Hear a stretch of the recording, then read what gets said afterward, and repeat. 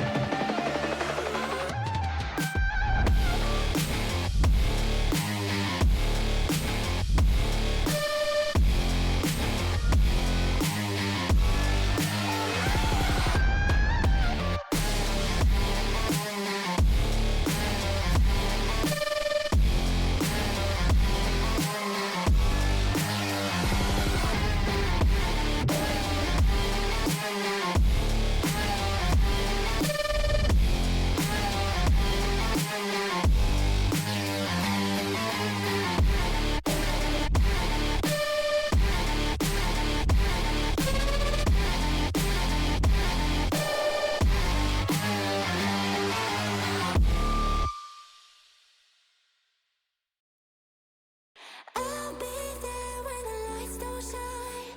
I'll be there in the sleepless nights. I'll be there, make you feel alright. I'll be there, I'll be there. I'll be there when the lights don't shine. I'll be there in the sleepless nights. I'll be there, make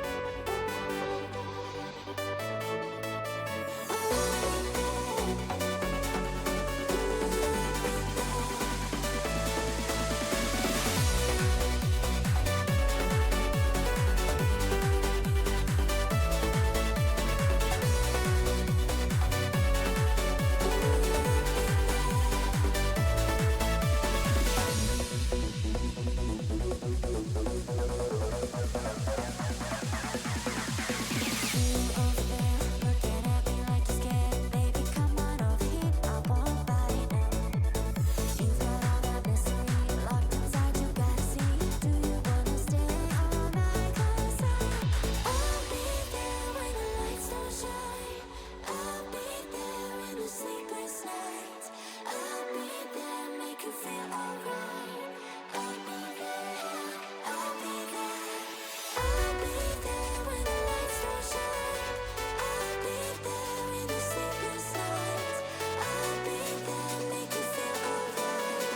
I'll be there, I'll be there.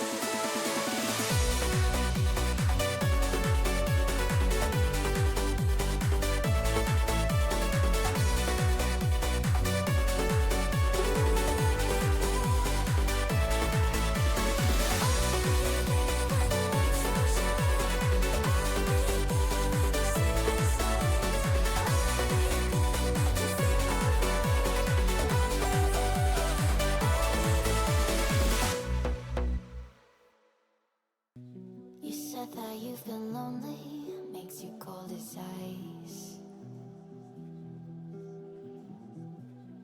Hard to get to know me, but better than the lies.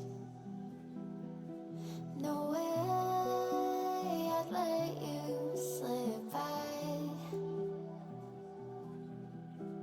No way I'd let you say bye. You said there ain't no reason, but I'll sit here every day, waiting for the moment I won't feel like I should stay. No way I'd let you slip by. No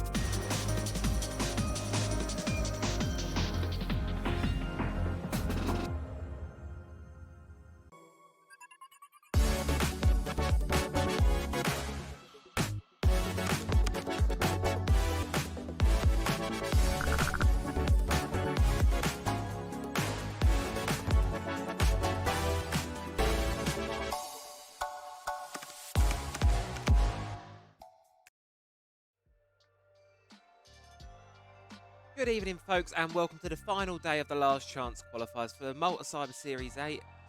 I am Travi. I'm going to be your master, host, yada yada, whatever today. I'm going to be sitting here, we're going to be yapping over some Rainbow Six Siege. That's mainly what the goal is today. We're going to sit here having a bit more of a chilled one than usual on just account of, long story short, we have the clean feed provided to us by the wonderful E6 team, and I'm sure there are going to be many other sort of community casters really going at it. It's not giving...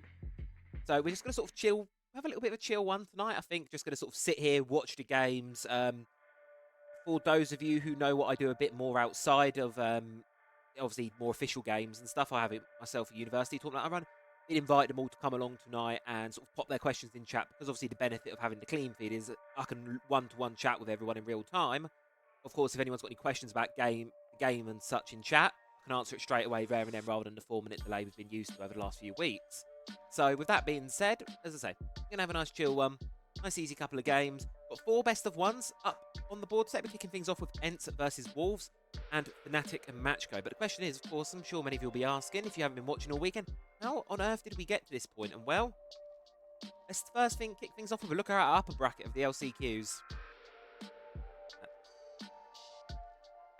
Graphics, computer.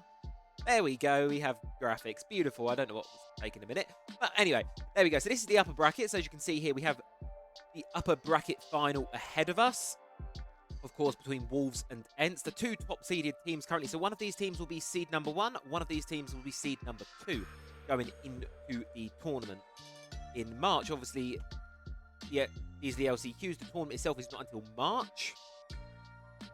And there is a big benefit to winning this upper bracket grand final. Of course, by doing so, you will be guaranteeing yourself a bye for the first round. As the format, according to at least Wikipedia states it, Team Secret, our invited team, will be ahead of things. Regardless of the outcome, Team Secret will be ahead. And if I swap to here, we can have a look. So as you can see here, Team Secret will be ever so slightly ahead. They will be our invited team. First place from the LCQ, however, will get a bye. So your second place team, whoever loses this first best of 1 stage, they will not be getting a bye match. They will have to go up against ITB in the first round at LAN. So obviously there's an extra game there to play. You don't get to sit by and watch your opponents. So there's obviously there's some on the line for these teams. Now, of course, something I would like to reiterate is by this point, all teams are qualified for LAN, of course. So we know 6 teams that will be coming. It'll be Team Secret, it'll be ITB, it'll be Ents, it'll be Wolves, Fnatic, and Matchco. Obviously, Matchco being the only Tier 2 side, or side not currently in Tier 1, who be making it through. So obviously, massive props to them, first and foremost, for beating out some of the Tier 1 sides. Of course, as you'll probably see, you'll see in the bracket here, ever so quickly again, you can see there towards the bottom right of your screen, Matchco, they lost the matchup against Wolves 2-1. So it wasn't a total washover by the Wolves. It was a fairly competitive match all the way through. And of course, as we swap us over to our lower bracket as well, you can see here that Matchco obviously made a really, really great one. They beat No Meanies as well, and they find themselves today up in the lower bracket semi-final against Fnatic, who I believe will then be playing the loser of the upper bracket final for 2nd and 3rd seeds. I believe that's how we are playing things out today. Of course, Fnatic, I think it was a bit of a wobbly start for them. They lost a 7-8 match up against M&M Academy. And then from there, they sort of woke up and realised, right, it's lower bracket, it's do or die time. I think another team that I think I'm going to look to sort of yesterday and maybe go, perhaps it wasn't their utmost best, was also perhaps ITB. Obviously, they got through the first 2 games. They lost against Ents, and then from there, it wasn't. Unfortunately for them, they're very, very lucky that the way the format pulls, G2 obviously, if you weren't aware, G2 were unable to play in the tournament. Because if they hadn't have done so, and there wasn't this 5th place match available they played against No Meanies yesterday, there wasn't that, ITB wouldn't have made it, which I think would have been a monumental upset. Obviously, you've got Tier 1 teams in this competition. The expectation is that they should be beating all of the Tier 1 sides, or Tier 2 sides, sorry. They should be beating all of them, getting into the competition and playing on that LAN stage in just a couple of weeks' time. Speaking of slight disappointments as well, for me, personally, into Miami, they fell into the lower bracket right off the bat, and then they also fell to Bon Voyage. Now, which obviously, that in itself is obviously quite an upset, because obviously what Into Miami is if you're not aware, it is the I believe it's the remnants of the ex-Wild roster, so team that playing for Wild in Stage 2 of last year. I think they've had a few roster changes in between then, but it's still a very, very talented side here. Draw, Croxon, Freck, Shed, and Leighton, all coached by Titan for this qualifier. So it's a lot of the players from Wild. I was hoping they would make a bit of a deeper run, but unfortunately for them, it wasn't quite the case yesterday. Now, obviously, as I say, not everyone can be winners, unfortunately. I think, obviously, as I say, Matchco, they've done a phenomenal job to be able to find themselves up at the LAN, and I think for them, for those players, it'll be a massive boost. Obviously, I think we know the quality that Matchco have shown throughout a lot of the Tier 2 competitions recently. One of the, obviously, a really, really strong Italian side, Lolo, Dora, Acqui, Teb, and Sandora or RMO yesterday. So there's a bit of change up between substitutes and stuff. Obviously, you know, they're Tier 2, so they've probably got a job alongside, so they can't be here for every single competition. But along the part, Matchco, really, really impressive stuff from them, and done really, really well to make it to this point. Obviously, massive congrats to them. Obviously, for the other Tier 1 sides, I think Wolves and Ents being in the upper bracket, I think that, in a way, isn't really a surprise. I think Wolves are looking for, obviously, a resurgence. They had that 2-year streak of being unbroken, making every single LAN event for almost 2 years. And then just towards I believe just before Manchester Major, that's when it all stopped. They make top 6 at Invitational. Gemini took a pause from comp. There we are. That'll explain it why. Gemini's taking a pause. Thank you for that. So, yeah. So, obviously, Wolves, as I say, Wolves obviously did have that 2-year streak broken eventually just before Manchester. And then, obviously, they were unable really. I don't think the stage 2 they had was the best. Obviously, they did all right at the previous Invitational. They made 9th to 12th. I'm looking at Wikipedia now. They're in. And then 13th to 16th for the Esports World Cup. So not the greatest sort of year from them, really, for the Wolves. Obviously, the last international competition they made in the least official circuit was Atlanta. And so with the Wolves, obviously, I think they're looking for a bit of a return to form. That's what we want to see from the Wolves tonight. We want to see that return to form, that return to greatness that I think we can all expect from the roster. And speaking of sort of that return and perhaps greatness as well, is obviously Ents as well. Obviously, they joined Siege, or they've been in Siege before. They joined back up in Stage 1 of last year, 2024. They joined it through all French roster. And most recently, of course, I think the roster change they made, obviously for Stage 2, was bringing on LMs. Obviously, ex-BDS, major winner under his, obviously, LMs, obviously won major previously. He's won the Yongshiping major as well, Gamers 8 as well with BDS. So, obviously, there's a lot of knowledge there from him, and as well that all of the players on Ents, they're in a very similar to what I'd say perhaps some teams like maybe Matchco are in now, where they were at the top of Tier 2 last year. They were taking down some of the Tier 1 teams in these Tier 2 competitions. Eyes were being placed on them very much in these Malta competitions, and it was only then when Ents went and picked up the roster. I can't remember what they were called for the life of me. I can't remember what they were last year. But then they got picked up, and obviously now the roster's changed slightly. It's Azox, Nyko, Rykos, and Skies and the Lems currently on that roster.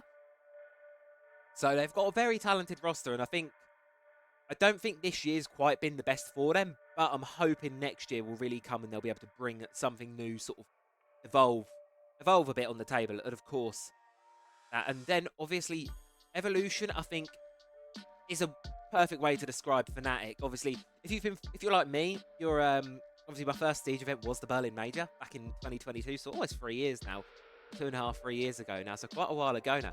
Obviously, when that sort of core Fnatic roster lifted the trophy, obviously it's changed a lot since then. Obviously, the only sort of main sort of elements of that roster that remain are DPEC and Saphius as the coach. Obviously, he was an analyst at the time, but so there's a little soft spot in me for this roster, for Fnatic, and it obviously has been really, really rocky. They've had players coming out left, right, and centre. Jigsaw was brought in from Australia, then went back and joined up with the Chiefs. So it's been a bit of a rocky time for Fnatic, and they've not really had the success that I think a big organisation like Fnatic will be looking for. But they're committed. They're obviously one of our partner teams going into next year, and obviously with the partner team sort of logo slapped on you, I think comes that expectation of you are being very competitive, even in the EU leagues, making majors, making main events. And especially recently in LCQs, there's a bit of promise shown in the SI LCQs by Fnatic. Of course, it wasn't quite the result I think they would have wanted. Obviously, they would have wanted to make out SI. That would have been the obviously that would have quite been the dream to be able to make Invitational.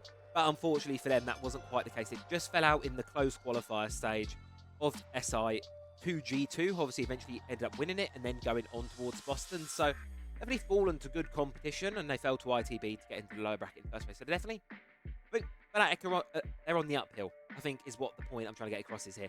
Fnatic, they're definitely an organisation that expect greatness, and we should be seeing it from them, and I'm hoping this year is going to be the year where we start to see some good stuff coming out of Fnatic.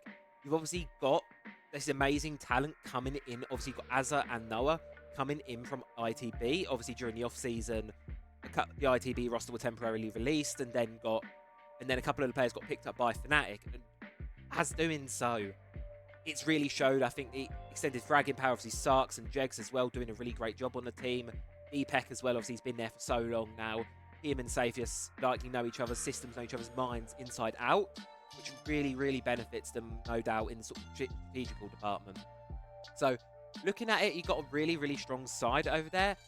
And I think, obviously, with the 4 teams we've got tonight and the 6 teams overall we've got at Malta, it's going to be a really great one. Obviously, there was, I don't know if anyone's been on Twitter X tonight in the last... I just checked it briefly before the stream started, so I'm just going to open it up. I'm just going to open up, anything else on there. If I open that, I do apologise for the resolution of this, but obviously this is somewhat relevant to there, so I'll just leave that up on the screen for a few seconds there for you all to give a read. I do hope that if I zoom it in a little bit more, that should be readable.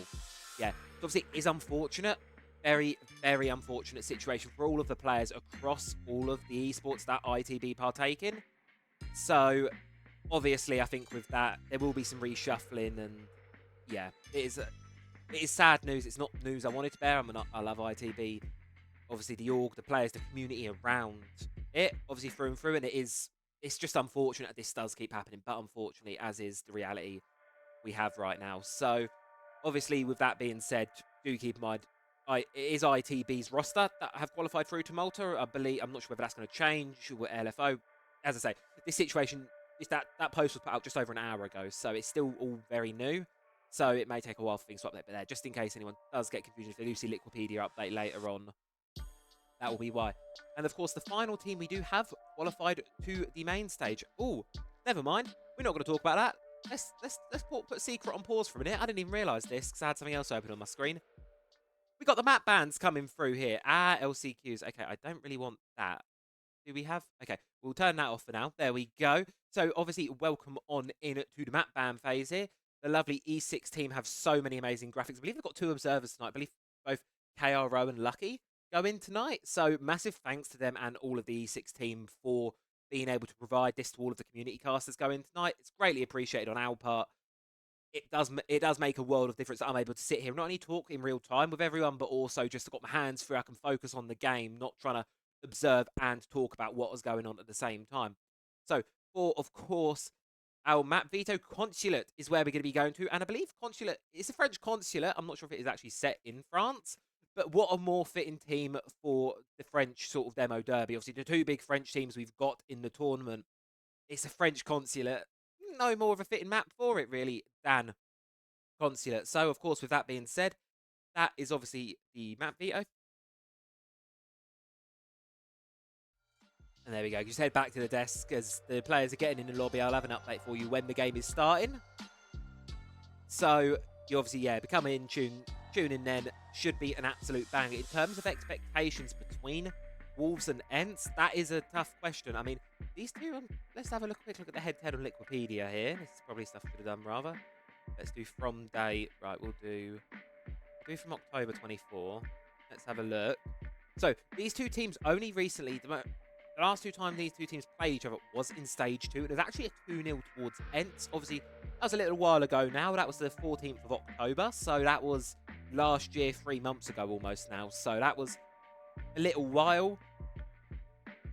Consulate was banned by the side of Ents. It was not brought during that one, but it was, caveat, during that map, it was the final ban. And both these teams, I'd say they're pretty comfortable on Consulate. I don't think it's going to be a map really favouring one side or the other. I think, obviously, you know, I will put out there right now, here and now, there's obviously, I'm not too familiar with the new iterations of Wolves. I've not watched them too much, so I can't 100% say for certainty it isn't it, but based off what I know of them already, it's a good middle ground map for both teams. They'll both be quite comfortable, quite happy playing these maps.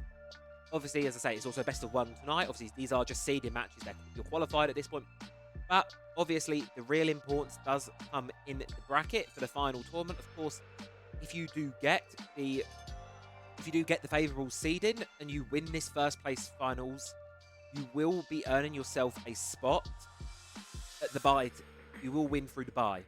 You'll be able to you'll get a bye game. You'll skip the first match against the loser or the one of the winners from later on, and ITB. You'll be winning that. You'll be skipping that match. You'll be going on and playing someone else. So it's obviously quite a big benefit to be looking to win this one. Obviously, you're not going to want to be losing anyway. And I think the other thing is as well, there's obviously plenty of time in between now and the actual event itself. Obviously, the Malta LAN event.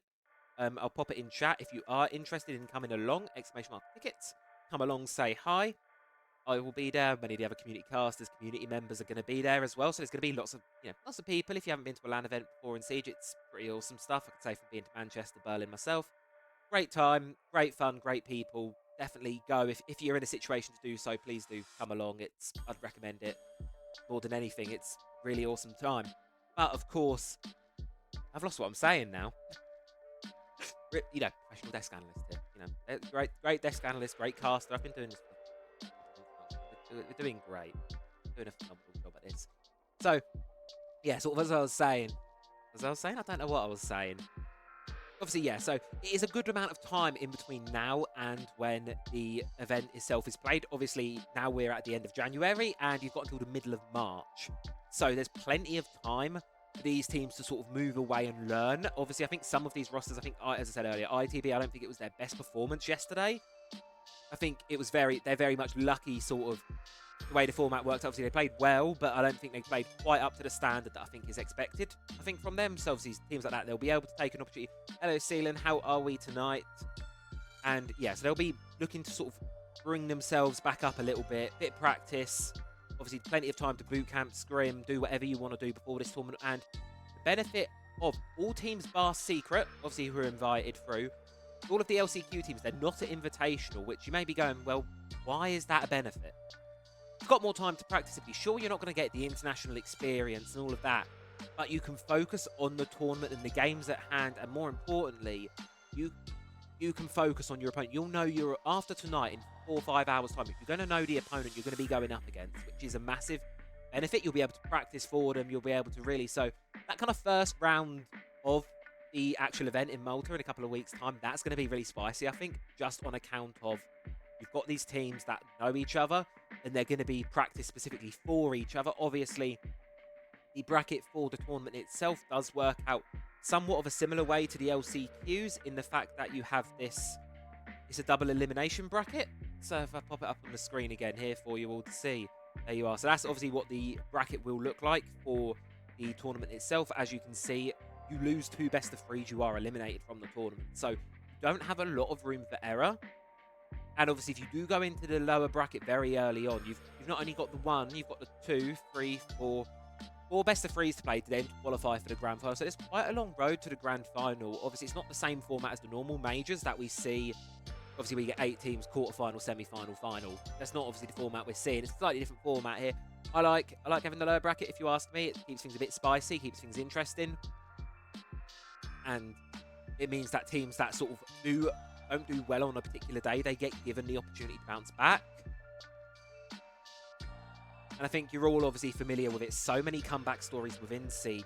It's great that these teams get the opportunity to sort of take a step back, have a pause, and obviously come back into things. So, obviously, that all being said, I think that's kind of everything. That's a good bit of lay of the land, of the scene, of what you can expect for the next couple hours. Obviously, if anyone does want to have ask away anything, please feel free to do so. Obviously, I think, yeah, we got some great games tonight. Obviously, kicking things off. You are just joining us. Kicking things off with Ents versus Wolves. Going to pop the map veto back up on the screen for you. So there you go. As you can see there, map veto banned. Bunch of bans, and it is just best of 1 today. Almost had a lair. Very much. I was watching that and sort of coming through, and I'm thinking to myself, oh, we can have a lair. Haven't had an opportunity to cast lair in a little while. Personally, myself, I mean, it's been played a handful of times in the best of 3s in the LCQs, but it's obviously not been there. And we've just been given the heads up. We have 3 minutes until the game starts, so we're very much almost there, folks. Obviously, do thank you for bearing with my waffling, obviously. I know I'm not the best waffler in the world, but yeah, I like to keep a little bit of entertainment and chit-chat going in between games. Of course, as I say, nice. It'll be a short night in comparison. Obviously, last time I casted something longer like this was 6 Invitational LCQs. Did mostly you were here. You would have seen I've been doing a lot of OS down in OS stuff. It just aligned better with my schedule at the time, so I was like, do the OS stuff. Why not? It's a bit of fun. Bit of fun down under. And last time I casted Lair, it was like a 7-7. It was like a 7-8 victory. Sorry, Gaming Gladiators Chiefs. What a arm burner of a match that one was. But thinking back to that, so I'd like to see some Lair tonight. And obviously, best of ones, I think. Obviously, with best of ones, I think you do typically see more safe maps. I don't think that's really anything of a surprise between these two teams. You will just see sort of safer maps, comfortable middle ground, which is sort of what, as I said a minute ago, that's what Consulate kind of is. It's that comfortable middle ground map between these two teams. Don't really see anyone favouring it. And who's going to be, Wolves, the Aussie Gauntlet was about as fun as it gets. The Aussie Gauntlet is so much fun to watch. Aussie Siege, it's so different from European Siege. It's the one thing I really give it. I do, and it's why I love watching it. It's that massive difference between the European Siege, obviously European Siege. It can be very formulaic, and everyone takes it very, very seriously. Not everyone in Australia, they take it seriously, but not quite as seriously as we do up here.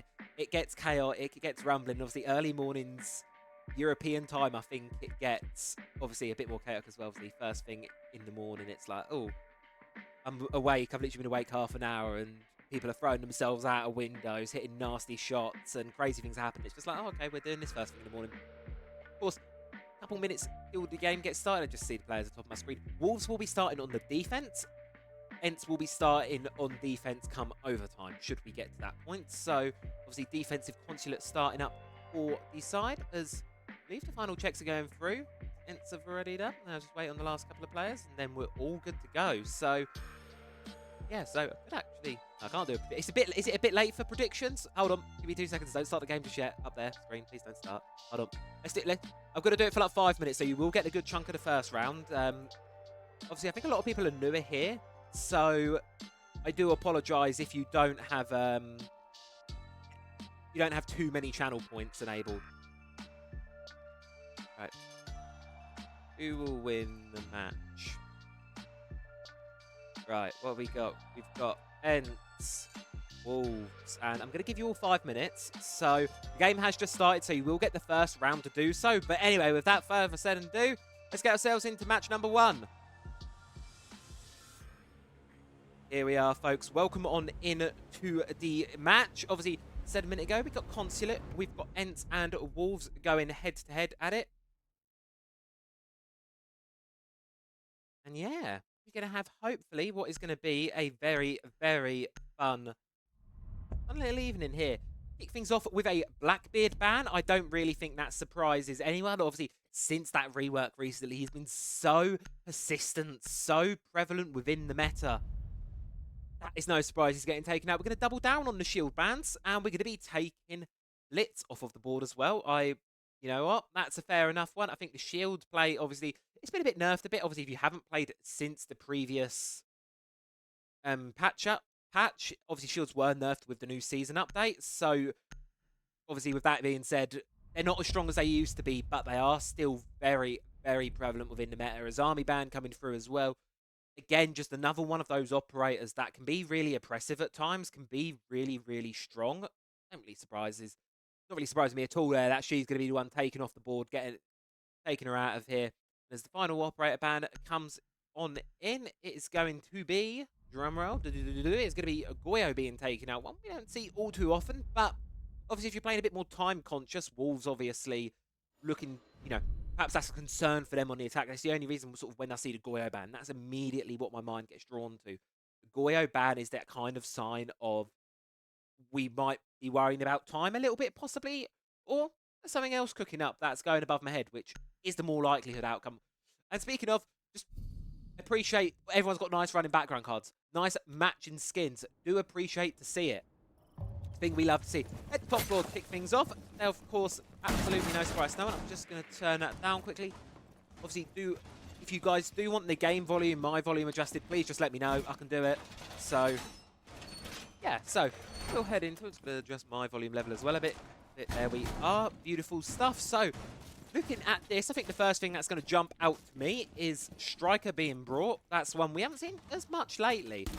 That's sort of this resurgence of the Striker, obviously with the new recruits being brought in, but it hasn't really been something I've seen quite as much lately. It's a bit... Obviously curious, and just as I say that, Striker's been taken off for a Montaigne, but one thing that will not be swapped over is that Ella pick. P4, of course, over on Ella with the shotgun, interestingly enough. Not one that we see all too often when Ella is, but obviously the FO12 can do devastating damage in close range. You can just spam fire with that thing. You can really, really do some beautiful stuff with it. So, of course, it is very much one of those. A very good pick. Good evening, Nanos. How are you, my friend? I should see ya. Welcome on in. Bit of bandit tricking. Dead shot, unfortunately, though, not going to be able to do so. Just gets off the battery at the wrong possible time. Does fall, but here below, Deimos. 3 defenders marked.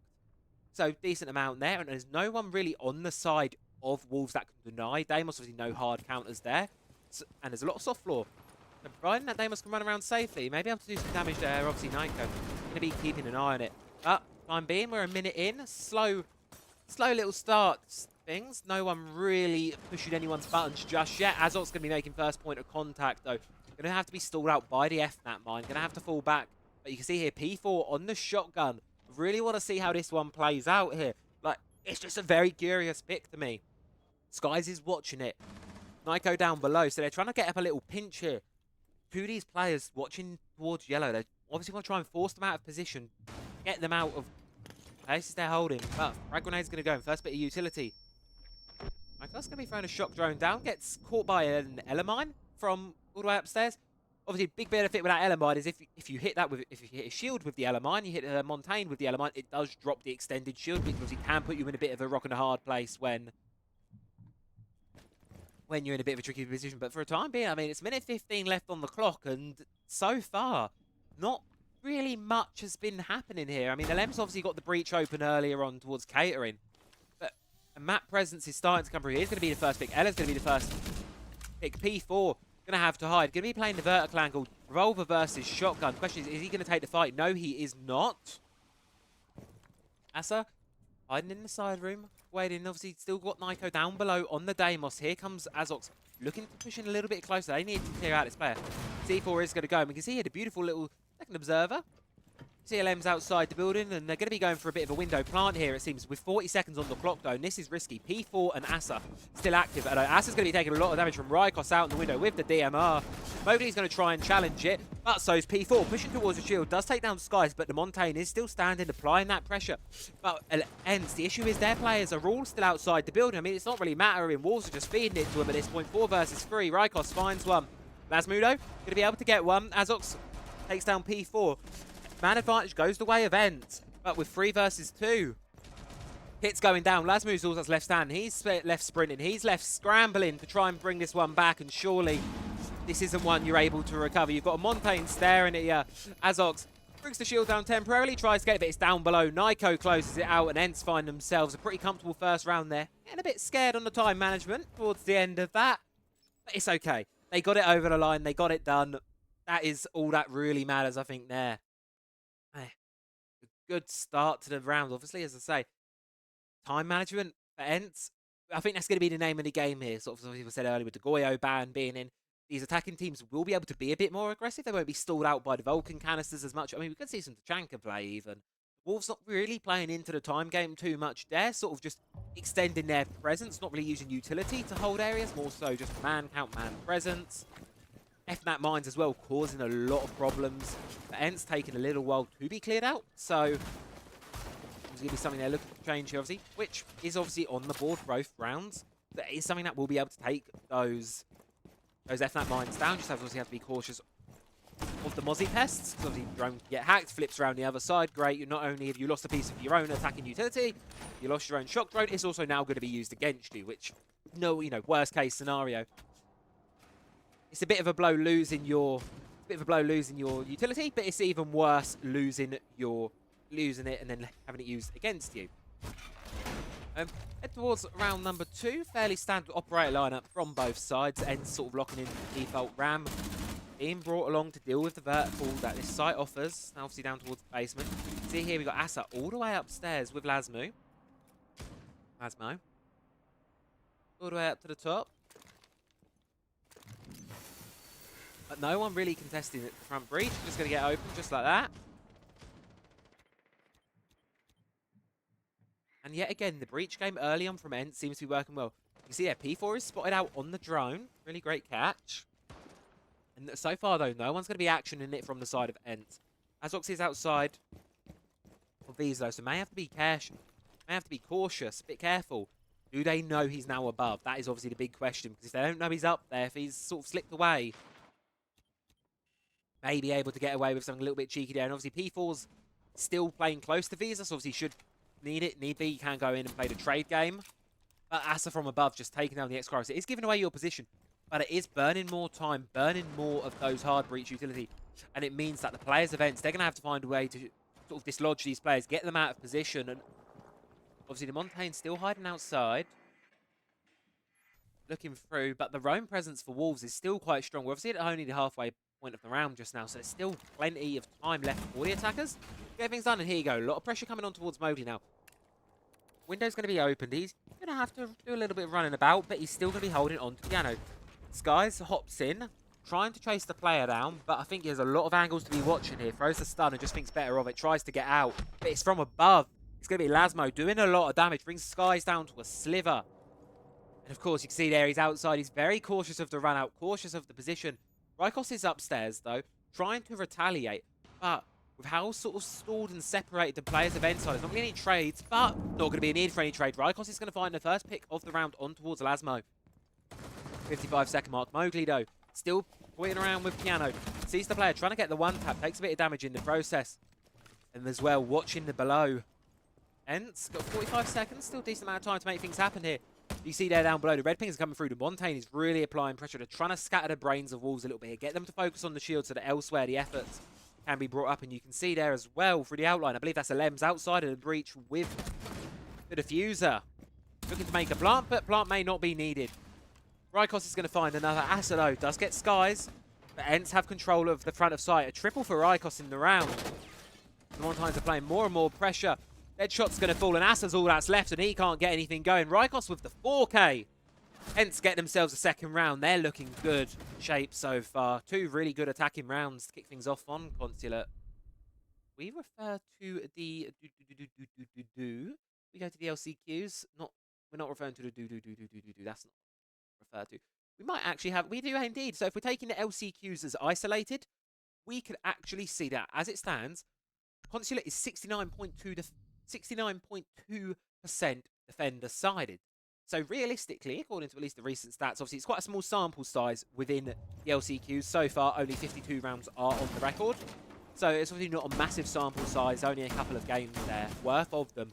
But what that tells you right off the bat is, of course, that Consulate is very defender-sided. It should be really going towards Wolves right now, especially that Wolves chose to pick this. Obviously, it's like anyone's particular map of choice, but you did have this option of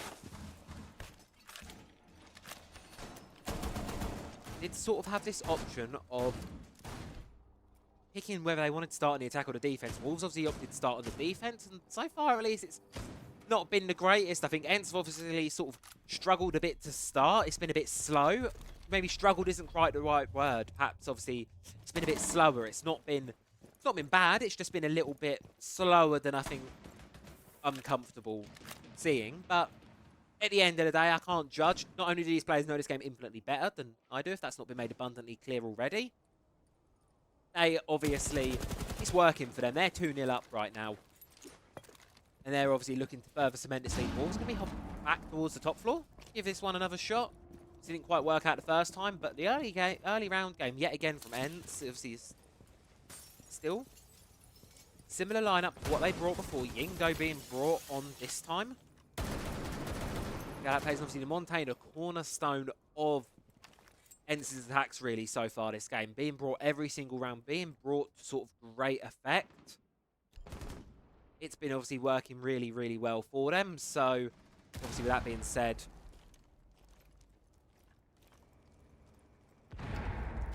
doing well now. Quick drone coming in, just going to be trying to take out any utility. Catches a goo mine towards Spiral, but it's going to be Mowgli able to find a pick on towards Skies. You're going to be losing the Thinker. Skies not having the best start to the game so far. Unfortunately, 0 and 3. Currently the only player.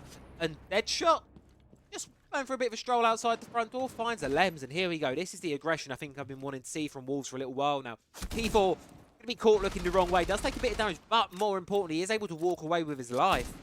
And the Vendetta continuing to his damage. But it's a risky position for Nico to be in here. There's 2 defenders. He does find 1 though. Asa gets the trade, but it's still a massive man advantage for the Wolves. 2 versus 4. Rykos makes things a 2 versus 3. But with Demontagne having a lot of pressure applied to him, it feels like his days may be numbered down here, and they may just be so. Upstairs, Mowgli finds Rykos, and now it's just Azox, the only one left standing for Ents. And all he can do is run away, hide. Gonna go towards top floor. There's another go, but the FNAT is going to telegraph the position. It's going to give the game away. They push closer towards the objective. Azox does have kit down, but he's got 3 hungry Wolves looking to find this final pick. And all he can do is try and isolate the engagements. He's not able to find any. Asa closes it out, and Wolves, they finally bite back. They get round number 3. Scoreline, though, still 2-1 advantage for Ents, but Wolves, they've shown their teeth with that one. That one was definitely what we're looking to see from them. Definitely good showing. Expo Piano going to be headed down to. First time so far this game. By the defensive side, Wolves going to be giving it a go. Not too confident on the basement site, which I think, considering how it did go last time, is a fair assessment. Going to be going downstairs. Tubarão as well. And Pulse being brought for the first time these games. In fact, an almost entirely new operator lineup. Lasmo going to be going on towards the Mute. Now that is obviously 2 operators there that can sort of have that counterplay with Deimos. And I think this is a site where it's one of those where you need to have that Deimos counterplay. Reason really being is you've got soft floor above, soft floor below. There's a lot of places in this objective where you are not safe as a defender. If you want to hold it more directly, you want to hold on it, you're going to need something to be able to hide you from those death mark tracks. Because otherwise, Nico, he'll be more than happily to bang you from the floor, from above. He'll be more than happily to take you down, obviously using those death mark trackers. So, obviously, that being said, it's a good selection of operators, I think, from the side of Wolves. And obviously, they're not afraid to use the soft floors and ceilings to their advantage as well. P4 bringing the Pulse on board. Going to be having C4 in pocket. Obviously, heartbeat scanner. You all know. You've all been here. I'm sure most of you watching have been here for a little while. You all know how it goes. You see the player through the heartbeat scanner with a C4. You lob it up on the ceiling. You click boom, and it's a free kill for your pocket. Man advantage for your team, and especially C4's very strong against the shields. 3 of them on the side of Wolves. Obviously, trying to bring a lot to dislodge this Montaigne. Raj going to be the first one to be getting opened here. Lems is going to place the exothermic to get off that hitch most likely. Yes, it is. Does apply a little bit of pressure towards P4 down in the basement, but for the time being, he'll remain in cafeteria. This guy's playing with death a little bit. With this player towards yellow. But it catches him out, catches down Lasmo, gets the man advantage, going the way to favour events. First pick as well. Azox ignoring the player down in the basement for the time being, just going to storm through. As you can see there to the bottom right of your screen, P4 has made his way upstairs anyway. He's now back up in Expo Piano, so he's made his way back up towards the objective. Basements should be relatively safe for the time being, 4 ends. They just have to worry about his top floor, as you can see there. Azox slowly working his way up the yellow stairs. Going to have to go and try and take down the 2 players upstairs, Mowgli and Asa. Left up top, left standing. She's got 2 on the objective as well. Ents, they've got plenty of time to play this one. Minute 40, so good amount of time. And this is quick from them, but Mowgli's quicker. He takes down Skies. And the top floor hold for Wolves. It's done them well. Nico does find a pick onto P4, keeping the man advantage the way of Ents. With these players upstairs, it does reshuffle Ents. You can see there they're relocating the players upstairs, changing who's adjusting with this top floor. And obviously Wolves, you do obviously lose the player down objective, so down below on the objective. So Asa's going to have to fall downstairs from the top floor to go and support the rest of his team. Going to have to go and give them a hand. But Mowgli is still up on the top floor. Can cause some terror. Obviously, you just saw there he was identified by the death mark by Rykos, so they will be able to mark him should they want to do so. And there you go. Exactly what's going to happen. The Legion's going to be targeted by Deimos. That's going to be Mowgli. He's going to be hunted down now. Rykos not too far behind the Montaigne, but elsewhere it's just a Lems. Waltz on into sight. C4 is going to get on. It's going to get thrown, but it's not going to get detonated. And now Mowgli finds himself staring down a shield, finds himself staring down a spectator screen. And Deadshot's all that's left standing. In a 3 versus 1, C4 is going to be detonated. It's not going to make its mark. And ends. Free fire from Nyko closes it out with the LMG, and they get themselves round number 4. Starting to build a little bit of a lead now. I think 3-1, it's a very comfortable position to be in. I think they've secured the 3 I think they'd want from the half. I think 3 is fairly comfortable one to sort of want from this half, and they're doing well for themselves so far. And Wolves going to be trying a split objective, and I love this objective. Obviously, you've got the first floor, you've got the basement. 2 objectives on different floors. I believe it's one of the only of its type in the game. I don't actually know if there are anymore. At least not in competitive play. I don't think there are anymore. Might be someone on some of the other casual maps, but for competitive, I can train of. They're going to be the only ones. Obviously, now you head in towards round number 5, penultimate round of the first half here. On Consulate, I think Ents have been in the driving seat for much of this half. They're finally, I think, going to be switching away from the shield. Different sight than you're used to seeing, calls for slightly different measures. Mainstay of their operator lineup going to be being replaced with the Nook, which obviously one got changed obviously a while ago. Now obviously you can hide through cameras. And what a more fitting round to be bringing it than the round that Valkyrie's being brought on the board. Obviously, hide from all those cameras, hide from all of that. Hide from the bulletproof cameras as well that Mowgli's going to be bringing. Nope, never mind. We're not doing that. We're switching off of that. Ents probably responding to the fact that the site's in a different place than probably they would have anticipated. Obviously, it's not the normal objective area that you're used to seeing. You're not really seeing this one played all too much. There's kind of no surprise there to me that I think they're going to be swapping off of it, going towards a different objective. Now, Rykos heading up towards the roof. No early real peaks going from either side. You did see, obviously, previous round, one of the players of Wolves did try and get something a bit aggressive going, and you've seen them, they're not afraid to throw their weight around, jump outside of front door or go for a run out, but they're not doing that this round. I think so far, at least, they're just going to be playing it a little bit more conservatively. You see Asa wanting to try and keep the Visa hatch locked and secured. This split site can be a very tricky one to hold. It's obviously a very vertical objective. Vertical, well, you've got to start on your top and work your way down. That's exactly what the side of Ents are going to be doing. You've just got the one player upstairs from Wolves, as you can see there. Ents making their way through admin. Deadshot's going to have to fall back, but continuing to be able to play with his life. Running back to console. Is he looking for a retreat? Mowgli is coming upstairs to support, though. Where can we watch the Fnatic game, Brand? That is going to be streamed artist. There's only one game going on at a time tonight. So, we've got this game, then we've got the Fnatic Matchco game, and then we will have the final 2 games decided based off the previous route. So, there's only one game played at a time. Don't worry, you are seeing it all here. And as you just saw there as well, on the lovely little observing feed on the right, the fuse is outside and cold. And one of the players of Ents, they're going to have to go and grab it. But before that can happen, Lasmo does grab Nyko. Mowgli's down as well, but man advantage very much the way of Wolves at the minute. A great little mid-round for them. Logic Bomb's going to be going off the final one for this round. There's a lot of pressure towards yellow for the side of Ents. Obviously, where they're going to be focusing, coming in from Alem's down below. Come downstairs, going to see if he can find anything through the vertical, but not going to be able to do so. Of course, one of the objectives is in the basement. There's going to be a one player swinging from Spiral. It's going to be Deadshot. Does he know? Yes, he does. He finds the pick. 3 versus 4. Now, Mowgli is on a sliver of HP, but so is Rykos. So, obviously, there's a lot of risk for those 2 players. Thrown through. Likely going to spot out the position of P4s. 2 C4s still in pocket for the side of Wolves. They may be able to use going late into these rounds of the Ents. They will be able to pick which of these objectives they want to go towards, whether they want to try to top the one. But what's this? Court trying to make the rotation. P4 swings. He finds the Lems. Azox does trade it back, though. But man advantage is still going the way of the Wolves. Hence, Rykos forced to hop in. Does get dropped from the one by Visa. And now it's just Azox left standing in a 1 versus 2. He knows that Asa's there. He does have kit in hand. But I don't know if he's going to be able to safely stick the plant down. Pressure from above, pressure from the horizontal. Is he going to do so? 12 seconds. He's got a choice here. He can try and chase to kill. That's exactly what he's going to do. He's going to be hunting Asa down, but Asa's just going to hide. He's going to be able to take Asa down, and he's got them both. He finds it, and Ents, they get themselves the 4-1 lead. And just barely with time, all you had to do was hide there, but no. The Wolves, they go for the kill, and unfortunately that wasn't the moment to do so. Ents, they get themselves around 4-1 up on Consulate right now. Looking in great shape.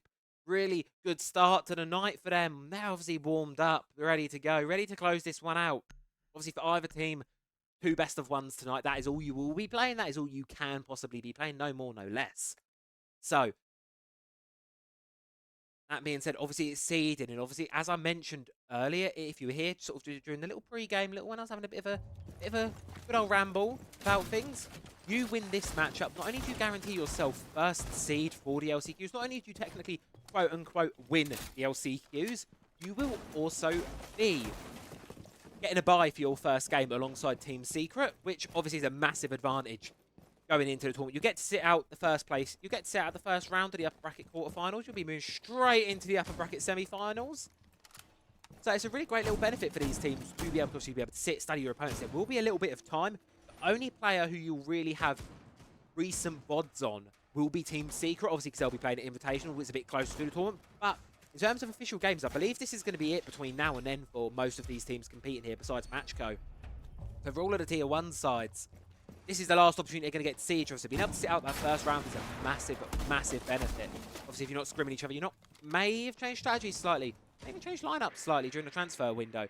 Yet to see. But looking promising, friends. 4-1 so far. Really, really great start to the game for them. And obviously, I think they're going to want to be closing out their attacking half with a bit of a bang. Yano has opened up. Breach and charge used there. Seeing a bit of bait. E4 going to be walking away better off for the wear. But now he's going to be targeted by the Deathmoss. Here comes Nyko with the Deimos. Sees the player in Visa in a relatively safe position. Calls off the hunt. Good call to make. So there you go. You see there, Visa hatch been opened up as well. Let me just also say, I will be streaming the rest of the LCQ matches tonight. Yes. Bogdanko Bodello. I will be streaming. Sorry, I suck with names. But yes, I will be streaming all 4 of them tonight. So get comfy. We're going to be here a little while. And here comes the death mark, and here comes the pick. That's actually going to be Skies finding it on towards Asa. As Nyko, he just hops straight down in towards the basement. Pulls off the mark and just hunts downstairs, able to slip away. Mowgli is looking to retake something towards servers, but you still there's a player on his left. And does he know about the Deimos? Yes, he does. Nyko does find one, but gets immediately traded back, and it's a double for Mowgli. And the player left down in electrical is being a bit cautious of it. The man count suddenly flips the way of the Wolves. 2 versus 3. Azok's looking to try and salvage this, but he knows Mowgli's still on the prowl, still hunting for this pick. C4's going to go. It's not going to find its mark on towards Rykos.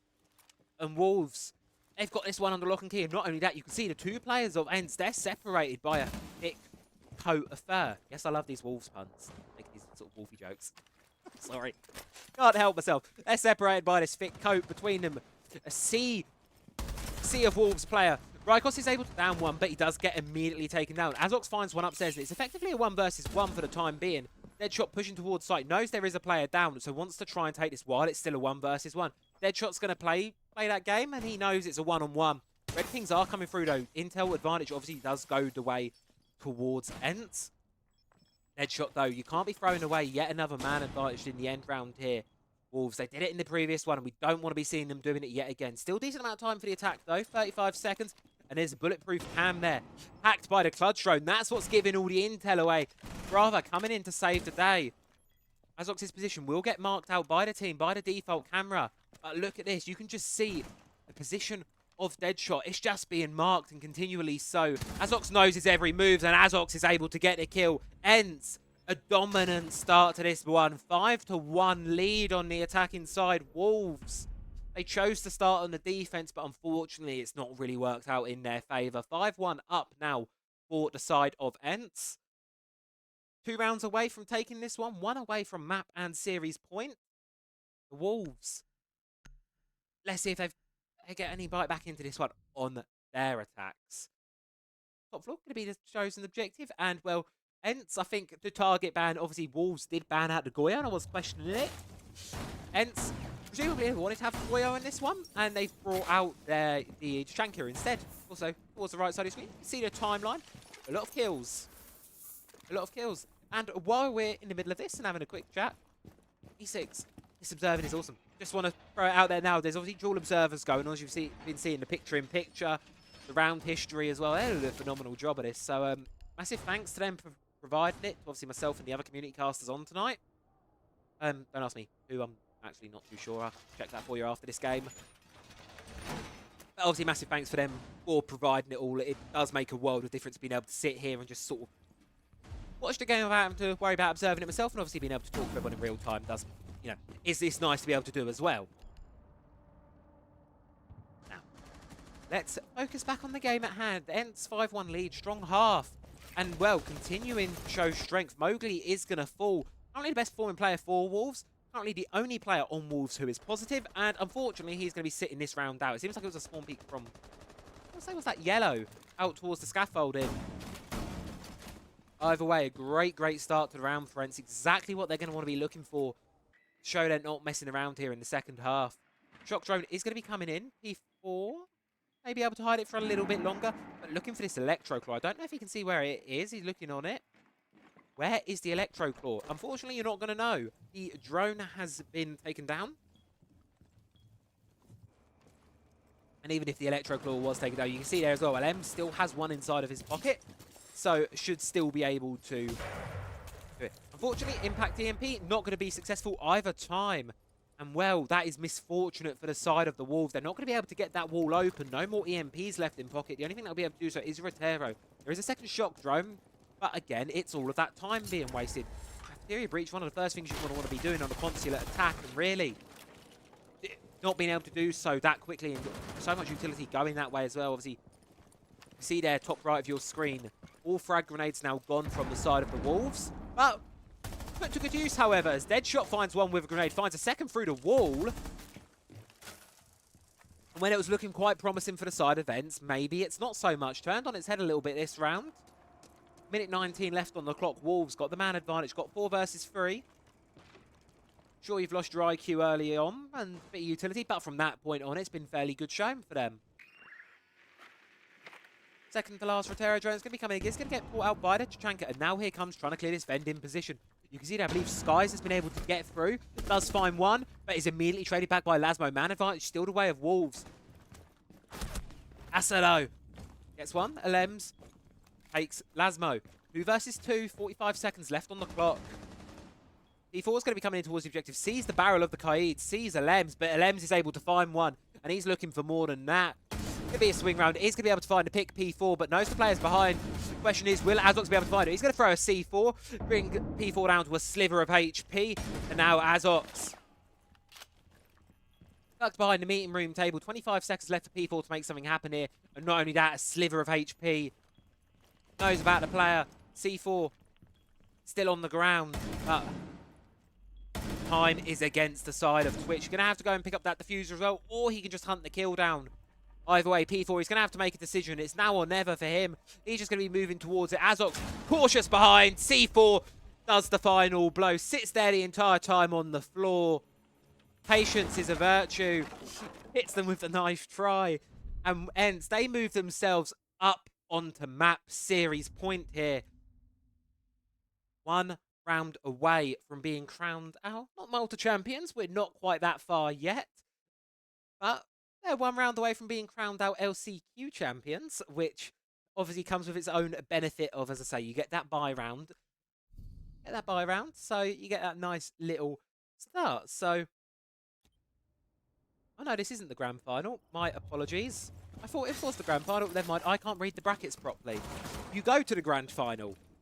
If you lose this, you have to play a second game later on against the winner of Fnatic Match Code. My apologies. So you're not quite the LCQ champions yet, but you're 1 step closer to doing so. Good thing I checked that before screaming in the final moment of this game and then going, oh wait, that's one. Oops. As you can tell, really know what I'm doing here. Someone help. I know exactly what I'm doing, obviously.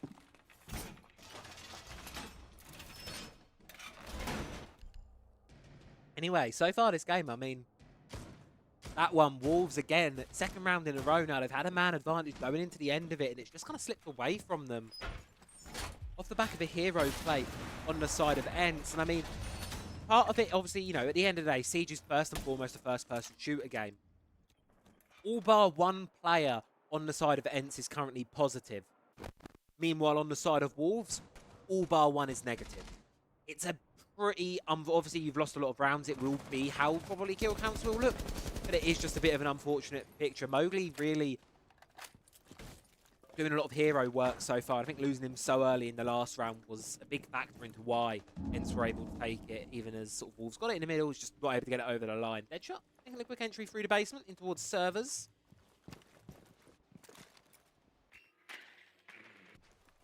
Yeah, of course, going to be heading through. Lasmo. Outside on towards the Visa Repel. And what's this nice little angle here from Azox? Almost finds the head of one through the roof, but Mowgli's able to escape with life for the time being, looking towards it, but not going to be able to find the man, most likely. It's just being used now to spot and stall.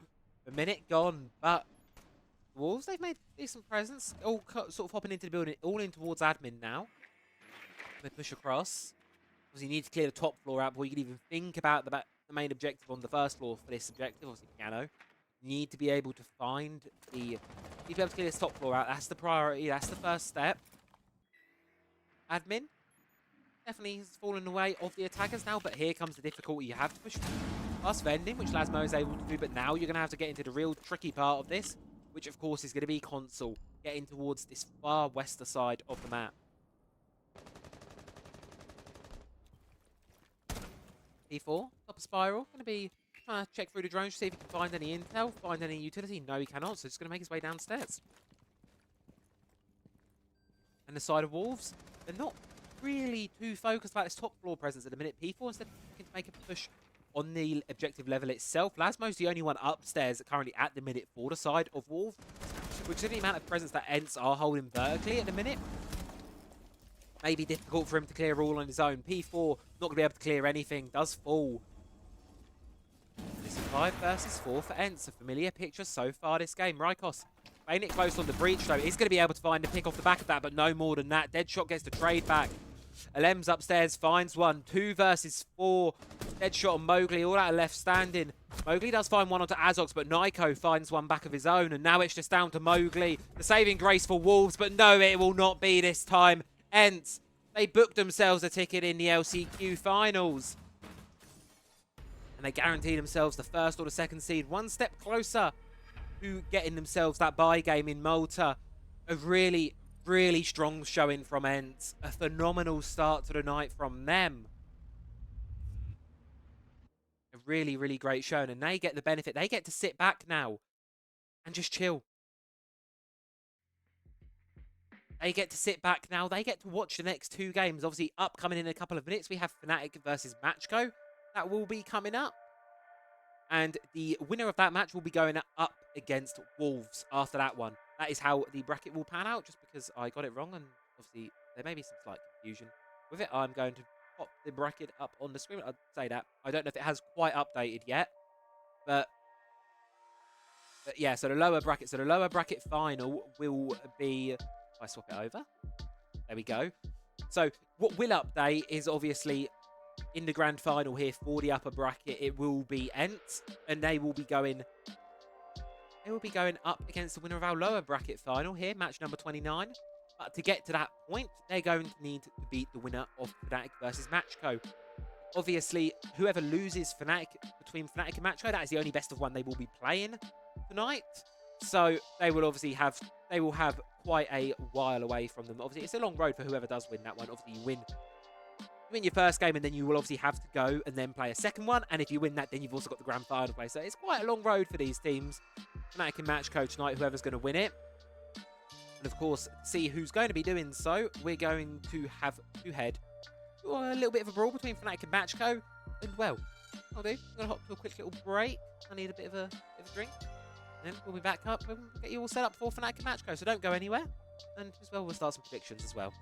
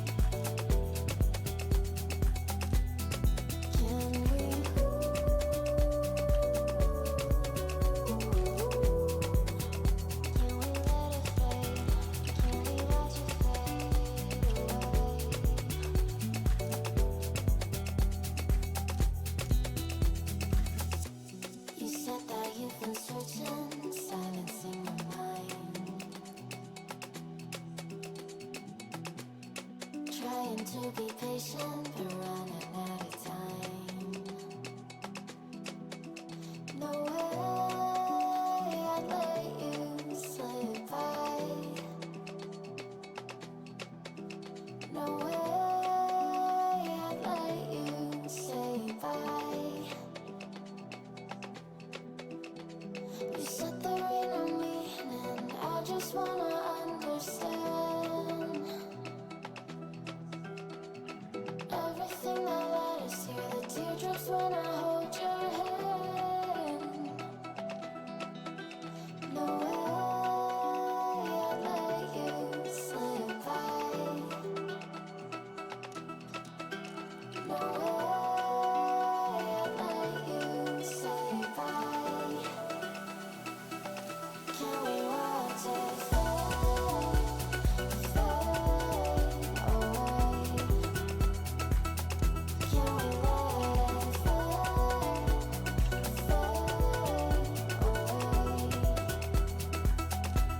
We'll take it day by day.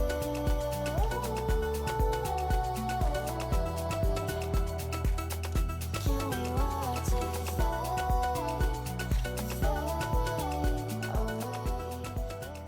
And thank you very much for being with us during that, and welcome back on in, folks, to our second matchup now of the night that will be coming underway soon. It is going to be Fnatic versus Matchco Esports. Obviously, Fnatic, big org, you're all familiar with them. Of course, the roster that I think there's been a lot of hope's been placed on them the last few months and sort of year and a bit since they've come back into Siege, or at least European Siege, since they've hopped back through. A lot of hope has been plopped on them, and I don't think it's quite the results they've been wanting. But you know what? They're on the upward trajectory, I feel, and I think they've got a really, really good shot at. Obviously, they've made Malta now. They've qualified through, regardless of the outcome of the rest of tonight. It's all about now, really, whether they're going to be able, how far they can go. And really, I think if they continue on the upward trajectory they're on, they're definitely up there, I think, in my books, as one of the favourites. I think, personally, I've got the hopes that they will make, obviously, I'd say hopes as a fan, the expectation that they will make quite a good run within the tournament. But then on the flip side of things, you have Matchco, the Italian roster that I think stolen a lot of people's hearts over the last couple of weeks, couple of months, in all these last chance qualifiers, all these tier 2 competitions. A lot of people, there's a lot of talk about Matchco constantly. Obviously, there's a lot of spotlight on them. Obviously, both for in-game performances and such. So there's a lot of hope on them, I think. Obviously, they're the only tier 2 side remaining in the competition up to this point. They're the only non-tier 1 team who will be at Malta, which obviously is a massive, massive thing for them. So I think in that regard, I think there's a lot of hope on them, and I think I'd say being able to sort of beat all of the other tier 2 sides, as well as obviously, you know, into Miami, obviously ex-Wild. There's a lot of, obviously, you've done quite well to get here. But the question is, you've got your table at the seat. You've got your seat at the table. The question is, how do you use that seat? How far do they go? And I think this matchup with Fnatic coming up next is going to be a very, very good litmus test for them. Obviously, if we look towards the LCQs as a whole, we look towards the bracket. Here we can pop up the lower bracket. There we go. I don't know why it takes a minute to load sometimes. I do apologise for that. I hit it and it just takes a second. But as you can see, lower bracket down here, you can see towards the bottom of the bracket, that's where Matchco entered. They played No Meanies yesterday. They beat No Meanies, securing their spot at the LAN. And then if we look towards the upper bracket, which is obviously where the bulk of their run was, they only fell in the last possible second to Wolves. But it was a fairly close game between the two. Obviously, it was a 2-1. And it was 7-5, 7-8, 7-5. So it was a really, really close match with only 6 rounds out of the 45 missed out on. So 39 out of 45 rounds played really shows the quality that Matchco have. Obviously, I think Wolves not looking too great in the first match today. But that aside, not to bring down, obviously use that to bring down Matchco and their achievements. They've had a phenomenal run of things so far. Done a really great job. And I hope, fingers crossed, they will be having a really, really good run here. And as I was saying, this matchup coming, it will kind of be a bit of a litmus test, I think. A kind of bit of a test just to see how things are faring, how these teams are getting on. map vetoes are just starting through. They should hopefully update on the clean feed in a couple of minutes, and I can obviously bring you over to there. All the teams and the opponents are readied up. The matches have started, or I said matches started. The countdown has started. They're all picking, the teams are picking everything through, and obviously the clean feed is on a delay, so it will take a few seconds for it to catch up. But I'm sure in a couple of minutes, we'll start getting map bans, map vetoes through, and such, and we can discuss who and such is going to be an instant. I've said obviously a lot. Need to see who's going to be making it through onwards to the matchup against Wolves, because that is your prize. You win this matchup, well, good news for you. You're guaranteeing yourself 3rd seed at a minimum. You're not going to be 4th seed. You'll be guaranteed 3rd seed if you win this matchup. And then, of course, you get your prize, which is a showdown with Wolves. Should you be able to beat Wolves, you then get to go and play Ents, who looked in really, really great fashion. And they will be looking to take the grand final. Just to update you all, predictions first and foremost are live. They will be over that side of the screen, just there in the chat. So if you want to go and get some predictions in, I know most of you probably new around here, so you don't have too many channel points, but come show me who you want to support. We can have a best idea. Currently Fnatic are, I think, unsurprisingly in the lead. Obviously had a bit of a better showing the last couple of days from what we've seen from them the last year, and as I say, upward trajectory. Keep on hoping for their side. Wolves, they'll be watching this one. Hello, was Ents Wolves match best of 1? Yes, it was. It was a best of 1. It was 7-1 in the favour of Ents. It was a fairly strong showing, to be fair, from Ents. You are most welcome. It was very strong showing from Ents. Very confident, it was, as I say, the attacks were a bit slow at times, but Wolves didn't really use that time that they had from the slower attacks to really do. They didn't really do anything with that. I think that's what really costed them their defenses. They got one defensive round across the board, and that was the only one they got. They got to play 2 attacks, weren't really able to get it on either, and as well, a couple man count advantages towards late rounds slipped the way of Ents. When Wolves had the advantage, they should have probably won the round on paper. Ents were able to bring it back. So Ents, I think, regardless of who they face, I think they're going to be going into the upper bracket grand final and the overall grand final in a couple of hours. They're going to be going into it with a lot of confidence. Of course, we've got 2 best of 1s in between now and then, so there's a good amount of time for them to sit back, have a relax, probably, have a bit of dinner. Have a bit of a snack. Make sure they're all ready to go for the matchup they've got in a little bit, but that will obviously come later on. Now, as we can see, I know our map. I'm not going to reveal it till it's on the LCQs because we have E6's lovely graph. I'm not going to reveal it to E6's clean feed catch up because we've got the lovely graphics, and to be fair, I would like to use those because they've been provided this ever so kindly by E6. So I'm going to put their link in chat actually. I think obviously most will have them. If you are watching this and you are a French speaker, please go check them out. They do a phenomenal job of casting anything and everything.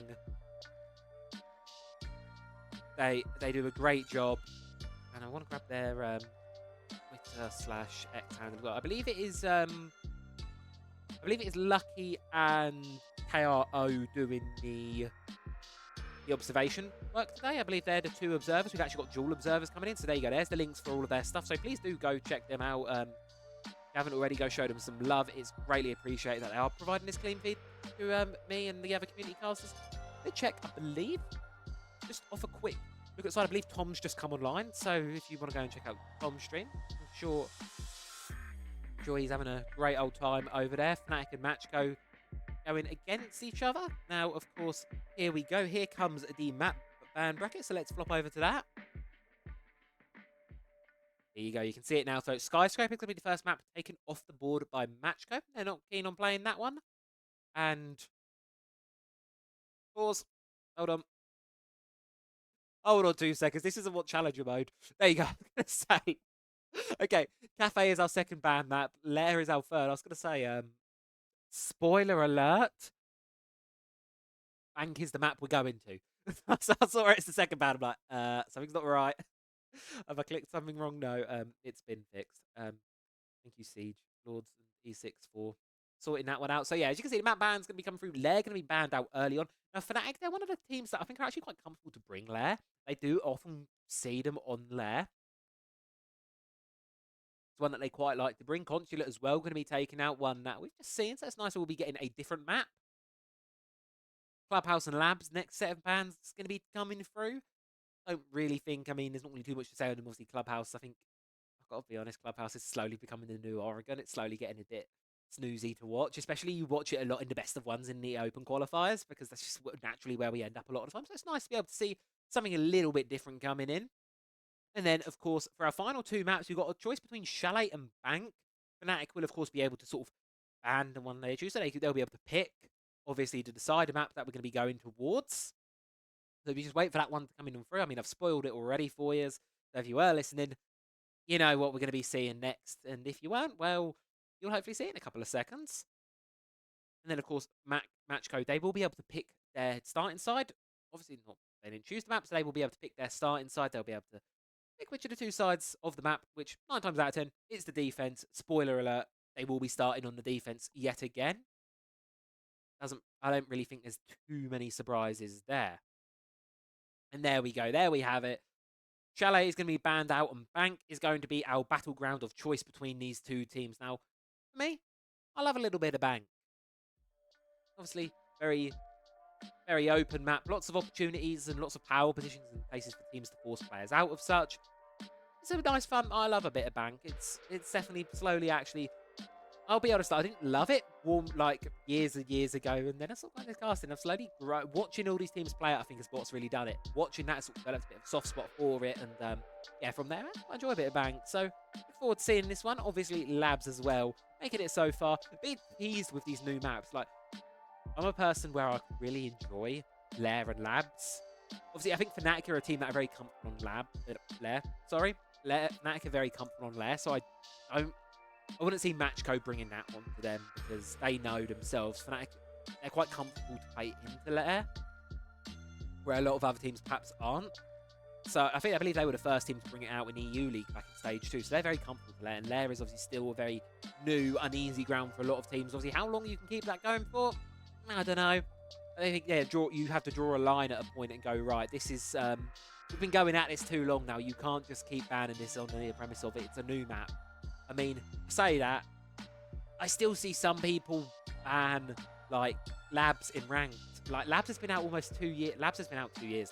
Labs has been out in the game quite a while now. Labs is not a new map anymore. Stop banning Labs.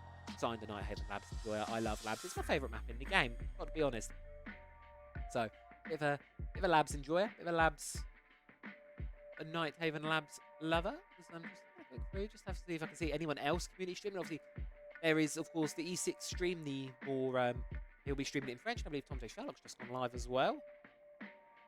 OMG, more esports drama indeed. Obviously, if you're on Twitter, I think you'll have seen it. If you're following Rainbow Six people, you'll have seen what's been going on. We're not going to talk about that much more than that. Hey, invitational drops have come out. They're cute.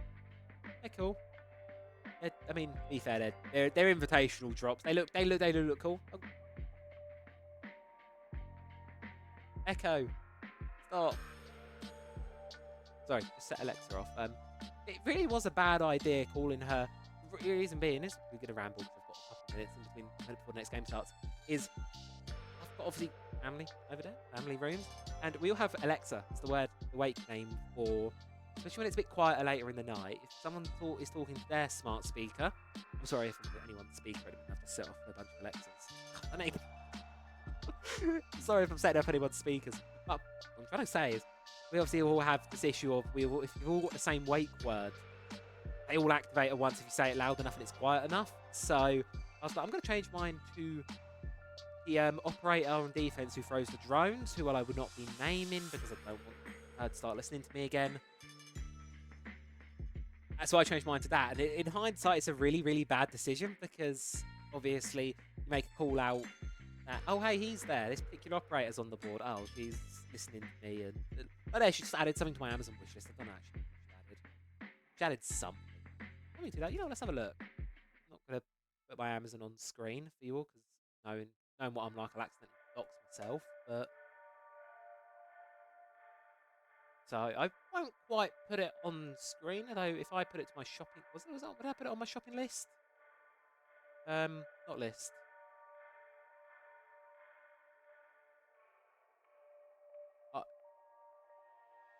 Rogue Sports fan.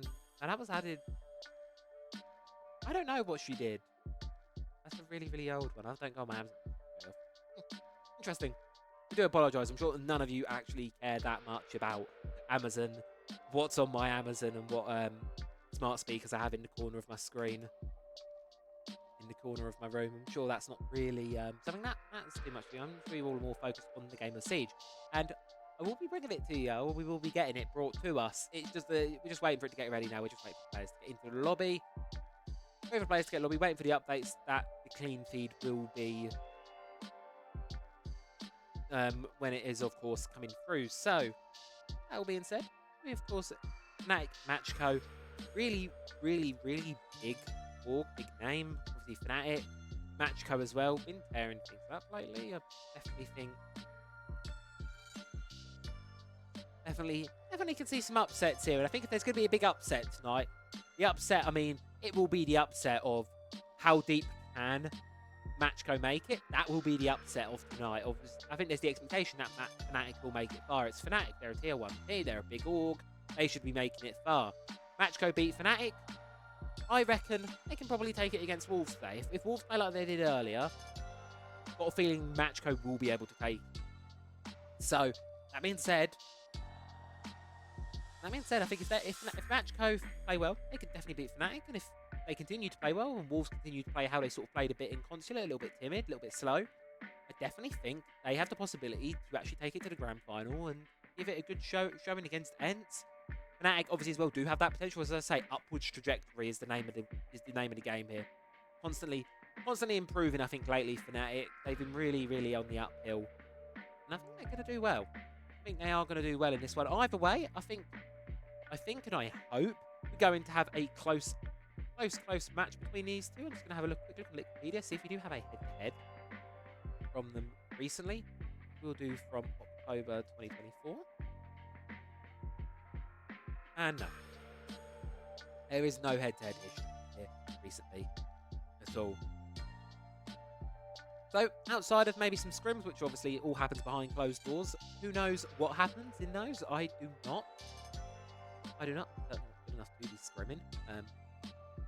Yeah, that's a given. Cool. But yeah, these two teams haven't had a chance to go head-to-head in official before, so this one should be spicy, should be a bit of fun, and we're going to be getting into bank in a couple of minutes. We've just been given the green light that the clean feed is 3 minutes away from kicking off the action, so we're very much almost there. We are almost there.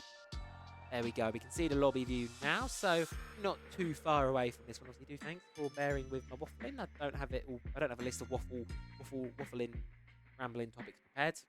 You can choose which is on smart speakers and stuff. But yeah, expectations. I mean, the prediction. If I pull that up, that's not how you spell prediction. That's how you spell prediction. So 78 to 22. 78% of you believed in Fnatic. 22% of the points went the way of Matchco. So, well, I think expectations are Fnatic should win this. Or Fnatic will win this. They should win this. Question is, will they? I think obviously we know, there was obviously that nickname of Fronatic being thrown around a little bit last year. We may be seeing that.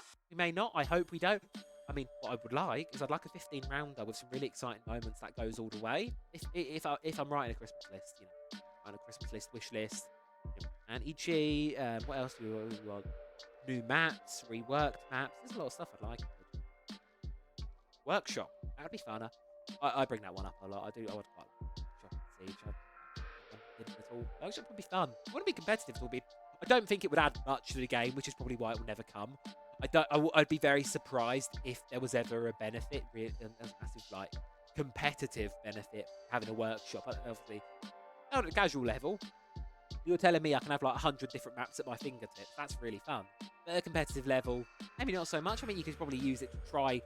You could obviously rebuild a map, have a mini rework of it. Oh, this is a pipe dream. It's a little bit of a way away. Don't think it's going to be something that we'll be doing straight off the bat.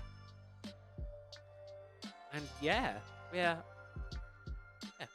Anyway, I think I said enough talking about workshop, smart speakers. I think it's time for some Rainbow Six Siege. I'm just getting the feeling that I think Might be time to start the siege. Fnatic versus Matchco. Bang. Matchco will be starting on the defense, and I believe Fnatic will be starting on the defense should we get towards overtime. So, best of one. Winner moves on to play Wolves later on, just after this one. Loser will be... They won't be staying home. You've already qualified for Malta at this point. It's just seeding games at this point. But loser will be not playing anymore tonight. You won't be playing any more in the LCQs. That is your LCQ run, there and done. We're in the lower bracket now. So, that being said, lower bracket run is done. So, for one of these teams, the LCQ run ends here. You've qualified through. But the question is, how much further can you get in terms of seeding? Well, we're going to have to go to Bank to find out, and that we're going to do right now. And welcome on in, folks, to Bank. I believe this one's set in Los Angeles. I believe it's set in LA. I believe. Rainbow Six Geography. Someone should do Rainbow Six GeoGuessr. That's probably a thing. Rainbow Six Maps GeoGuessr has to be a thing, surely, right? Surely. Anyway, enough rambling about random things. Zero Ban coming in from Matchco. Now, Zero is one, I think he's such a versatile operator. He's the real, in my opinion, he's the Swiss Army knife of operators in Rainbow Six Siege, especially on the attacking side. He can bring everything. He can do everything. There's a problem. Zero can probably deal with it. He might not be the best, but he's a good jack of all trades. And especially with having 6 Argus cameras now. Being able to use all of those, 6 of them is a lot. And Bank, as I mentioned a little bit earlier on, it's a very open map. There's a lot of open areas. Of course, you've got the main lobby, that's very open. Square, which is quite open. And there's a lot of long corridors hidden around the map as well. Obviously, you've got a site called Open Area. So, with all that being sort of said, we have these... if I can speak English, we have, obviously, Zero is a very, very strong operator. Blitz and Kaid being banned out as well. Obviously, Kaid be able to deal with a lot of those hatches, keep them shut. Not going to be the case here. It is going to be working. It's all, and good news, we're not heading into a tech pause. I didn't think I saw one in the cast chat. I was like, oh, we're going into a tech pause. I didn't know about it. No, we don't have a tech pause. We keep going. We're fine. Great. I love things you love to see. Now, Matchco, what can they get cooking? I saw a little bit of them over the weekend, over here on this stream. Had the pleasure of casting them. They did a great old job of things, and hopefully they're going to continue to do so here, down in the basement of Bank. Defender stronghold. I think we all know it. We all love defending it. Somewhat can loathe attacking it a little bit. It can be a bit of a pain to get through. Aid being taken off the board will make things a little bit easier for the attacking team. Obviously, it means Hibana's more likely to be able to get those hatches open without too much of a problem. Which, of course, means the attackers can focus on, you know, not needing to bring a Thatcher, not needing to bring anything to really deal with those electro cores, bring something else to the table instead, which will likely still be brought. Azza, thank you very much. Will still be brought to deal with those Vulcan canisters, to deal with those mirror windows, take them out. But that being said, Fnatic, well, they're 5 on 5. As we head into the round, 0-0. Guys, Eagles All Eyes, of course, first game of night for both of these teams. So it will be one of these matches where it's maybe going a little bit faster. VPEC looking in through tunnel. RMO going to be the first one. First point of contact. Candela already been eyeing it up, but still maybe temporarily blocked by the game barricade. I believe VPEC should be able to squeeze past that one. So he will be able to do so. As the Vulcan canister is going to get popped, which means RMO is now isolated. And that may be a bit of genius teamwork from the side of Fnatic. And Deepek, if he feels comfortable to say, he'll push in, try and take advantage of that, but I don't think that's what's going to be happening. Instead, Fnatic, they're just going to continue to sort of spread their influence over this first floor. Really, really quickly doing so. Teb's the only one left on the first floor, left upstairs at all for the defensive side. He's holding on to every open area with everything he's got. He's got player outside, pressure from behind. I think there is as good a time as any to drop. Minute into the round of Fnatic. They've made quick work of the roam. They've not been able to take anyone down with it, but they've made quick work of it. They've got the map control.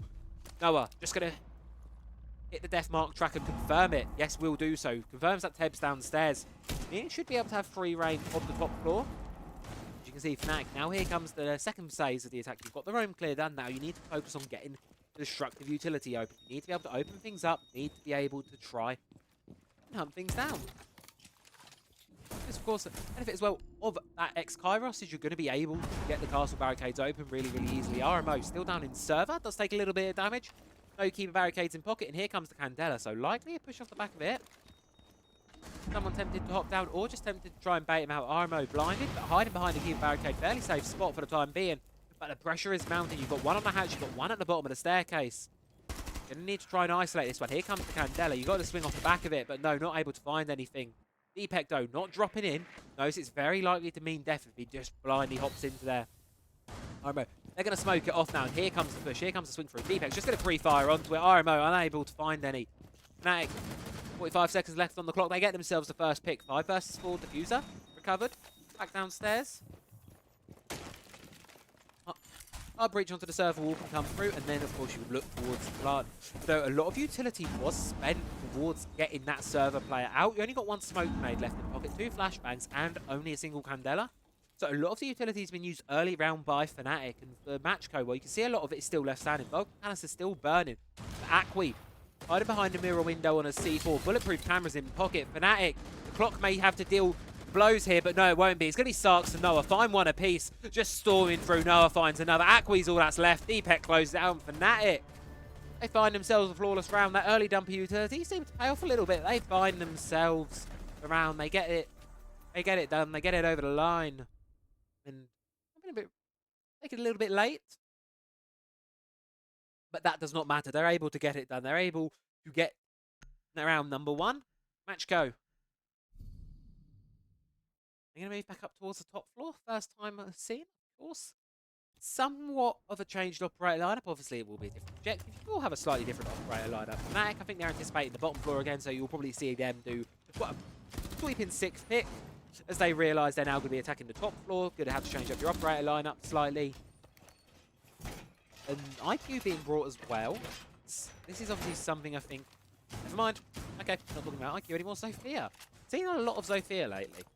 Last couple of days, seen quite a bit of Zofia. And for an operator, I think, as it isn't in the best spot she's ever been in, I think being a 2-2 would be a benefit to her. Do still see quite a lot of her, and then there you go, as I sort of said. Big sweeping 6th pick coming through from Fnatic. They're changing up how they want to play this one ever so slightly. Asphyxiating bolts on the side of Deepek, and the Capital going to likely be trying to clear out players from Elevator, Closet, use for those kind of positions. Banner still crucial towards this objective. Obviously, you need to get that elevator wall there open that you will have just seen on the castle perspective. You need to be able to get that wall open, deny that corridor. But a lot of players here from Fnatic focusing on the rappel to start things off. Square, there's 3 of them out here. RMO continuing to play close and aggressive, not scared of anything.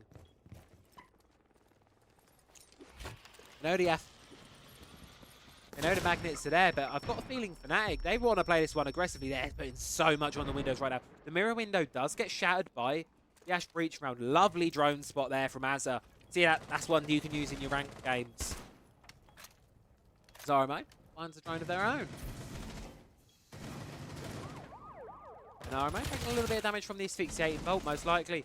But continuing to keep these repelling players stuck outside with the keeper barricades. Giving them a difficult time. Jegs making work of the elevator wall. To be able to get that one open. RMO's hiding in the corner. Waiting.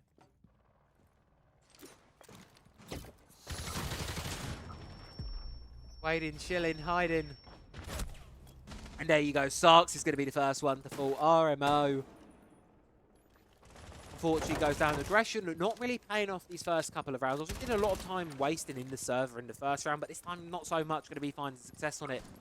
Halfway through, you can see there, Jegs going to be holding the long angle. Great one to hold, cover any potential rotations. Lolo's going to take a little bit of damage. Forced into the sideline of Sarks, who more than happy to mop up the kill. Matchco looking for a response, looking for something here. Aqui may be able to find one on the rappel off the yellow ping, but no, Deepek isn't going to be going down. He's not going to be giving his life away. Pressure from Square Mountain now. Noah going to be opening it up. Anticipating the swing. Does a little bit of damage on Sandora. Takes some in return, but Deepek just charging up the stairs. Azza finds one of his own, and now it's just down to Sandora. He's able to find Noah, denies the flawless.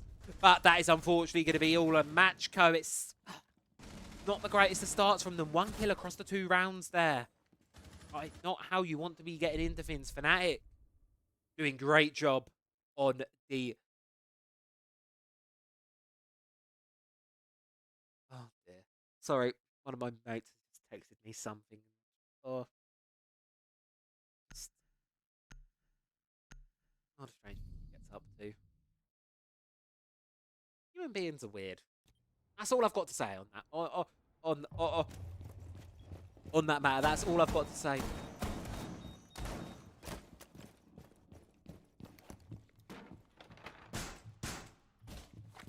Anyway, Fnatic 2-0 up. Really great start to the game for them. Really, really great stuff early on in this game. Matchco really unable to sort of formulate a response, just kind of being pressured when Fnatic want to. And it feels like, as I say, it's not the fastest Fnatic have ever been. Obviously, I'm quite, if you can't tell, I like to speed these teams up, but they're in control. And that is something that's really being felt, I think, across. Matchco are giving things up quite easily. They're not giving them up with much of a fight.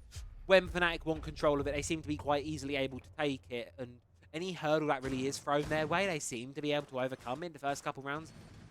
Open area going to be attempted this time around. A lot of emphasis on the top floor, which we can see quite a bit of.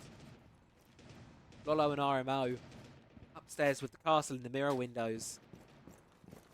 Up. Flip our eyes down towards the basement, down towards the bottom of the map. It's going to be Azza sneaking in through. Sneaking in through the basement. And Noah as well. Upstairs on the Deimos. Sees the keeper barricade. Jex does take a little bit of damage, trying to get him through the front entrance. And here comes the first EU1D, slowing down the defenders, isolated him. And Noah may be able to get a freebie here. Do they know how close he is? I don't think they do, but he gets caught on the vaulting. Tebs finds the opening pick for Matchco. And no response from Fnatic, at least immediately. Azza does push up the stairs. Sarks finally finds Teb. They're at the door of the objective, but can't make the push into shit. He's still got players upstairs that need clearing out, and Sarks, he understands what I'm talking about. Player upstairs, still not cleared out. RMO finds it. Sure, Boogie drones are making some work, but if anything, that's going to play against Jegs, really. Deepek, 5-0 currently. Really, really on fire this game so far, and he's going to need a little bit more out of him if Fnatic want to keep this round going. They need to get rid of these players, find them. Matchco, they've been able to get the man advantage, and they've been all able to get back to site with the man advantage. Now, they're 3 versus 4, so they've got numbers on their side, and all they need to do is just wait down the rest of the clock. Minute 20, 80 seconds. Deepek explores the top of the square. Drone game coming in through 4 Fnatic. Still 6 active, so still should be plenty of intel to be able to gather. As well, you've got one of those EU1Ds left in pocket, and an Adrenal Surge as well. Both Operation Chimera operators on the table, and will very likely be used in the last couple seconds of this round to get things over the line as sort of a bit of an execute utility. But extensive crosses being held by Matchco here. Fnatic, they really need to find themselves an opener. They need to equalise things. And that's what they're going to be doing before they make the final push on towards the objective. Just wait for one of these players to get a little bit too aggressive. Still got 3 frag grenades, 1 in the pocket of each player. RMO going to be taking a little bit of damage from downstairs. Jegs throws a C4. Does find the kill with it, and they don't know about Akwi, who's able to find Jegs, and then Deepek's going to fall, and Matchco, they answer back with a pretty strong showing. A good round from them. Well. The Fnatic train is stopped at round number 3. Question is, will Matchco be able to start one of their own? They're going to be heading back down towards the basement now. Of course, the first time this was played, it was a flawless. It was a quick one. Fnatic, it wasn't quick, but it was certainly dominant over on the side of Fnatic. They did a really, really great job of that. And of course, Fnatic, well, they're upstairs. They're going to be giving it another shot. They're going to be looking to try and repeat the results that they've had before.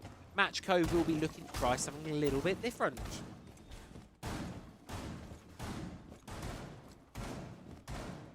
Matchco, of course, they'll want a better result than what they did before. Operator lineup to what they had before is very, very... It's the same operator lineup that they did have before. Roles have slightly swapped around a little bit. Ted's now going to be on the Azami instead. So, slight change up of how they want to be playing this one, but for the most part, I believe the core philosophy is going to be the same. And I mean, basement or bank, don't fix what ain't broken. There's a reason there's a very common way of holding this objective. of course, mirror windows. So strong, so prevalent for subjective. What a really great mirror and Goyo. Iconic with this objective. One that we don't see as much on this objective is the lineup from Fnatic. A bit of a different one, to say the least. Osa. Obviously, you've got the normal Hibana, but then you've got Osa, Gridlock, Ash, and a Nook. Very different operator lineup from Fnatic. Obviously, can't say whether it will work or not. I guess the next 2.5 minutes will tell us that information. Zarx does spot one down in towards Garage, which is likely where he was looking to make his start, but may not choose to do so now that Aqua's aware that maybe someone coming.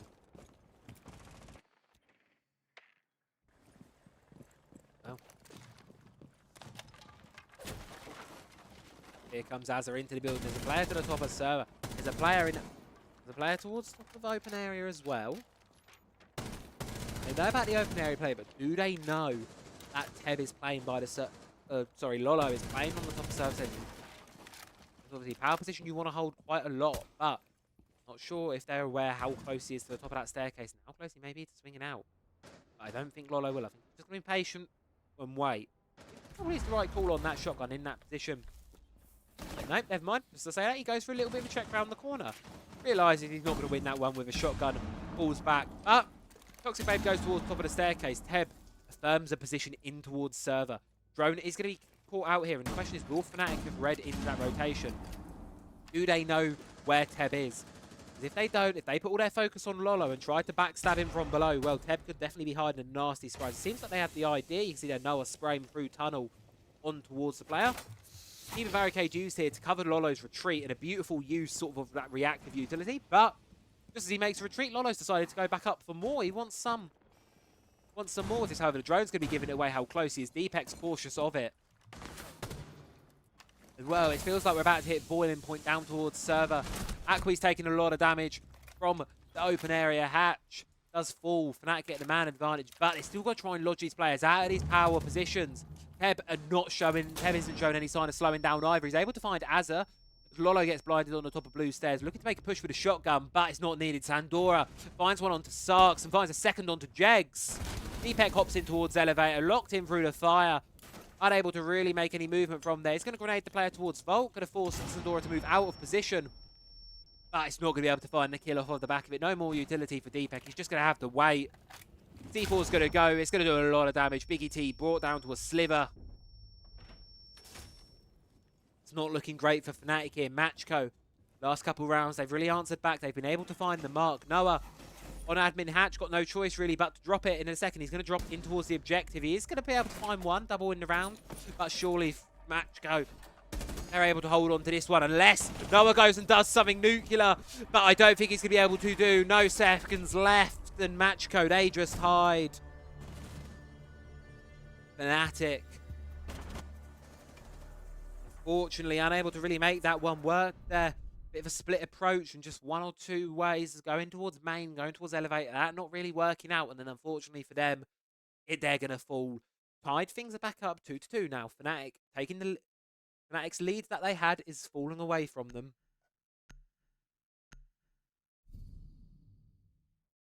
Leads falling away from them. We're back sort of roughly where we started, 0-0. 2 rounds left of the half. Nothing really separating them so far. Now, map statistics-wise so far in at the LCQs, Bank is actually an attacker-favoured map. 60% attacker win rate compared to a 40% defensive win rate over a sample size of 45 rounds. So yet again, would just like to caveat that that is, of course, a small sample size from a small sample of games. It's not the maximum. Obviously, it's not everything. But it is definitely, obviously, it's just something to keep in mind, I think. It's something that you're going to want to keep in mind. You're going to just want to... so far, this tournament, attack has proven to be the favourable one here. And it's one of 3 maps in the pool with a non-negative attacking win rate. Lair is also favouring the attack, although yet again, very small sample size, and even smaller sample size, just based off 10 rounds. It's actually Skyscraper, 5-5.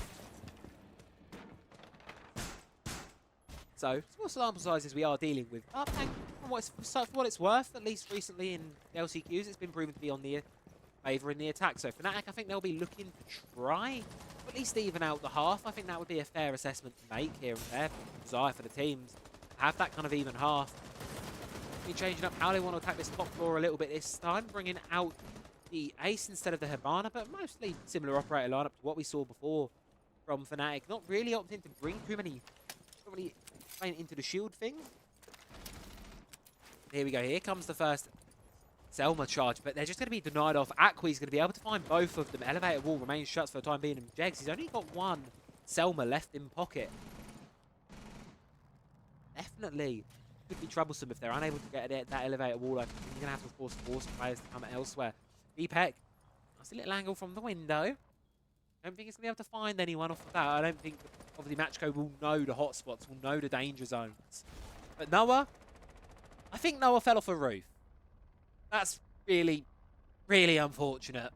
Yeah, that's unfortunate. Sucks. Go and help your man. Give him a hand. Thank you very much. Little bit of a revive. There you go. Well, fortunately, Noah, through his own actions, brought down 220 HP. Jeg's still eyeing up this wall, but there's no drone utility, so I'm not sure how Fnatic's planning to clear out those bandit batteries. Ah, there you go. There is our answer. It's going to be Azza with the grenade tower. They both get caught in magnet, so I don't think they're going to be open it. But it's a beautiful shot from Azza. Just takes off the head of Akwi. Deepek walking in towards the objective. He is going to down Lolo. Finds to confirm. Fnatic, well, they can't get the walls open. They're just going to storm towards the objective. RMO watching towards square. Gonna keep a barricade stalled outside for the time being and flip around to face the other way. It's a split approach for Fnatic, and Sarks, he gets punished. Finds the end of Peb's C4, and Sandora able to find Deepek as well. Things are back equal, 3-on-3, 45 seconds left on the clock. Jegs close towards the objective, finally makes use of that final Selma, but Azza finds Teb. Sandora takes a little bit of damage. Sandora falls, and RMO is all that's left standing. Position is known. Triple for Jegs in the round, and what can RMO get cooking? Going to relocate away from square towards the players, towards the objective. Sees them, but yet again, the position from Fnatic. They're giving the information. They know where he is now. Challenging towards square. They know about the relocation. Got no choice but to try and push through the pittings. Does pre-fire, does find Noah. But it's a 2 versus 1, and now it's a post-plant as well. Kits down Fnatic. They can just hold positions. They can just hold back. May even try and get a player out in the window. Mirror window to play around. Is able to use it. Does spot one through it. But as you can see there, Azza's hopped outside. Jegs is all that remains inside the building. And even if he finds him to repel, it's a very hard one to shake here. And it doesn't seem like RMO's got much tonight. He's just going to hop out. Takes the player with the deagle, but falls to the Claymore. Nice try indeed. But Fnatic, they walk away with that one.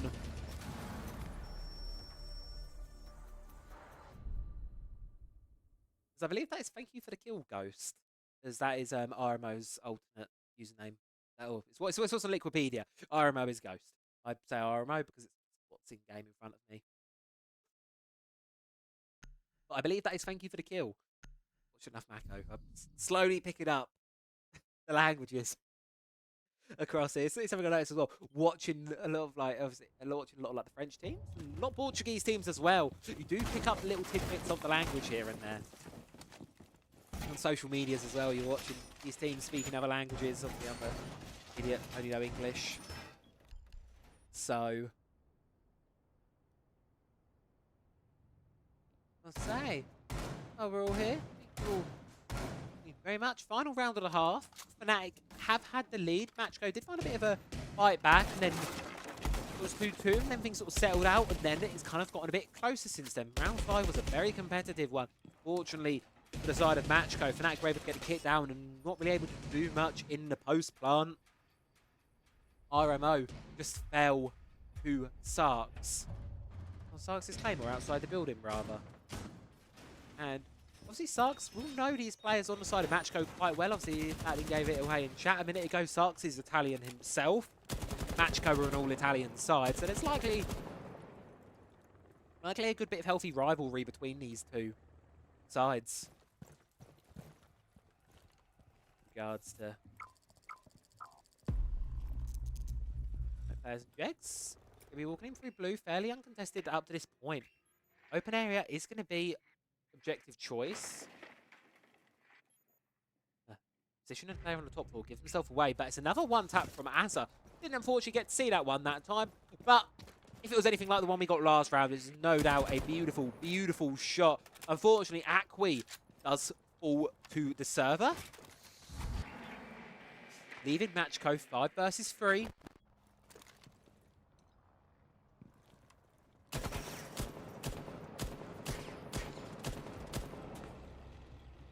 As RMO falls, Sarks finds the pick. Here comes the defuse. Here comes the Lion scan. Pandora going to be marked by the death mark outside. Unfortunately, I was not really going to be able to hop in and do anything with that information. Pandora going to be looking for the feet. Continuing to stall out that Deimos. Frag grenade, unfortunately, just going to be wasted. Just going to be immediately replaced. Kev taking a lot of damage from Archives. Doesn't able to get the turn around, get the pick back towards Jegs, but it's still a 4 versus 2 for Fnatic. They still got the numbers advantage. They've still got, as well, plenty of time to be playing with here. Pandora going to change position, but gets caught doing so. Teb has no choice but to do a little bit of self-damage on the C4 or make a rotation, make a retreat. Attempt at a flank. Almost walks into a Claymore. Going to be extra careful of those now. But here it comes. Bandit targeted by the Deimos, but the surprise. Kit is cold, but your position is known. For Teb, this is a difficult one to come back from. Death marked, E1D, marking your position. Fnatic, they're not going to fall to the same games twice. What can you do? Teb, left in a 1 versus 3, has the long angle, but not going to be able to find any. Fnatic from the double door, from the plant. They close it out. A 4-2 half for them on the attack, and as we said, it proves to be an attacker-sided map. And now I believe we are still in this tech pause, folks. Obviously, we'll get the call when the clean feed has caught up. I unfortunately didn't know this was coming. So I'm going to hop it onto a little bit of a screen view so you still see little middle bit of the game.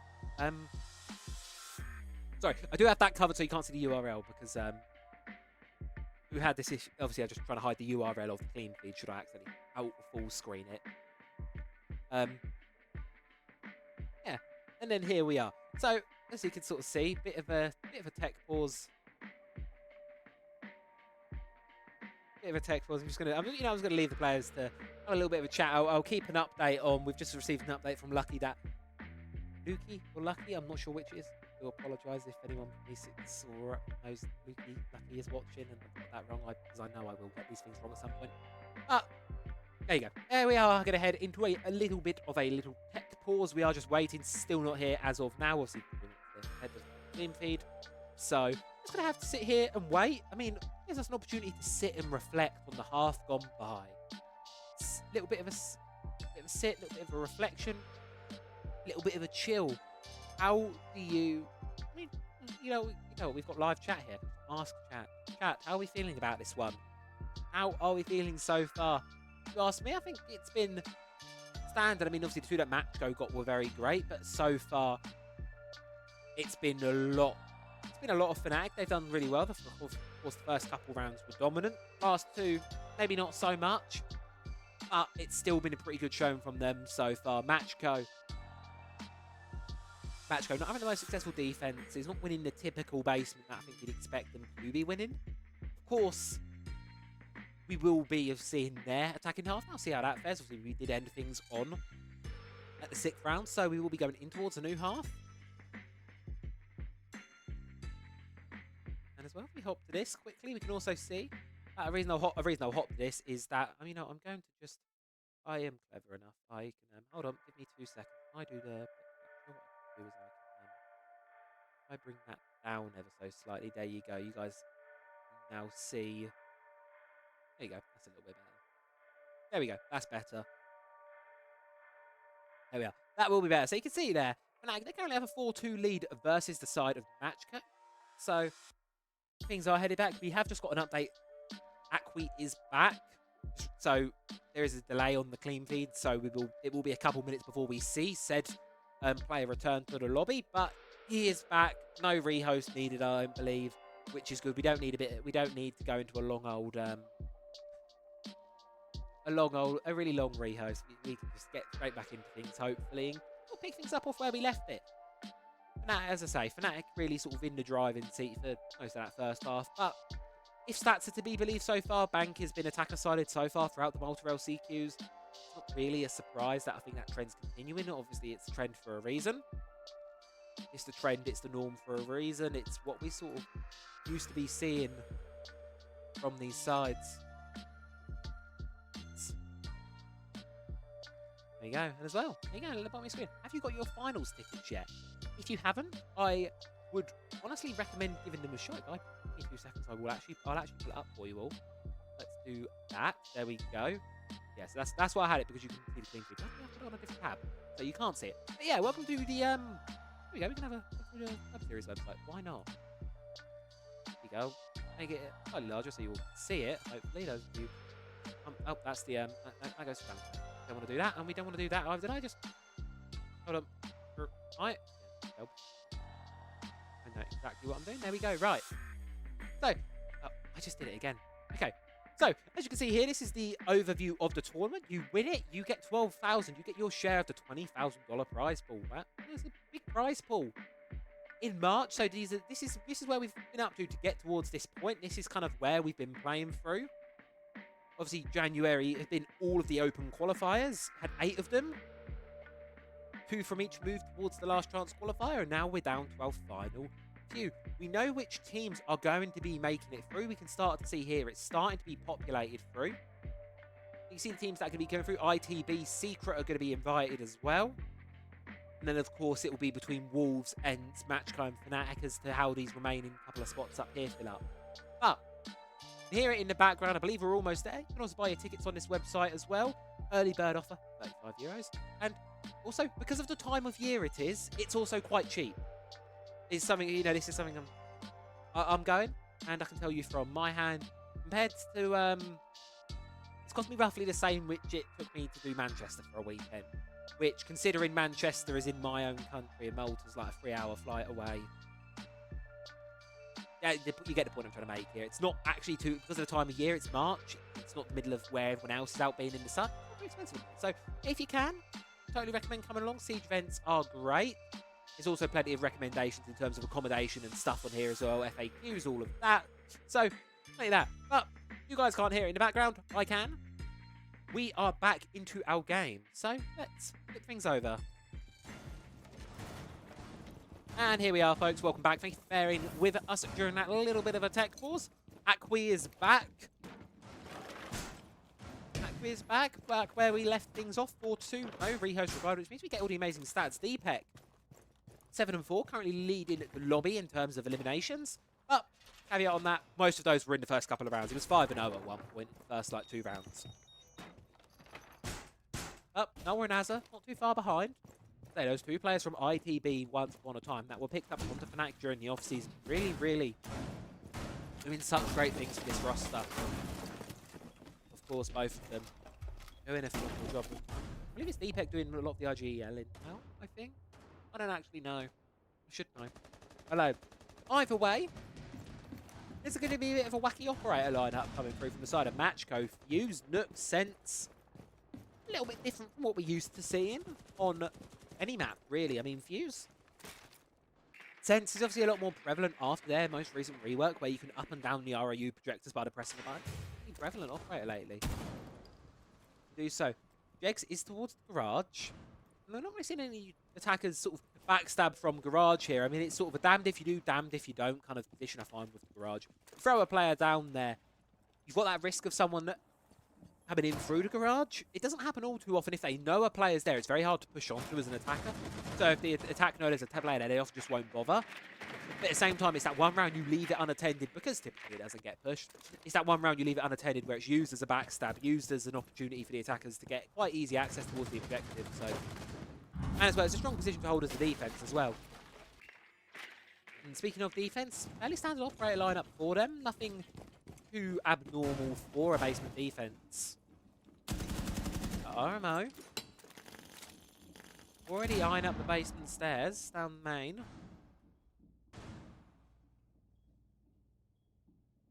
But we're stalled out 1.5 minutes. That's the charge making work. Here it comes. And then there's going to come follow the hard breach charge. Drone is going to be coming in top blue, saying no, Deepek's playing this position. He's toying with the idea of swinging it, but knows he's likely to die if he does, so he's not going to. Just going to wait for the right moment. Wait for the moment where the attackers aren't looking. Here's going to come in the shield, though, and that's an issue. He's able to do a lot of damage. He's able to bind down onto Lolo, but unfortunately not able to confirm the kill. So Lolo should be able to escape with his life there. Noah taking a lot of damage, does find Teb, but unfortunately he's going to find his fate at the end of the shield. 3 versus 4 now. Matchko in the driver's seat in terms of mancut. They are able to revive Lolo, so it's officially confirmed now. 3 versus 4. Here, the cluster charge is raining on through, taking out more and more of those Vulcan canisters. But Toxic Babe still in the pocket for Azza. He's going to get the first one ready to throw. Got a match go to SS. I don't want to take the last few of this one. You do have to be careful. 2 of your players are on very low HP, and of course, in doing so, they are very vulnerable to, of course, bullets, but more crucially, those Toxic Babes carried in the pocket of Azza. Still got 2 of those through, so should be able to sufficiently sort of use and burn out the remainder of this round. Matchco reassessing their options, not wanting to go through server, instead going to be attempting things, dropping down the admin hatch, but it's under watch by Fnatic. Jegs in garage, as I talked about earlier on, he's able to hold it through, finds one, is traded back by RMO, but it's all down to Sarks. Hit is cold. I don't know if Matchco have the time here. Yes, they do. No, it's a Toxic Babe! A sliver of HP! Oh no! That is not the way you want to be losing out. Oh, that is unfortunate. Said it before everything kicked off. It was going to be down to those sliver of HP, those Toxic Babes, and unfortunately for Matchco, pick up the defuse, and with time against you, you don't really have an opportunity to relocate. You're just going to have to try and hope the gas wears off, but that was not the case. A round for Fnatic, one that they really should not have been gotten away with. They should not have won that one in the slightest, but they did. We now find ourselves 5-2 lead for Fnatic. See there, timeline, of course, on the right-hand side of your screen. Fnatic through the first half, but continuing this spree on the defense. Obviously, bank attacker-sided map, as I mentioned earlier on. Good afternoon, Ollie. Did I make that an emo? Must have made that an emo, well, otherwise you wouldn't have it. Good afternoon, good evening. Hope you are doing all right. Thank you for coming in and joining us. Bank, as I said earlier on, if those of you who were here earlier on, I did bring in some people from, I did mention people earlier, due to uni tournaments, that it'd be a great opportunity to come here, say hi, ask questions, because Bank, we run our own map pool. We run our very own weird map pool.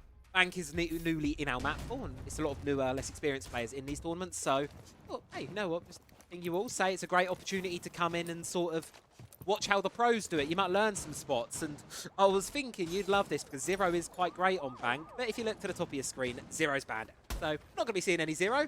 That is slightly unfortunate for this one, but I think that just shows strength that he has on this map, of course. Cam in square, but was on that for a second. Aqua's making his way up square. Self-supported by the drone, able to get in quite quickly, really, towards Fnatic. All top floor now, no really presence elsewhere on the map for Fnatic. Drone's going to be coming in within 40 seconds through, and Aqui, I think he's already toying with the idea. He does know that there's going to be one holding behind the keeper barricade way at the end there, through the leaves. It's a really nasty little angle, and anyone that peeks that will be severely punished.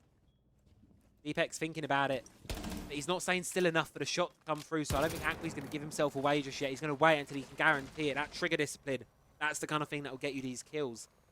Well, Stock's going to be getting open now. Wall's going to be popped through. Be able to hop through. Okay, then here comes the Rotero drones. RMO going to be sending it on in. Seeing if he can find anything. Going to get the barbed wire most likely. There he will. Deepek's position here in the janitor closet is becoming more and more contested by the second. A lot of pressure, but he's still only halfway through the round.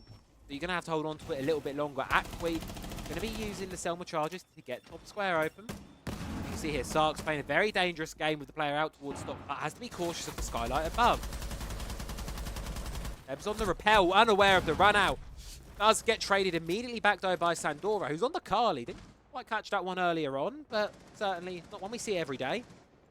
Of course, Carly being brought out can play the elevator rappel. Not going to be the case. Going to be just playing the normal standard window sight rappels this time around. And we find ourselves 4-4. Minute left on the clock. You can hear the CRSX in the corner of your ear to the right, singing on through the objective. Observation blockers doing a little bit of work, but stop the drone entirely. RMO catches it out, and well, still quite a lot of drone. Really great drone eco from Matchco. Still got 7 in pocket. Here come the flashbang. Here come the glance goggles activated. RMO Matchco looking to make their push in towards square. You can see a nice overview of things now, but Akwi is going to fall. Azza down below, able to get the backstab. Has the C4 on already. Going to yellow ping it, not going to detonate it just yet. Going to wait for the call that the plant is coming through. You can see it there on the outside and repel. Hit is in the pocket of Sandora. They're going to have to hop in through the repel. Bit of a relocation from the side of Azza. Going to be pointing his teammates towards the objective, but I don't know if it's going to be needed. Sarks and Jegs find one apiece, and now it's just RMO left cornered behind the desk. And it's the C4 from Azza. Mentioned it, ready and prime, and you can see it there down below. Finds the pit. And Fnatic, a really, really dominant defense, starting to stumble away with this one a little bit here. They find themselves up onto map and series point. Of course, we are best of ones here tonight, so you hit your 7. That is you one and done. Match, obviously, you do lose. You will not be progressing onwards in the LCQs. You still made your spot in Malta. You'll just be playing as the 4th seed. So it's not doom and gloom if you've lost. Obviously, it won't be the result you've wanted, but you're still playing in the tournament. You'll still be at the LAN in a couple of weeks' time. So great stuff, obviously, as I say. Already said it plenty of times tonight. Matchco really doing a phenomenal job the last few weeks, and I think it's a testament to how well they've been playing for a tier 2 side to be able to get up there and be competing alongside these sort of sides. Unfortunately, this match, not so far at least, hasn't been too competitive.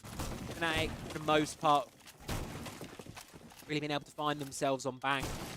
They're proving to be quite comfortable. They know the operator lineups. They know what they want to do. They're going into things with a clear plan, a clear goal, especially on the attacks. Very clinical, and it's doing them well. They're getting it. They're getting it across the line when they need to be. Yeah, Capcan traps as well on the double doorway, leaning in towards the kitchen. That one well. Because obviously as Capcan, time obviously will play into the pocket of Capcan. The longer you go in those rounds, if those Capcan traps aren't cleared, it can be problematic. Something we're seeing for the first time tonight. Manix was banned out the entirety through the first match, and neither of these teams really playing into the whole shield thing. It's going to be this Blackbeard, Heb, bringing out newly reworked Blackbeard. Of course, whole shield, hop into the objective, go for a swing onto things. They're able to really apply a lot of pressure on towards anyone. They're all sort of faced by it. And of course, top floor clear is going to be really strong and important towards clearing this objective. We've got Noah upstairs as well, supported by Sarks and Elevator. But Noah, he's going to fall really early on, just caught looking the wrong way. Not sure that, unaware that RMO was so close in. Azza as well, going to full. Matchco just exploding in the sea across the top floor side. Get it under control really, really quickly without really incurring any losses themselves. So Akwi loses a bit of health, but that's about the worst you are. Worse for where you are. Fnatic, there's 3 of them left standing.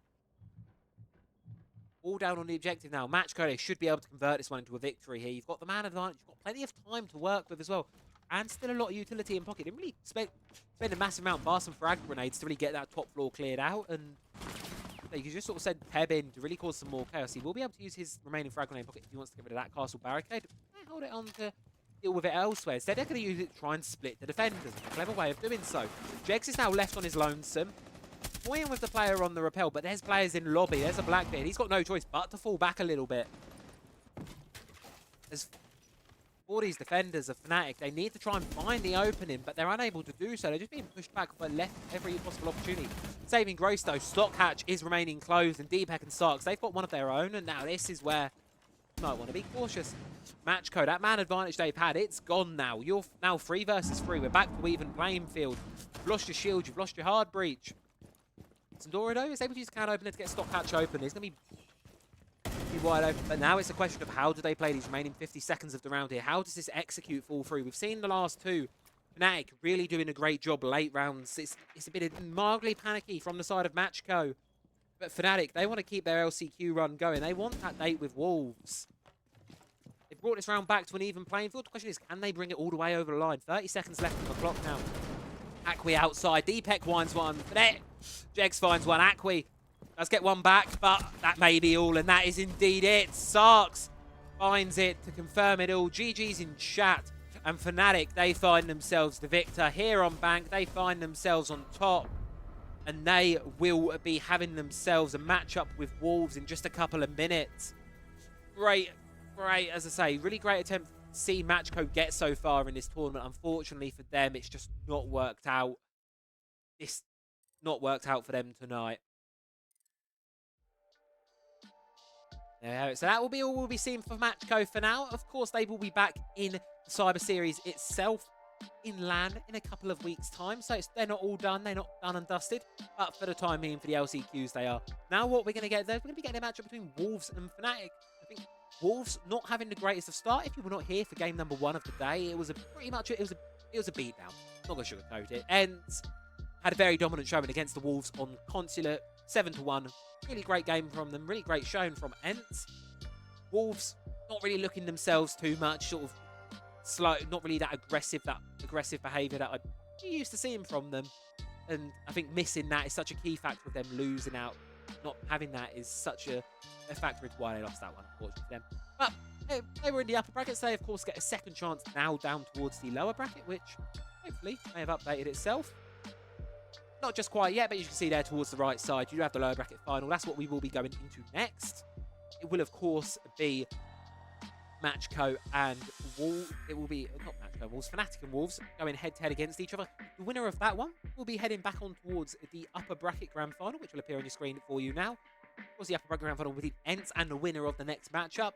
As I say, everyone's qualified for the tournament at this point, so this isn't qualification. This is teams are purely playing for seeding purposes at this point, and obviously, if you win the grand final, you get the advantage. You get a bye game going in towards the tournament itself. So there's plenty to play for.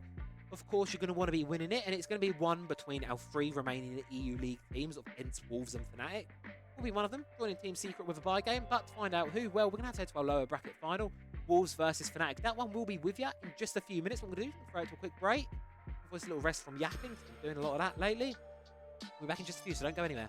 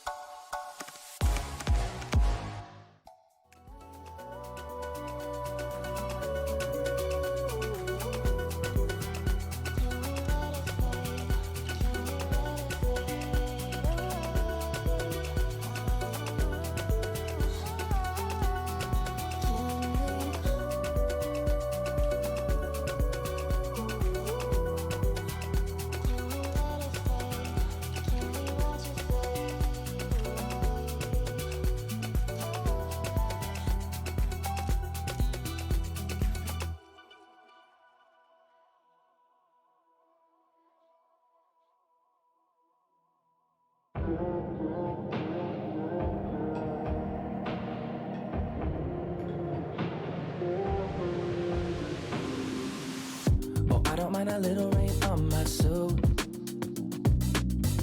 A little bit of angry makes you cute. And we've been watching this show so long, but but it feels like everything that we wrong went back into the pen we used. It won't take long, even when I'm without you, babe. So listen up and play along. And that's how time flies, like we on a different timeline. Tell me that you're here and feeling down for anything. Oh, I'm down for anything. It's fine line that we keep on walking all night. Tell me that you're here and feeling down for anything. Oh, I'm down for anything. Down, down, down, if we can keep it. Down, down, down, if we can keep it. Down, down, down. Oh, I'm down for anything. Down, down, down, if we can keep it. Down, down, down, if we can keep it. Down, down, down. Oh, I'm down for anything. Yeah, we can make a mess inside this booth. You're taking me to places old and new, sweeter sound than our favorite song. And it feels like every time that it comes on, we just roll on till the day's done and the lights gone. And it won't take long, even when I'm without you, babe. So listen up and play along, yeah. And that's how time flies, like we on a different timeline. Tell me that you're here and feeling down for anything. Oh, I'm down for anything. It's fine line that we keep on walking all night. Tell me that you're here and feeling down for anything. Oh, I'm down for anything. Gosh, we're back. Get those predictions in, people. They're over there. They're over there. Get your predictions in. No predict. Thank you. Someone predicted 10 points as I said that. Thank you, whoever that person was. Someone's predicted. There you go. Okay, we have Wolves fans in chat. We have some Wolves fans. There's someone voting for Wolves. How do I see this?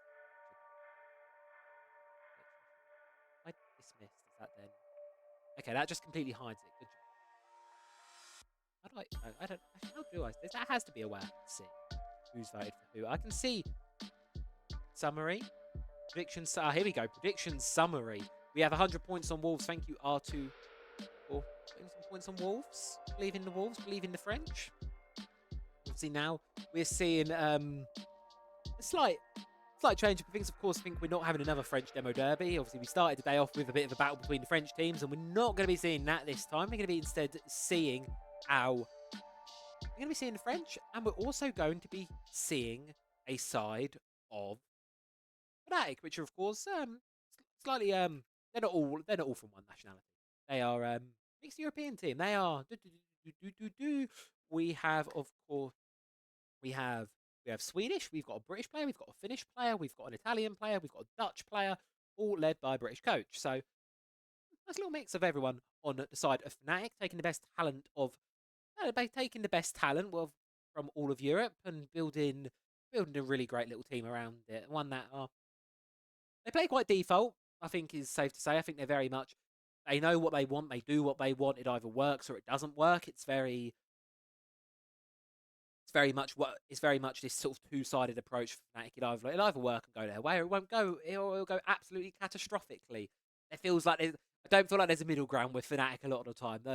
The overtime woes that they had in sort of stage one towards the end of last year, I don't really think we're seeing that as much anymore.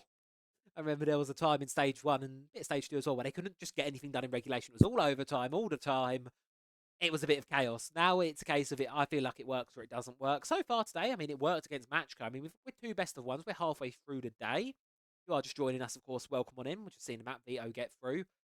And as you can sort of see it through, Fnatic, we've got Wolves and Fnatic. They will be playing up against Ents. Our map decider will be going back to Bank yet again. Wolves will likely be going on the defense. So for Fnatic, well, it's basically what we've just previously seen. We're going to be seeing it again as we just wait for the word and the confirmation that these teams will be heading in towards the lobby. So there you go. One last little look at map veto before I pull it off the screen. 3, 2, 1. Wave bye-bye. I feel so bad for you. You've got my face. That's so much worse. I feel really bad for you here. Let's put a bracket up on your screen. Let's put the whole lower bracket, as this is our lower bracket final. Let's put the lower bracket on the screen so you can see how everything has come up to this point, how we have gotten to this point. I'll leave that up for a couple of seconds for you all to take it all in. Fnatic, I mean, they had a bit of an upset yesterday. They started early. It started really early for them, and it was one of these situations, I think, where for the side of Fnatic, they weren't quite able to get things going at the start of the game. It went to overtime. They had those kind of overtime woes that I mentioned, but since then, it's been fairly clean for them. Final will be best of one, R2. It will be it's best of ones all the way through tonight, so got this best of one, and then the winner of it will play ends, and then that is all for the LCQs. What does it say? We've got our 4 teams qualified. We've got our... I can flop to the upper bracket for you. There you go, you can see that one. So, yeah, the winner of this matchup will be playing Ents in the upper bracket grand final. It's just the best of one. Of course, whoever does win this one, and I've said this plenty of times throughout tonight, and it's the important one, this upper bracket grand final. It's important because whoever wins it gets the seed in advance. So that's what you're playing for at this point. That is what you're going to be playing for. And as well, by the end of the night, we will know the bracket for the start of the actual tournament itself in Malta, which, of course, the LAN finals, which is obviously quite exciting. We'll know who's going to be playing. We'll know the first couple games we'll be going through. So there's plenty there in that sort of regard as to who we might be seeing. We know who we're seeing, but who might be facing who, and how perhaps the bracket will go, and even more importantly, not just how the bracket's going to go, but also perhaps we can do predictions all the way. Maybe we should do some predictions. Once the tournament bracket updates on Wikipedia, we can do some really, really like scoffed predictions, because predictions are typically quite like we've got the predictions for SI obviously at the minute. I don't know if any of you have done them. And your SI predictions, I'm gonna voluntarily put my predictions in chat so I can just get I can just get flamed on them. These are my very, very amazing SI predictions. Let me flip over to this screen. We are still waiting for the match to start, by the way. I'm not showing you this in place of the match. These are my SI predictions. If you haven't got yours in, you can do so by going to this link up here. Just go to Google Rainbow Six Esports predictions. Takes you to the site. These are my SI predictions. Feel free to flame me for these. I will more than happily accept any. Obviously, this is not this tournament. The only team from here or playing in Malta that you will recognise at Six Invitational will, of course, be Team Secret here in Group Number B, the so-called Group of Death. I believe it's FaZe, Secret. Who else is in this group? FaZe, Secret, Furia, Shopify, Rebellion, and of course Kago Saka. So that one is very much the Group of Death, I think. Like, they all very much have, like, I think if it was any other group, CAG would probably actually go through. Like, I'd say they're probably one of the better APAC teams, being honest. But I somehow just don't see them making it through the Group of Death, unfortunately. Group C, I'm pretty sold them up. I'm pretty convinced that my predictions are. Talon really weren't. A little bit that I did get to see them through the SILCQs. I wasn't too impressed. Not the LCQs. A little bit I've seen from them sort of like recently up in like the Montreal LCQs. Wasn't too impressed by, if I'm being honest. So I'm not convinced on Talon at the minute. Falcons obviously made main stage in Montreal not that long ago. BDS made 2 major finals this year. I think it's silly to put them as anything but favourites. Group D as well. Favourites, I'd say. Obviously, W7M Virtus Pro, both teams that I'd put up as favourites for the tournament, probably as a whole. Something magic seems to happen to Virtus Pro at SI. I mean, it happened to them in Montreal, to be fair. They had a great run in Montreal. It was only a bit of a return back to form for the Russian side. And, yeah, Oxygen. I'll be honest, I don't know how Oxygen have been playing. NA League, last couple of years, it's moved very much playing like very late in the evening for us here in the UK. So I've kind of not been watching it so much because it's just too late for me. I'm an early bird. I like to get up early, so I don't like to be staying up too late. But see at the top of my screen, I'm starting to build the lobby up now. I can see all of the players in, and I can reveal to you our two observers for tonight. I don't know if I can say this. Spoilers. Our 2 observers are wonderful observers tonight, are Kozak and Lucky. So thank you to them for providing the clean feed and allowing me to chat with everyone. So we're heading back to the bank yet again. So Ollie, if you're still hanging around, get your pen and paper out. This is the time. Start making some notes on fans and you never know, because you're playing Thursday, which isn't actually that long away now. It is Monday. So of course, if If you're not familiar, you run a Unitorn ! Showdown series. I'm going to plug that while we're here. You do want to go and check that out. We'll be here on Thursday. It's nowhere near the level of play you will be seeing tonight. I can tell you that for certain. I believe we're going to have 3v3s on Thursday, so smaller games for starters, and also most people playing in them, they're either new or don't play the game. So it will not be the professional play where you see these players who have made a career out of playing this video game. It's not quite that level of play, but we have a laugh. We have good fun. It gets a bit chaotic.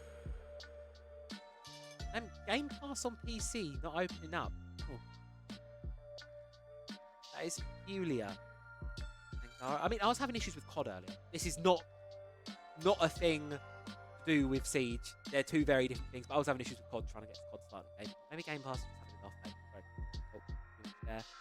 Red Cringe on Thursday. Yeah, that's what I'm expecting. I think Eric and Sam are the only ones who have played this season so far. So of the couple of players we've got, 2 of them have actually played so far this season. Most of them playing for the first time. So yeah, we're gonna have a great old time. I've just got a feeling it's gonna be chaotic. Oh, we should have a fun time with it. And obviously, Ollie got a slight spoiler of our wonderful team logos. I need to make sure we're allowed to use those. They're rip-off like orgs I've done. So we've got, like, instead of G2, we've got G3, or instead of Team Falcons, we've got Team Pigeons. I've just kind of photoshopped the logos to look really silly. We'll see. We'll see. That's for Thursday. You all probably don't care too much about that. I think what you all want to know is what's going to happen between Wolves and Fnatic. Well, Fnatic, they're going to be actually starting on the defense this time around. On to that. Started in 3 minutes on the head, which was about... Hang on. Was about 3 minutes ago, according to this. So any second now, we should be getting into the game. And of course, we can see who is going to be winning between these two. This is where the serious casting pants come on now. We're getting deep into this one now. We've had a warm-up. We've had a couple of goes at it. Nice, as I say, nice chill night. If you've not noticed, it's not been too screamy so far. Yeah. We're gonna have some fun with this one. So get ready. We're gonna be in for, hopefully, there's gonna be a barn burner between these two. We're back to bank. Wolves starting on the attack. Fnatic starting on the defense. Over time, it's gonna be the other way around. And with that all being said and done, I believe that is everything for this matchup to be said. Of course, winner of this will get a dance with Ents in the upper bracket grand final. So that one is coming off. So once this one finishes, don't go anywhere. Still got game for you. And there's Wolves ready up. Of my finger over the start game button. Masters, we start the game. Ooh. Boom. There we go. We've started the game. Welcome on in, folks, to the match. Wolves versus Fnatic. 2 EU League giants. I think two organisations with the weight of giants on their shoulders. Colossal expectations. Wolves, obviously that 2-year land streak being finally broken this year.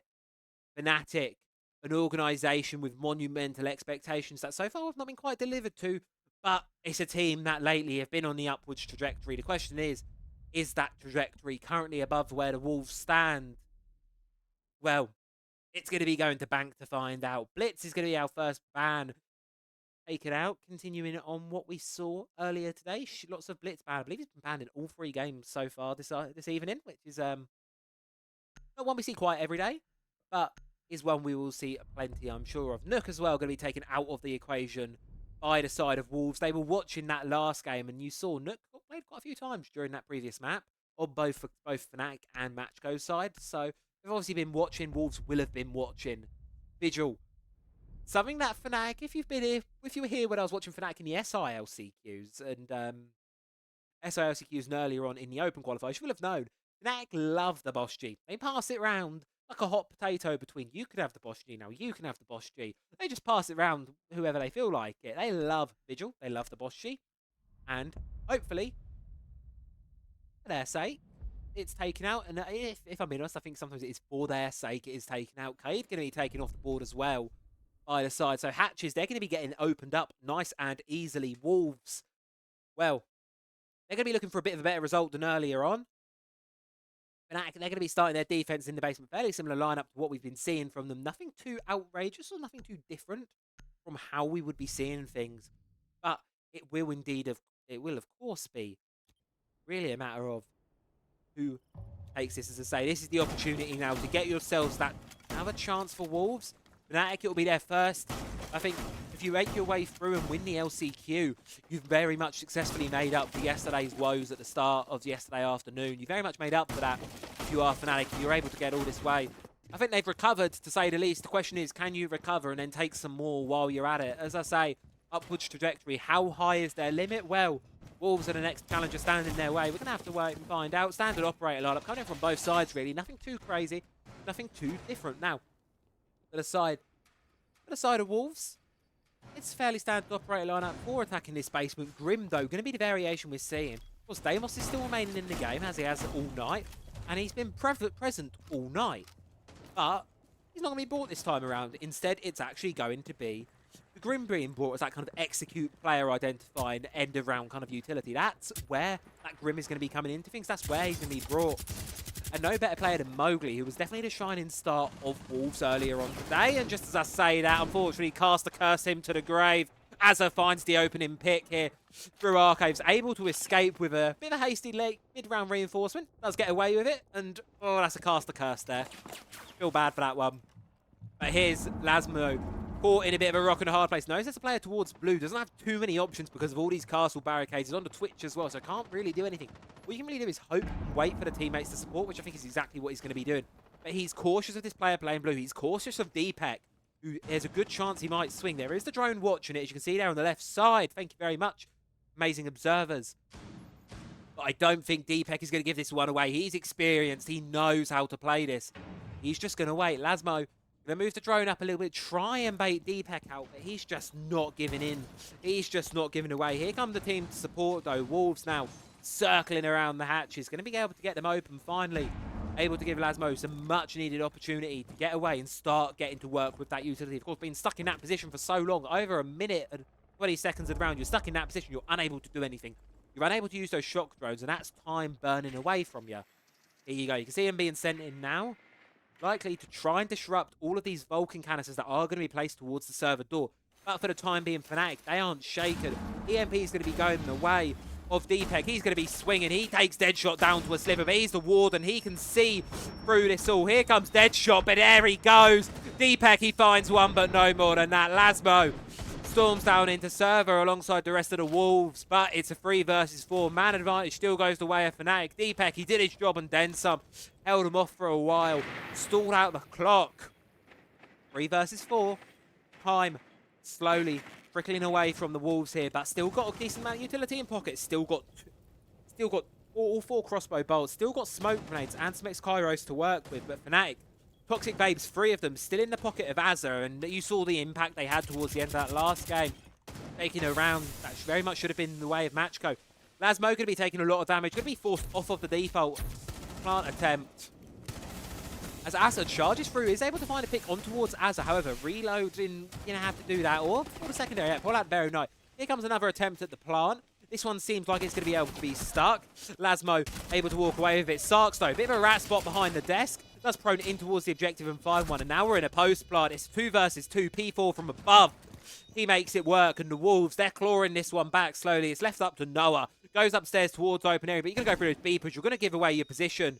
Do they see the crossbow? Yes, they do. It should be a freebie for him, but no, there's a crossfire being held by Lasmo. And it's all down to Jegs. 20 seconds upstairs. This one's a surely done deal. Wolves, they're able to make it work. They're able to start. And what we saw from them earlier on, well, this one isn't going to be the same tale for them. The Wolves have some more stories to tell. They find themselves round number 1, a close one at that, but they get it over the line. Fnatic, unfortunately, in the dying seconds of that one, it just slips out of their hands. Wolves take it back. Some excellent plant play, some post-plant play as well. They get themselves out of there. They get themselves the one they needed. Might have been a bit scrappy, a bit dicey towards the attempt at the plant, towards the execute, but it doesn't matter. They got it over the line, and that, at the end of the day, that's all that matters, folks. That round is said and done. 1-0 to the Wolves. Fnatic take themselves up towards executive office to see if they can get themselves around, see if they can try and have a different story up towards the top floor. Right, a lineup fairly standard for what we see for the side of the top floor as well. Nothing out of the ordinary. Deepak going on towards the Valkyrie, going to be using that, of course, these intel gathering operators, the Zero, which has been left in play this time, the Valkyrie, these operators, they throw these cameras up into a really obscure corner, these large open areas on bank that there are so many of. That is where these operators are at their strongest. You can hide a camera, so much wall, dead space to scan for an attacker entering that area, or a defender trying to take out a SAM cam. There's so many options and so many places to hide them. That's why they're so strong. Wolves obviously going to be playing into that, having to do something around that. Not going to be bringing the IQ. Instead, they're going to swap off of it. So DPEC should be able to keep most of these Valkyrie cameras alive for a good portion into the round here. As I say, Biggie T started off the last game with a little bit of a bang, and you can see there how much sort of areas, as you see the Valkyrie cam spot itself, it's quite well blended into that, but also the amount of area that one covers. You can see most of the open area, most of the lobby from that one. You can see most of the lobby. Okay, that one, so important. But here comes this little micro game that we love to play on bank here. First, it's going to be this elevator wall. You've got to get it open. You've got to clear the bandit out. Here, though, what's going to likely see is we're going to see P4 use the asphyxiating bolt to force the player playing elevator out of position. Going to use the fire bolt to mean he can't place down the bandit, can't play the bandit, trick out. So you're going to clear out the utility. The only thing is you need to get rid of it first. Here the ex-Kairos go on towards the castle barricades. They should be able to be opened fairly easily. Jeg's going to try and salvage one. He will be able to do so. Of course, by bringing it down in that form, he brings it back into his pocket, which you can see he then just replaces just like so. Really great little bit of juggling of the utility there by him. There's the Rotero drones. They're trying to find some utility of their own. Wolves. Not able to do too much just yet. Minute into the round.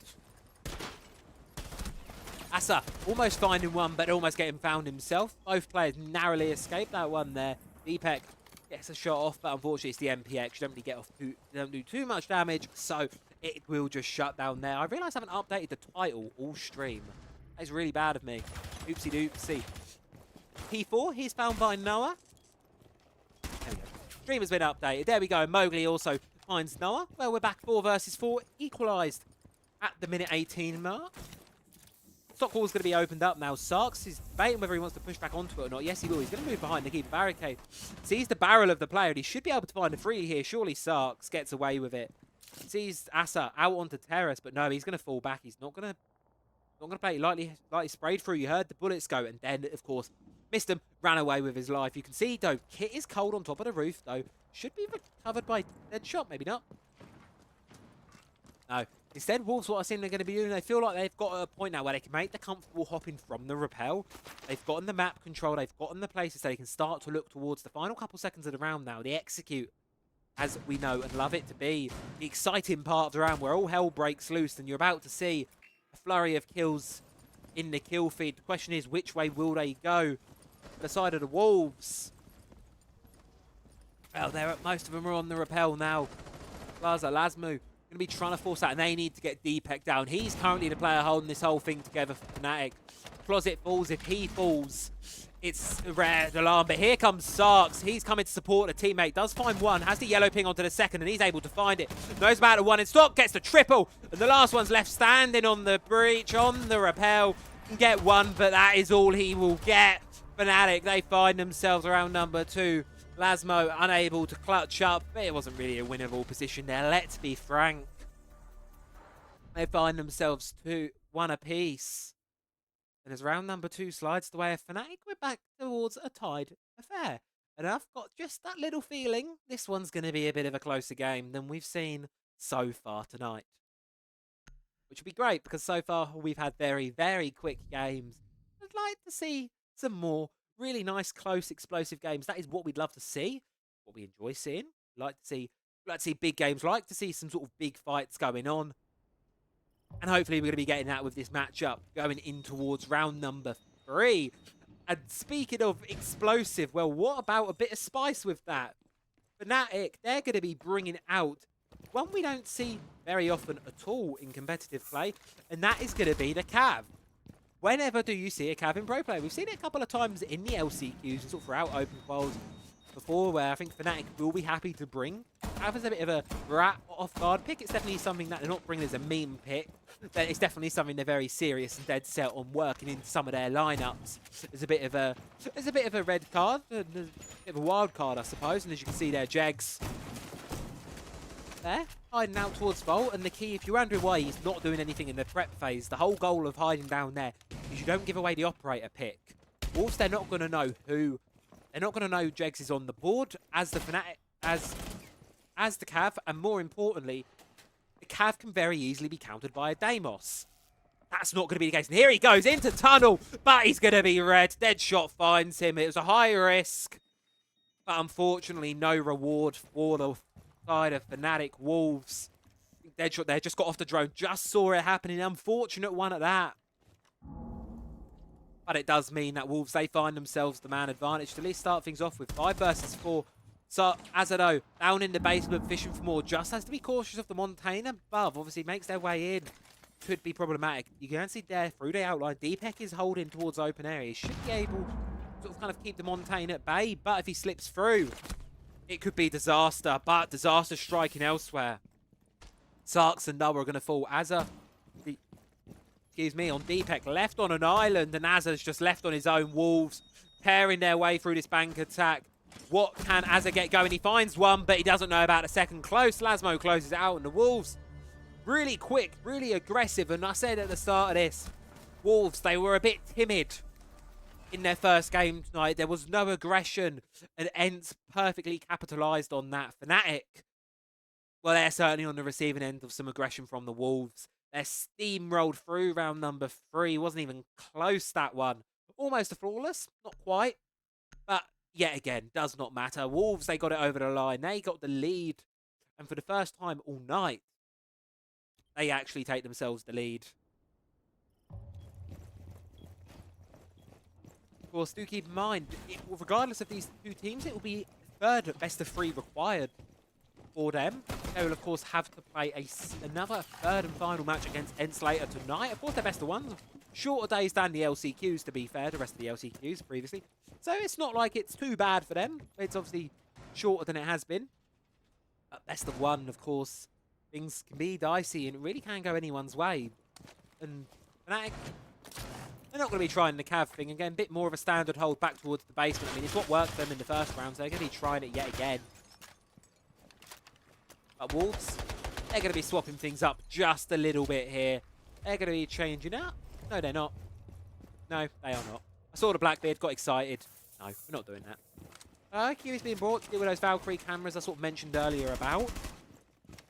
Those are obviously so powerful on bank.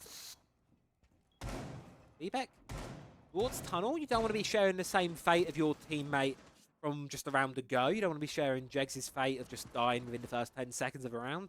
Don't quite want to be sharing that one. You can see P4's looking for these cameras, gets the default one, but does he know if there are any black eye cameras? I'm not sure if there are. I suppose we'll have to wait and see. Drone's going to be going through. Sarks is upstairs. Question is, do they know about his position? They surely do now. The drop for elevator comes through. Sarks, he's in a bit of a difficult position. Does he know Mowgli's above him? No, he does not.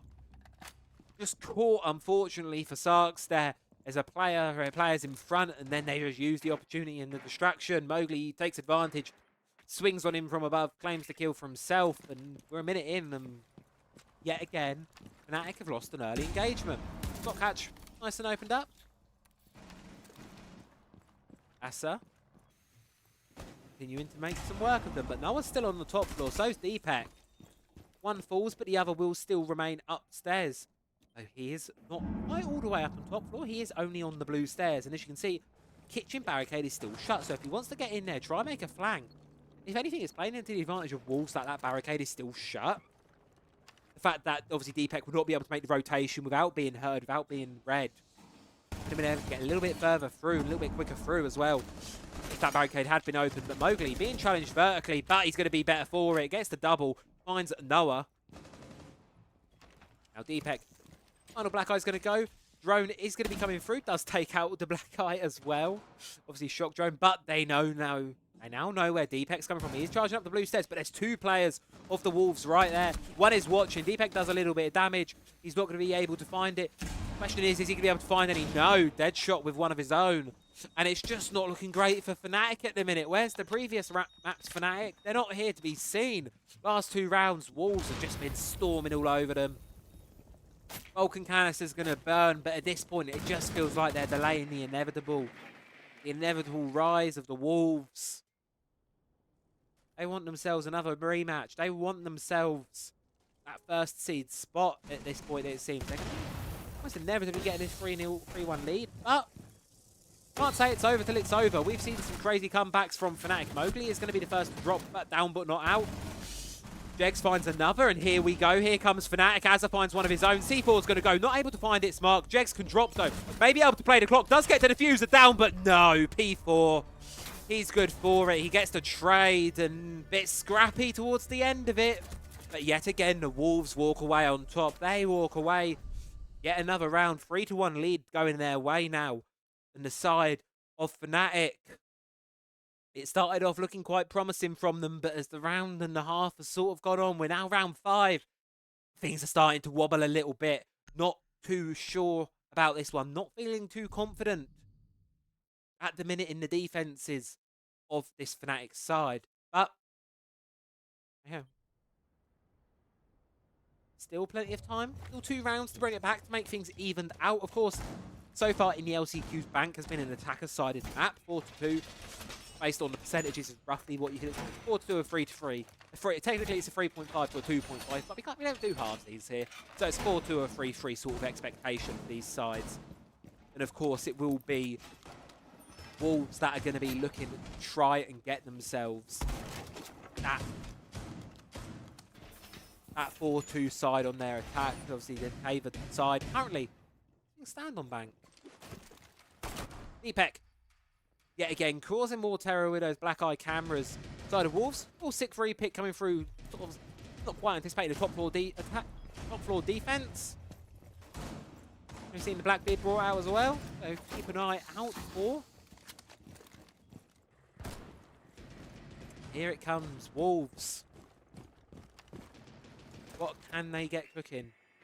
What can they continue their streak, or are they going to? Oh, well. Decent start. Jegs there. He still takes a little bit of damage. A good chunk of his health gone. About half of it taken out now. Here comes the Rotero. He's going to be taking out anything towards the spiral stairs, but I don't think it's going to be. Yes, there is barbed wire on there. Just can see it. There you go. Barbed wire is going to be taken out. And here's, look. Here's the black eye feeding intel through. You can see it there at the top of the lobby. Going to be feeding that information directly towards Fnatic. They know what's coming. Frag grenade's going to be going in towards corridor. Lasmo. Here he goes. He just hops in. But Noah, he takes him down. Deepek, he gets one of his own on towards Asa. And now this is a bit more like it for Fnatic. 3 versus 5. Wolves left to try and retaliate with what they've got.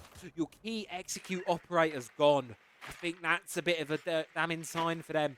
2 operators that you really want at the end of a round is a Blackbeard for the chaos factor, Grim for the intel, for the cow on hives, and the strong assault rifle. That's gone. That's not going to be the case. And instead, well, it's all down to P4, Deadshot, and Mowgli. What can they get going? They've got half the round to play with, so still a decent amount of time. More and more Claymores going to be placed on these windows that we know players love to throw themselves out of. Mowgli's going to be attempting things through the lobby, heading towards top spiral. And he's just going to be storming it on the back of the noise of the concussion. But one of Wolves is cut down, a second is cut, and it's all down to Deadshot, but no, cannot happen. Noah, really great round from him individually. 3 and a flawless for Fnatic. They answer back, and I think that was when it was really needed most there. I think if Wolves get another one sort of leading away from them, things get a little bit out of hand. Things get a little bit taken away from them for the side of Wolves. We're a little bit closer to equalising now. The side of Wolves, they still got the lead, and obviously they're guaranteed at the minimum the even half. But for Fnatic, I think it's a good opportunity to catch up, and they'll be looking to do so. Not going to be trying the Cav pick on this objective yet again, which, you know what, it didn't work. And to be fair, I think you've done it once. Wolves will be mindful of it, so they're probably not going to want to fall into it straight again. And for the sides of, well, Deepek and Fnatic and Co, I'm sure they'll be quite happy to be able to start play the whole round with 5 teammates. Definitely seen the 2 round, one we've not seen yet so far on bank.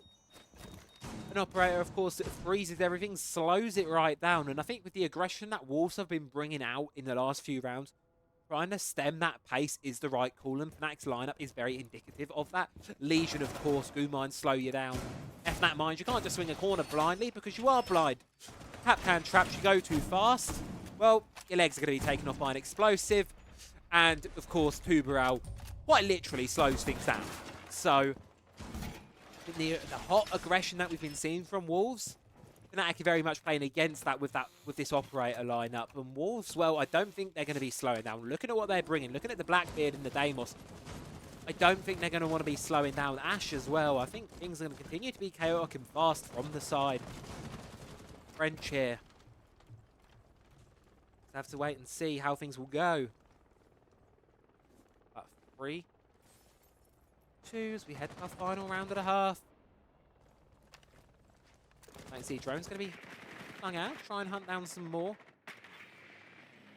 Hunt down some intel. You can see here, P4 able to get his way down in towards Lone. With a little solo office. And if he's able to come through here, the Valkyrie isn't being brought this time by Fnatic. This could be a problem for them because they don't know that P4's sneaking through. And amidst the chaos, he's going to backstab. But the Fnatic Mine, they play their part. But Lasmu, he's playing a part of his own. He takes down Sarks as he goes for the kill. And Fnatic, it all just falls apart slightly. Wolves, for a moment, it looked like Fnatic had the perfect master plan there. But the Wolves, for a very chaotic take of the top floor, they just explode at every possible angle and they make it work. They make it happen.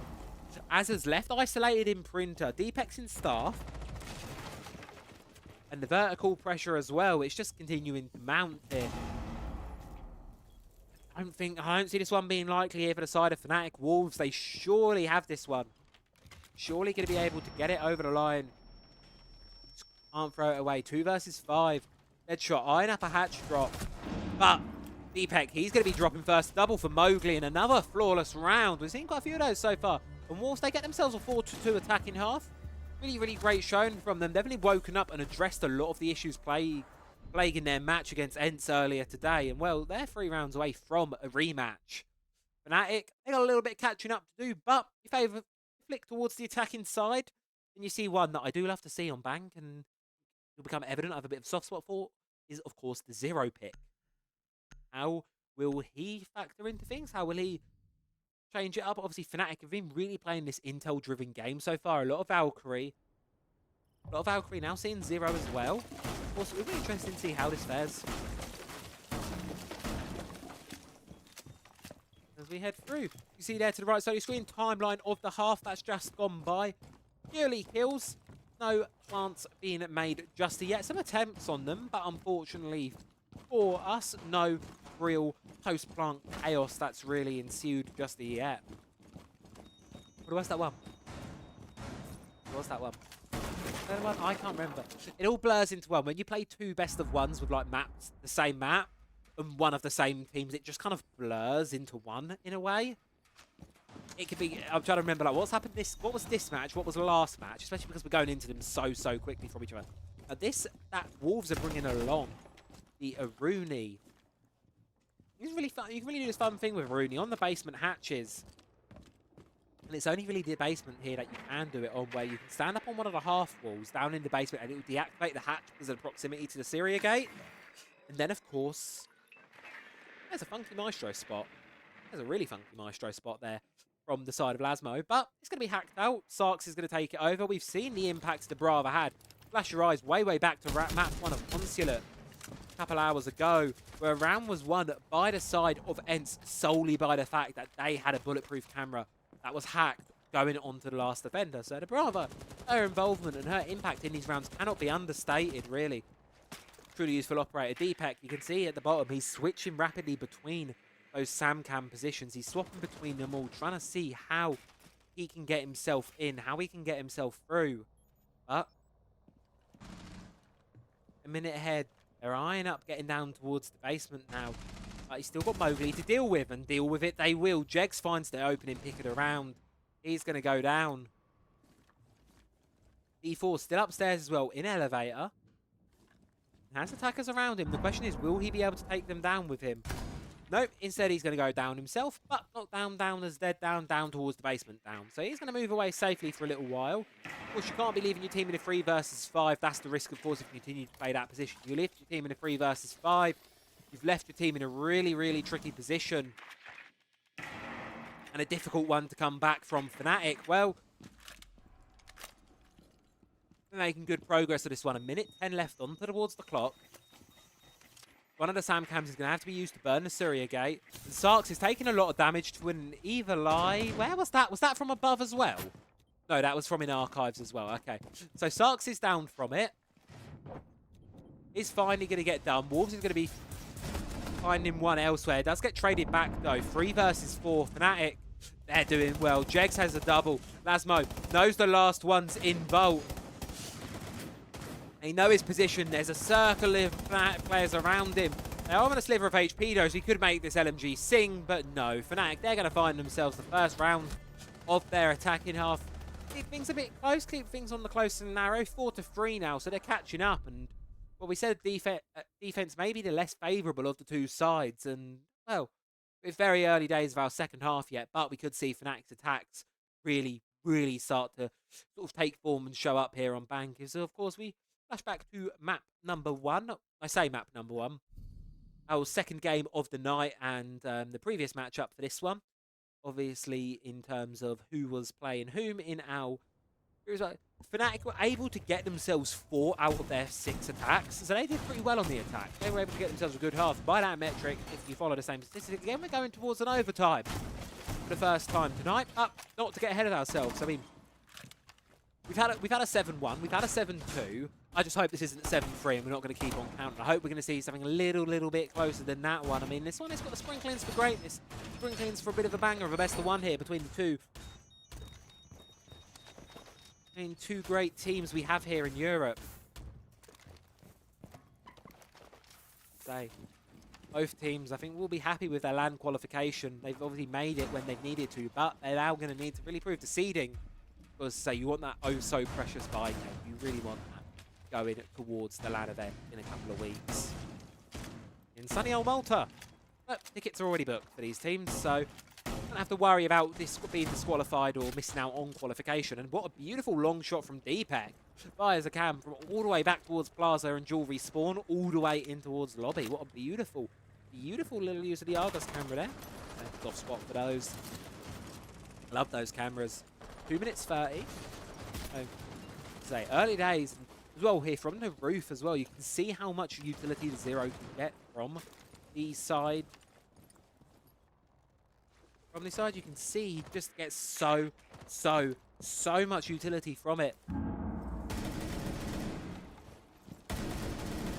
Well,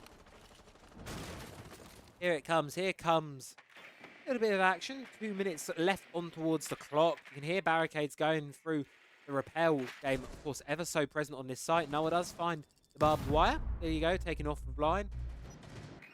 E1D scan going to come through as well. Highlight Mowgli and Asa, the latter of which is going to fall towards Deepak. Man advantage goes the way of Fnatic. Got the one, but they're still trying to clear this player out of stock trading room. Mowgli's going to be hiding in there quite comfortably, using those keeper barricades. Make himself at home. Have a little bit of a chill. A little bit of chillax. Have a bit of a chill. Comfortable position. It's a position that's really important to clear for the side of Fnatic. Wolves, they're going to need to find something to force him out of there. Running a bit low on utility. You've got a couple of flashbangs in the pocket of Noah, as well as a repair drone. Could also use the concussion and impact launchers. But maybe Mowgli isn't the focus here. He's going to have to come out and get aggressive if he wants to keep his team in this round. Outside of the safety of stock, towards top of square. Lasmo does find one, and here's the signal for Mowgli to come out running. He may be able to catch Noah. He's facing the wrong way, but the shots towards the rappel going to likely give out the game. Question is, who wins this gunfight? Mowgli's going to go for the swing. He is going to find it as well. And we're back to even count. Fnatic are no longer in the driving seat. Wolves are back into this round, but just as I say that, Mowgli takes the head off of Deepak. Sarks hops into a toxic babe, isolated, forced to wait for the moment. Sees Mowgli, does a lot of damage, but the intel's been given and Lasmo finds the kill. And now Azza, the only one left standing on the top of the lobby stairs, forced down by a toxic babe. And with a 1 versus 3, do it all, Wolves look to make themselves their 5th round. Here, more and more of those toxic babes just going. Time is certainly against Az here. He's got no choice but to charge through it, but very likely going to lose the gunfight. He does take down Lasmo, but with 5 seconds and a player far on either side, Fnatic, they're not going to get this one. Wolves aren't giving it away, no. And Mowgli, he closes it out. He signs the deal. Seals it shut. Fnatic, not quite the strongest of attacking rounds there on the top floor. Wolves are going to head downstairs, head towards the staff open area. Going to be looking to make the full site rotation. The second round and a half goes against the way of the attack. Now, the question, of course, is Wolves obviously do have the basement open, but they're not choosing to run it. The basement is open. They lost it the first time, so they can play it a second time round, but they're choosing not to. They're choosing to go complete the site rotation through sort of as normal, as expected, and keep things level. Of course, 5-3. Fnatic, well, let's just see what they've got left cooking in the tank. It's a long day for either of these two teams. Quite obviously, three best of ones to play through against 3 possibly different opponents. Obviously, Wolves may get the rematch. So it's a decently lengthy day of Siege for either of these teams. The pressure's been taken quite aback on account of just you've not got to worry about qualification anymore. You've done the hard bit. You've done the bit that you need to get to Malta. You've done that. Now all you really need to do is focus on getting yourself a more favourable seed and getting yourself a bit higher up. That's where the focus needs to be now. Obviously for Wolves, they started today in the upper bracket and they want themselves back there. Of course, the only way back into the upper bracket is to win the lower bracket, and well, that's where we are right now. The winner of the lower bracket, the decider of who will be going up.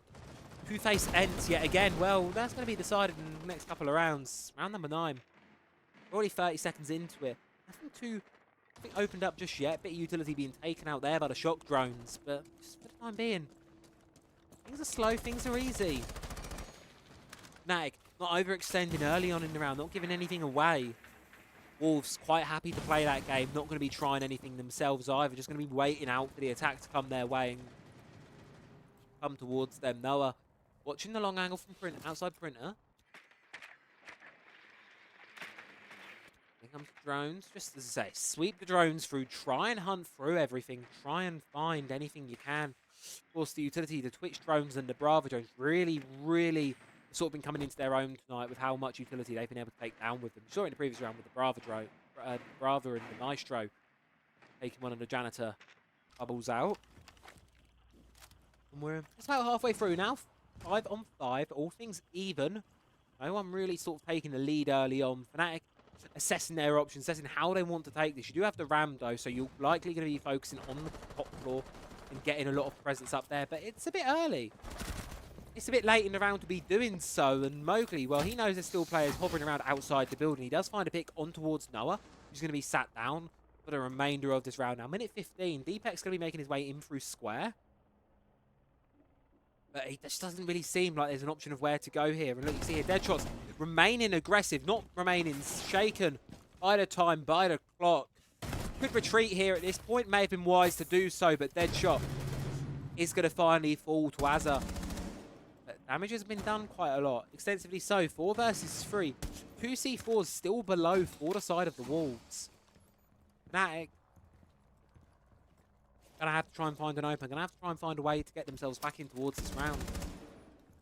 And they, of course, are gonna be looking to do so. Jegs on the drone. He's down below, which is a bit different to what we're used to seeing later into these rounds here.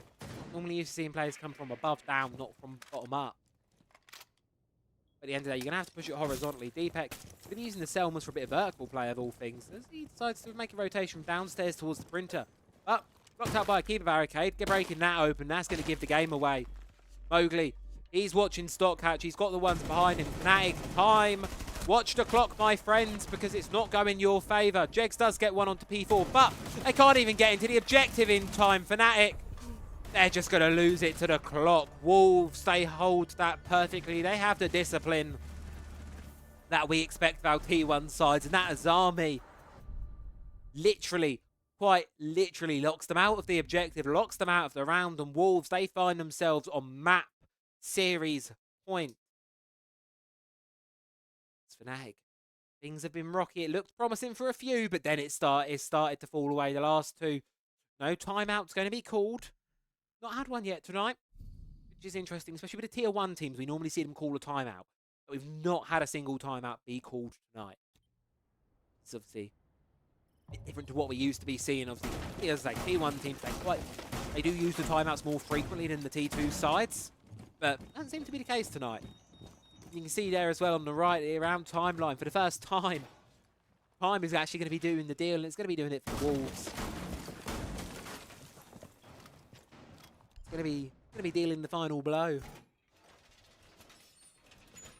Well, I tried not to jinx it earlier on, but I said it was a 7-1, and then it was a 7-2. I hope this isn't a 7-3. I really hope we haven't jinxed it here. We've got a 7-3. Wolves, well, 6-3. They're one away. They've got 3 opportunities now to try and get this one over the line in regulation. Try and get this one done. Fnatic, you've got to get 3 in a row now. You've got to try it and get yourself something, or really, you will be finding yourself sat in 3rd place as the bracket for the LAN finals starts to shape up. Sarks debating whether to take this pick on towards the player in garage, on towards Deadshot, try and take the engagement. Doesn't seem like he's going to want to just yet. Azza making quick way through the first floor. Do they know about the other player? Hello, he's right there! Lasmo going to throw the C4. Isn't going to be able to find the pick off the back of it, and Azza with the shotgun finds one, but it is traded back by Mowgli. Bit scrappy, little bit crazy, little bit windy there, but you know what? It's fine. It's whatever. It happens. Mowgli on an absolute tear this game, continually do so. Currently 11-6. Of course, in my opinion, one of the really great gunner. Mowgli is really great on the old gun. Asa looking to find a pick onto the one towards blue, but no, not going to be able to do so. Fnatic, here's the opportunity. You have the man numbers advantage. You have the round to be able to do so. Should be able to close this one. You've got time. The defenders. No Goyo on the board. No smoke is dead. You've got plenty of time. You've got utility. You've got Alon shields. You've got track stingers. Fnatic, surely. This one looks promising. Need to be able to get this last little bit of the plant down. Opening up a little bit more with the final use of the X-Kairos by Jegs. Now focus goes on to trying to get this plant down. Deepek claim from above. The rest in server. Mowgli Deadshot and P4 left to hold on to try and close this one out here and now. But the C4's pre-lined up. P4 as well. You can see there he's not too far behind. And he's got another one in pocket. Deadshot finds one onto Sarks. The above cover. That is, well, now that is gone. It's a 3-on-3. Plant attempt's going to be made. But no, caught out by the C4. And Wolves, they're back into this round. They've brought it back. Deadshot going to be taking a little bit of damage. No one's going to try and come through, support a teammate. But Mowgli, he's able to confirm the pick on towards Deepek. And now it's just no. All that's left standing. A quad for Mowgli. And the game with it. The Wolves, they're going to get themselves a rematch with Ents in the upper bracket grand final to be crowned the champions of our LCQ here in the Malta Cyber Series. A very valiant attempt from Fnatic. But unfortunately, we're going 1-2-3 tonight as we head in towards match number 4. I'm going to quickly run some ads and get the next game set up, so don't go anywhere. We'll be back with that one, just a few.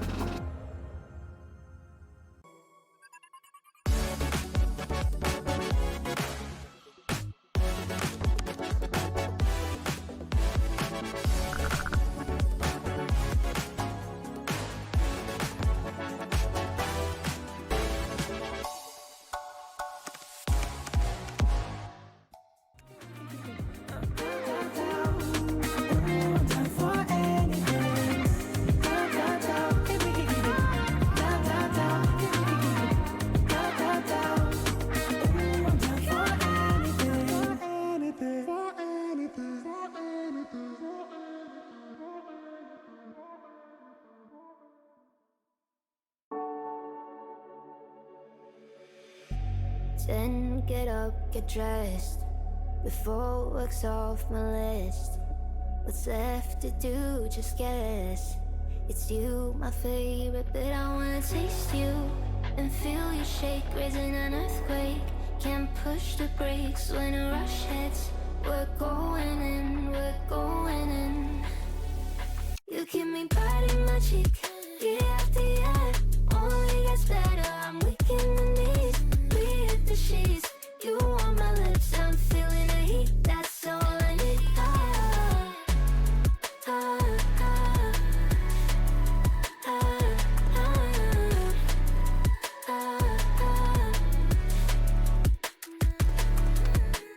When a day's gone, we've only begun. That's the best part, when we get it on. I'm addicted, no denying it. Cause you don't cross my mind, you live in it. I wanna taste you and feel you shake, raising an earthquake. Can't push the brakes when a rush hits. We're going in, we're going in. You keep me biting my cheek, year after year. Only gets better, I'm weak in the knees. We hit the sheets, you on my lips, I'm feeling the heat. That's all I need.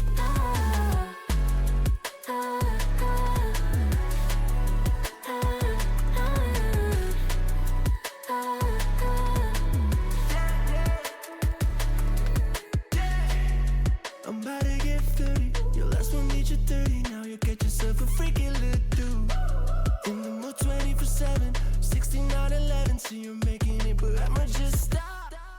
Stop for a moment. Do you really think that I'ma fuck you while I'm sober? I'm not. Taking Uber to your hotel, eating like a local, cause you're calling back while I shut down. You keep me biting my cheek, year after year. Only gets better, I'm weak in the knees. We hit the sheets, you on my lips, I'm feeling the heat. That's all I need.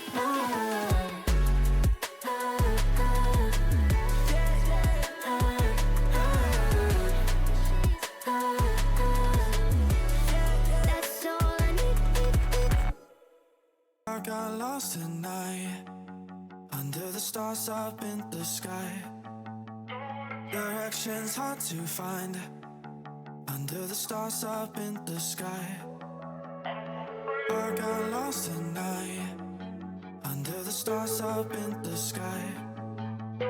Directions hard to find, under the stars up in the sky. I don't know where to take this, I don't wanna break this. We're living in the moment, we're living in the moment. Your head is on my shoulder, but we're getting older. Baby, it's you and I.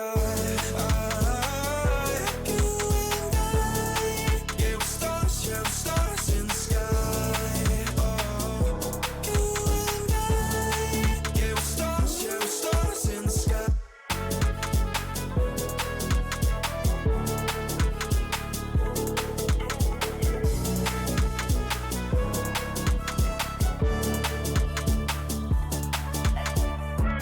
You say that you're leaving me, the same thing you said last night. You can't do it peacefully, it won't go without a fight. So when I go, I know you'll follow me. I don't want slamming doors, no, no. Just wait and see, you'll feel it naturally. There's no one else I see, I know you'll follow me. I don't know where to take this, I don't wanna break this. We're living in the moment, we're living in the moment. Your head is on my shoulder, we're never getting older. Baby, it's you and I. You and I.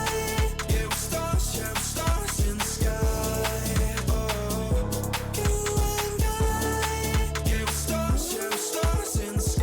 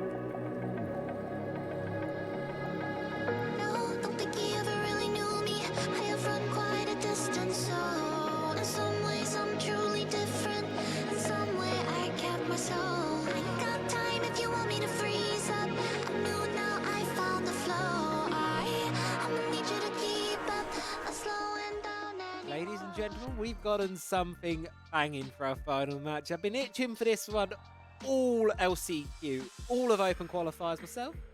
Guess what? We are heading to Lair. Our decider, Wolves, I don't think they wanted to play Lair. Obviously, Ents were quite comfortable to leave it open. Wolves, it's typically a comfortable map for them, but considering the fashion of how the game earlier today went down, I think it's a wise call not to try and chance your fate again on Lair, on Consulate, sorry. So instead, it's going to be Lair coming out, which is one I've not seen in a little while.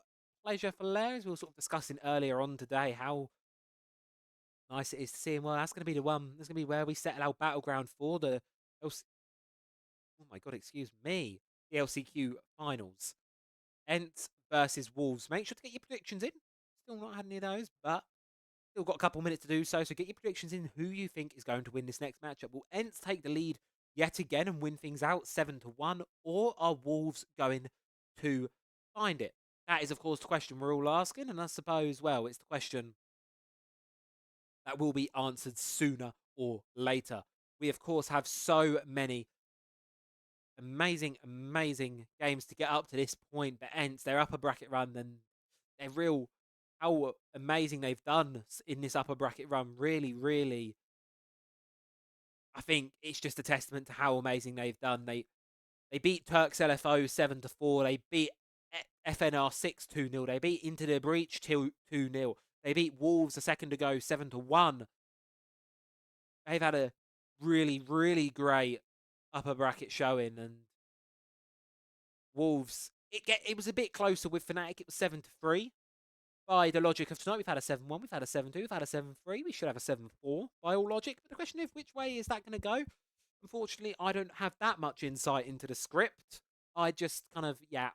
So we'll wait and see. So that is, of course, the bracket that you're going to be facing up today, as we have one last look. So here is your finalised look at the lower bracket from the Malta Cyber Series 8 LCQs. This is the final lower bracket. There we go. It appears, there you go. You can see here, this is our lower bracket. Look, these are all our elimination games. And all 16 teams will have come through here at some point in time. Of course, or not all 16 teams. Most of them will have done. Ents will be the only ones who haven't. Everyone else has been down to the lower bracket at some point in time. And then there you go, as you can see there, 8 teams through. Well, yeah, you go through and continue to send teams through until we get all the way over towards the end where we are now. Of course, see there, we've had so many great teams come through up and up to this point. We've had Turks LFO, we've had Seco Patas, we've had Fnatic, we've had Wild Academy, we've had Inter Miami, we've had Bon Voyage, we've had No Meanies, we've had Myth, we've had Matchco, we've had M&M Academy, we've had XITBA, we've had Asparagus, but only a few can make it to Malta. Only a few can make it to LAN. And well, we know the teams that will be making their way to LAN. We know that now. The question is, which ones of these 2 teams remaining in the bracket will be making their way through as the favoured seed, and more importantly, get themselves that oh so precious buy game you can find early on. That is, of course, the question. That is the thing we're all going to be asking of them. I suppose, well, there's only one way to wait and find out for that one. We're going to have to head to Lair to decide our fate for that one as we head towards our upper bracket grand final. Here you go. You can see it now. Which teams and how they've all gotten here and storming through the competition. Really not having too much of a hard time throughout any of it. And they get here at the end of the line. They find themselves up against winner of 29, aka the Wolves. And they will be heading there in just a few minutes. It's a big game, of course, with plenty on the line. Arguably the most important one for tonight. Of course, as well as we can do so, we can start to actually have a look at how the actual bracket for Malta is starting to form. So if you give me 2 seconds, I'm going to pop it up on towards your screens. Give me a minute. There we go. And then we flip over towards the screen view screen. There we go. Beautiful. So you guys can now see the bracket. Oh, that has made it really too big. Made it really big. Oh, okay. We'll leave it like that. There you go. That is how the bracket is starting to shape up in terms of things. As you can see, we do indeed have ITB Matchco already seeded through. Secret as well, obviously being invited. They've been seeded in as well. And then, as you can see, there are 2 remaining spots. Third place hasn't been updated quite just yet, but the third place spot will be going towards Fnatic. So it will be Fnatic and Matchco going up against each other yet again for the first upper bracket game here. And then, of course, the loser of this game will be going up against ITB. And then the winner of this game, they get their oh-so-precious bye game. And in my opinion, looking at how the bracket is starting to form, I would argue the favourable side of the bracket as well. You look toward, obviously, you have Fnatic in here in third place, and I'd say they're definitely one of the more dangerous teams here. But if they're unable to deal with Wolves, they're likely unable to deal with Ents as well. So whichever of these 2 teams, at least as things are today, and the games have gone today, I would argue this would probably be your favoured side of the bracket. Only reason mainly being is, I think ITB, obviously, they'll have, obviously, amidst some organisational issues, you'll probably find they have a bit of a drive to try and get picked up. Obviously, going LFO is the most likely outcome for them of the next couple of weeks. And they will end up in a situation where they're looking for an org to sort of represent. And to do so, you're going to need to put on a really great showing to have an org be interested. And I've got a feeling this is this LAN qualification is a blessing for them to be able to do so on a quite a big stage. And of course, you'll have the second place, you'll have the loser of this matchup in there as well. But the most important thing, the reason why I say this is the less favourable side, is because you've got Team Secret. Team Secret, they find themselves not just 1, but 2 best of 3s away from that grand final on the Sunday in the middle of March. They find themselves very, very closely to that one. So, of course, you have this position where it's a very difficult one for the side of whoever finds themselves on that top half of the bracket. I think going against Secret, of course, they're the only invitational team we've got who will be playing at Malta, the only team who will have played 6 invitational. So they're very much a force to be reckoned with. I think they're the favourites for this tournament. I don't think that's an unpopular opinion to have Secret down as the favourites through. But at the same time, it'd be nice to see one of these LCQ teams get in, get around, and hopefully get themselves a W. And of course, Malta. I think, obviously, personal biases aside, I think, obviously, regardless of organisational circumstances, I think I'll still be cheering for the boys of ITB, Fnatic as well, Secret as well will be likely I'll be cheering for. But to be fair, this is the only hard part of being an EU fan and in an EU region. You have this issue of you've got so many great teams and you learn to love them all. Especially through doing all this sort of all these qualifiers the last couple of weeks and months myself. I've sort of like grown to love not only the EU teams that I've had the pleasure of casting for, observing for, speaking to. Not only had the pleasure for those teams, but also all of the tier 2, tier 3 sides as well. Turks LFO, XITBA, Matchco. So many great teams with so many great people in them. And regardless of, I know it's a competition, it's kind of the point. It does suck to see people go. Regardless of the outcome, it's not pleasant to be able to go. Send them home. And there will be upsets. There will be people not happy to be leaving Malta so early on. Every one of these teams has something to prove, something to write, something to be fighting for. Obviously, for Secret, it's to keep their reputation up as the big invited, prove to them that there was a reason why they were an invitational team.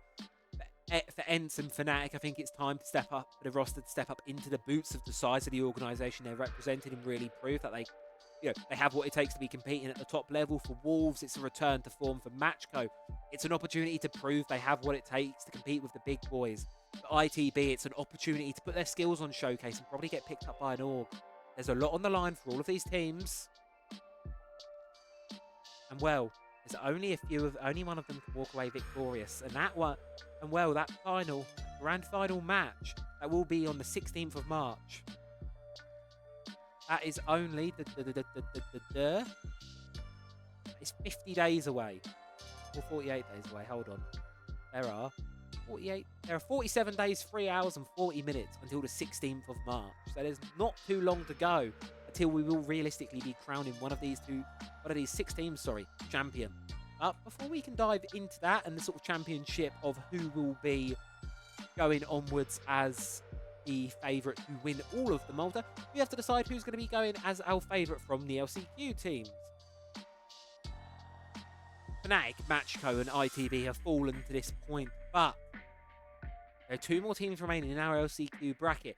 Ents and Wolves, and well, they're going to be going head-to-head on Lair to decide themselves who amongst them is the best of our teams in the last chance qualifiers, who amongst them will be getting that oh-so-precious buy game, and who amongst them will be going head-to-head with ITB. And that will all be decided on a bit of an unknown. I feel not seen either of these 2 teams played Lair in recent memory. At least I don't think there's a head-to-head of them on Lair. I'm going to check that one now. And I don't think when they played recently it was. Let's see, Cyber Series VIII LCQ. So they played Stage 2 LCQ. Lair was banned out really early on. Lair was banned out sort of midway through. Lair wasn't in the map pool. They were still Oregon back then. So these 2 teams haven't played Lair against each other yet. I'm not sure what their overall stats are on Lair, but they've not played it. So in that regard, it's a bit of an unknown. It could be anyone's game. Ents will be looking to repeat the successes they had earlier. Wolves looking to reclaim the throne, and well, we're going to have to find out what's going to happen. Let's get into Lair, ladies and gentlemen. And here we are, the final match of the Cyber Series VIII Last Chance Qualifiers. The final game that will bring one of these 2 teams that little bit closer, give them that oh-so-precious buy game. But only one of these 2 teams can have that. It's going to be Ents or it's going to be the Wolves. It will be one of the 2 French teams. And they kick things off by banning a French operator. Ban out Montaigne. Get rid of the shield. Operator bans. I wouldn't be surprised if they play out almost identically to how they did earlier on. It felt like the bans we saw earlier today were very much targeted. And as I say, I wouldn't be surprised if they're either similar or identical to what we saw before. Of course, if you need the reminder, the operator bans in the previous game were a Blitz, a Blackbeard, a Zami, and a Goyo. So I don't think we'll see the Goyo. Definitely see the Zami coming through again. Obviously seen Blackbeard being banned out and Montaigne. Similar role to the Blitz. So you know what? I'm going to give myself the benefit of the doubt and give myself that one. But the opposite of Goyo and the fire he brings is the cold brought by Tuberal. Unfortunately, he will not be bringing it towards Lair. It will instead be him banned out, and very likely for our final ban of the LCQs, it will be Azami. So 2 bans similar, 3 if you're on the copium I'm on, and it's the copium you need right now as a IDB fan. So if you're on that high amount of copium, it's basically 3 out of 4. However, let's get into things here. We're kicking things off with things that are very slightly out there. We're kicking things off with a clash pick on towards Master R6 Lair. What can these teams get cooking on Lair? That is the question. Not seen either of them play it. I know they probably have at some point. I just can't remember for the life of me. But we're going to disregard that. We're going to be getting into things then. It's going to be starting on the defense. Now, Lair, there's an extremely small sample size of it being played in the LCQs. Only 32 rounds logged so far on Wikipedia. But there is a 53.1% attack win rate. So the attack could do ever so slightly have the edge here on Lair. Of course, I think things are always going to be. You've got Ents marked down as the favourites. They won earlier so dominantly. If it was a closer game, maybe second time round, Wolves a bit warmed into it. They looked energetic after that first game, but I don't think that's quite going to be how it's going to go. I've got a feeling that Ents are going to look to continue the momentum early. They've had the advantage. They've been able to sit back and watch the last 2 games. They've just been sitting back, watching, chilling, likely making notes, getting ready to try and take this position. They're one best of one away. They've had the ultimate upper bracket run through the LCQs. And of course, they will now look to continue that in the final matchup of the LCQ itself. It's all come down to this. This is the final hurdle for Ents to overcome, and they can get themselves that all-important bye game. Final last chance they need to get themselves over the line. Will they do it? That's the question you got to ask. Well, round 1. Off to a start with Hughes being brought yet again.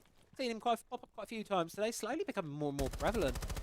Clash as well being brought by Nyko, who had quite a good game on the shields earlier on the attack. Unfortunately, we didn't get to see too many of Ents' defenses earlier on because the game kind of ended quite quickly.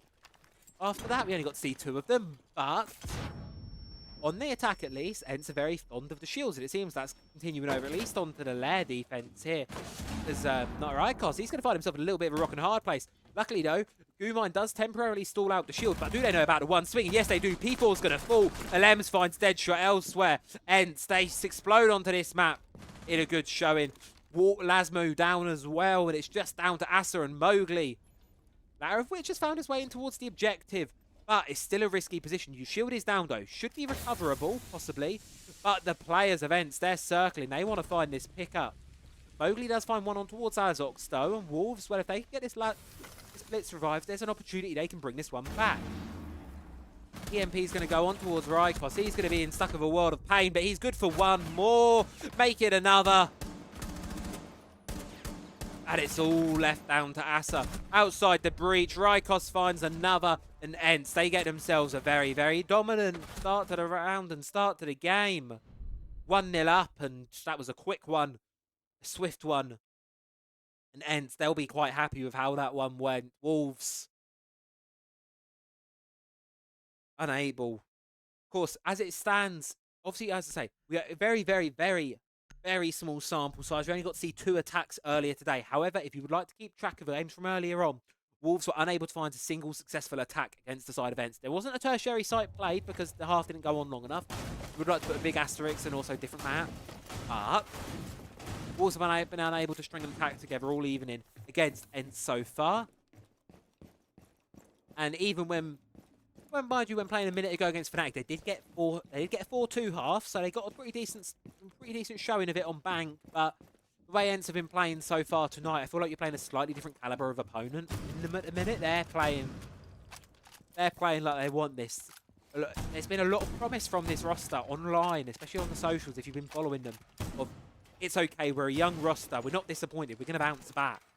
We're going to bounce back, we're going to show the world that we mean business. And I've got a feeling we might be starting to see that coming out of Ents. As I said about Fnatic earlier, as an upward trajectory, not upward enough to be able to get over the Wolves, but for Ents, they've done it once already tonight, and they're currently 6 rounds away from doing it again. Lems, I don't know if that was just unlucky or Mowgli had an idea, but that is unfortunate to say the least. First pick is going to be going the way of the Wolves. Mowgli eyeing up towards basement, just looking for any sort of FNAT mines above the doorway. Is going to spot it out, is going to be able to take it out, but then there comes the swing from Skies. Not able to find the pick, and Mowgli will be able to escape with his life for the time being. Utility has been dealt with, though, so he will be able to go into there when he chooses to do so. So some of the defense is going to have to be keeping a keen eye on throughout the remainder of this round, because that's quite an easy slip-in to get through there. As the intel is provided from outside. Now, P4 upstairs on the top floor, lurking around mezzanine. Not going to go for the camera, dropped by Lems. Instead, going to be just pushing elsewhere. You can see there through the outline, Mowgli's made his way in towards Labs. He's actually inside the building now. Sees the Fenrir, sees Skies. Going to be making a swing towards, however, it's Toxic Babe from Rykos. Find it. But it's upstairs as well. Nyko finds a pick on towards P4. Skies one onto Asa. It's traded back by Deadshot, though, who's now downstairs in the basement causing some chaos. But it's a bit split from Wolves here. All 3 players, different corners of the map. But the same can roughly be said for Ents, who they've still got a lot of roam clear. Roam presence upstairs. Of course, you can see there Nyko. He's upstairs chilling quite comfortably. Rykos down in the basement as well. In towards the basement, towards filtration with Azox. And the rotations from Ents are likely to come back closer towards the site now. Not before they can make something happen, but no. Mowgli's going to deny Rykos getting away with anything. It's a double for him. Drop comes through, and Azox is all that left standing. Kit is going down. Position is now definitely known, given away, and Mowgli's going to close it out. A brilliant round from him, a brilliant round from the Wolves. They answer back. Their first attacking round against Ents all night, and as I say, I think that worry that I had a second ago has mostly been put to bed for now. That one was a lot more promising. That one was a lot more comfortable looking. But one thing I've noticed so far as we're heading through Lair, it's pacier than everything has been so far tonight. Tonight it's been a fairly slow night, I'd say, all things considered. We've been reverting back to a lot of those 20-second older execute style of Siege. Not so much this time around.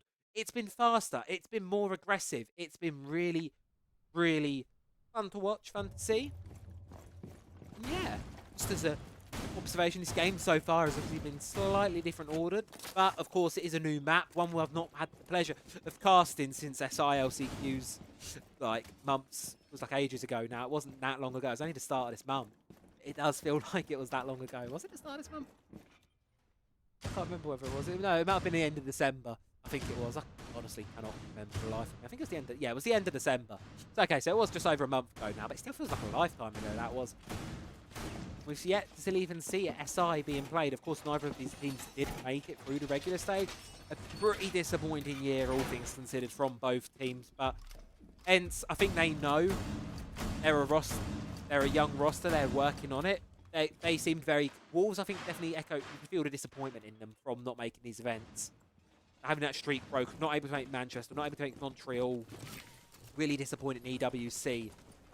Whereas I think for Ents, they're much more comfortable to be taking the losses. I think 2025 is where they're going to start to really try and push themselves as a pioneer, as a front-running team. This is going to be their year. And at least so far from the Malta LCQs, they're proving it to be so, taking down some really strong competition along the way. Of course, focusing on the overall picture a little bit. But to narrow things back down to the game at hand, at least a slightly slower start than what we've seen so far. No one dying in the opening couple seconds of the round. First floor site going to be taking bunks and armory. Going to be chosen through. It's the tertiary site choice for Ents, not opting to retake the basement. So they, of course, want to complete the full rotation through. See how they can get going. Now Mowgli, he's going to send the drone on in. No, do they know about Sky's position? Yes, now they do. Through the footholes. They see it. Guys, no choice but to fall back, but it's a small bit of land given up, and he's still going to go for the repeat. Does hear the air jab. He's cautious of it. Does take it down, though. Mowgli left puzzling what to do on this doorway here. Of course, there's plenty of utility and plenty of defenders to try and stop him. But he's all on his own. If he tries to push this and he's not able to get one, he's going to die without much support. And this is where Lasmo comes into the equation. Now moving up towards back of green stairs. Mowgli can start to make his entrance towards top floor. 3 players of Ents holding it. So it's definitely numbers advantage going their way. But attackers, they can choose when they strike. They get the benefit. But choosing when, they're going to choose quickly. For a minute left to go on the round count and on the clock. And no one's really made too much movement. Ents are holding the site very well. Not to take that away from them, but Wolves, they're not making the aggressive movements towards the objective. Only just recently starting to do so in the last few seconds. Lems, bit of a spray there out towards, but he's going to fall to Asa. Mowgli taking fire from all sorts of angles. It seems like the top floor's just been disregarded in the plan. Wolves are just going to be straight up attempting to defuse it. The shield protecting Deadshot's back, but it's not quite enough to be able to get it down. And Kit's cold, and Wolves, I think they're a little stumped for ideas here as Mowgli falls. They're going to be attempting the plant again. Vertical going to be contested by Lasmo from the top floor, but it's just him and Asa left standing. It's a risky situation. It's a difficult one, and now it's all down to Lasmo. They know he's upstairs. Ents can just go for the diffuser, and there's not really much that Wolves can do from this position. Ents are going to find themselves a second round. A very comfortable one, and I think Wolves, a bit of mismanagement of the clock there, trying to dislodge those top floor players, just took them ever so slightly too long. And in doing so, it gave Ents the opportunity to sort of relocate, go down and just basically say, right, we're downstairs, we're comfortable. What do we do now? And wait it out is what they did. Wait it out and win the round is exactly how they played. They did let the kit go down, but that's all right. At the end of the day, they still got the round, and that's all that matters. 2-1 lead now for the side of Ents as they make their way back towards the primary bomb site. Now, this one went really dominantly their way last time, so for the side of Wolves, they're going to want to be changing things up a little bit. And Wolves, speaking of them, Muse is something we don't, I've sort of said a couple of times, we've not seen a massive amount of, but Wolves really seem to be really fond of him this map. I think it's either the second or the third time it's been brought. Really popular pick. One that's been brought quite a bit throughout the whole of the Cyber Series and the LCQ. We just head through. As I say, last couple of little bits now. Coming through. Ents 2-1 lead. Round number 4, so it's still quite early days, but Wolves, they've matched their result they had the previous time. They're going to obviously be looking for a little bit more than one round this time. Ideally, they're going to be wanting 7 of them before Ents can get to 6, but we'll have to wait and see if that one's going to be the case. Lit's going to be continued to be brought by Wolves. It seems like very much a mirror of the round that we saw in number 1. Operator lineups and sort of general strategy from the attack and sort of initial position seems very similar to what we saw around number 1. Hence, they're going to obviously not play the same thing twice, most likely, to keep Wolves on their toes, to keep things on their heels. You can hear in the background the Rotera drone takes down some barbed wire towards the main stairs. E4. Bit drone in on his own, supported by the Claymore, just in case anyone gets a bit cheeky. Tries to go for a hop out. Don't think that's going to be the case here, but we do know these players, especially these French players, who like to get very aggressive. Mowgli. Going to be heading in. It's just a bit of a slower start here. I think we've sort of calmed down a little bit. The first few rounds have proven to be very, very explosive, and as explosions happen on the mezzanine, no one in terms of eliminations, that's where it's sort of calmed down a little bit. We're playing a little bit of a slower game, which is perfectly fine, perfectly comfortable. Caro's continuing to do work on this utility. And time, well, still got a decent amount of it for the side of Wolves. Just still only actually burnt through a minute 10. As Mowgli eagerly anticipating that Vulcan canister sort of fire fade away so he can make his entry. And that's what he's going to do.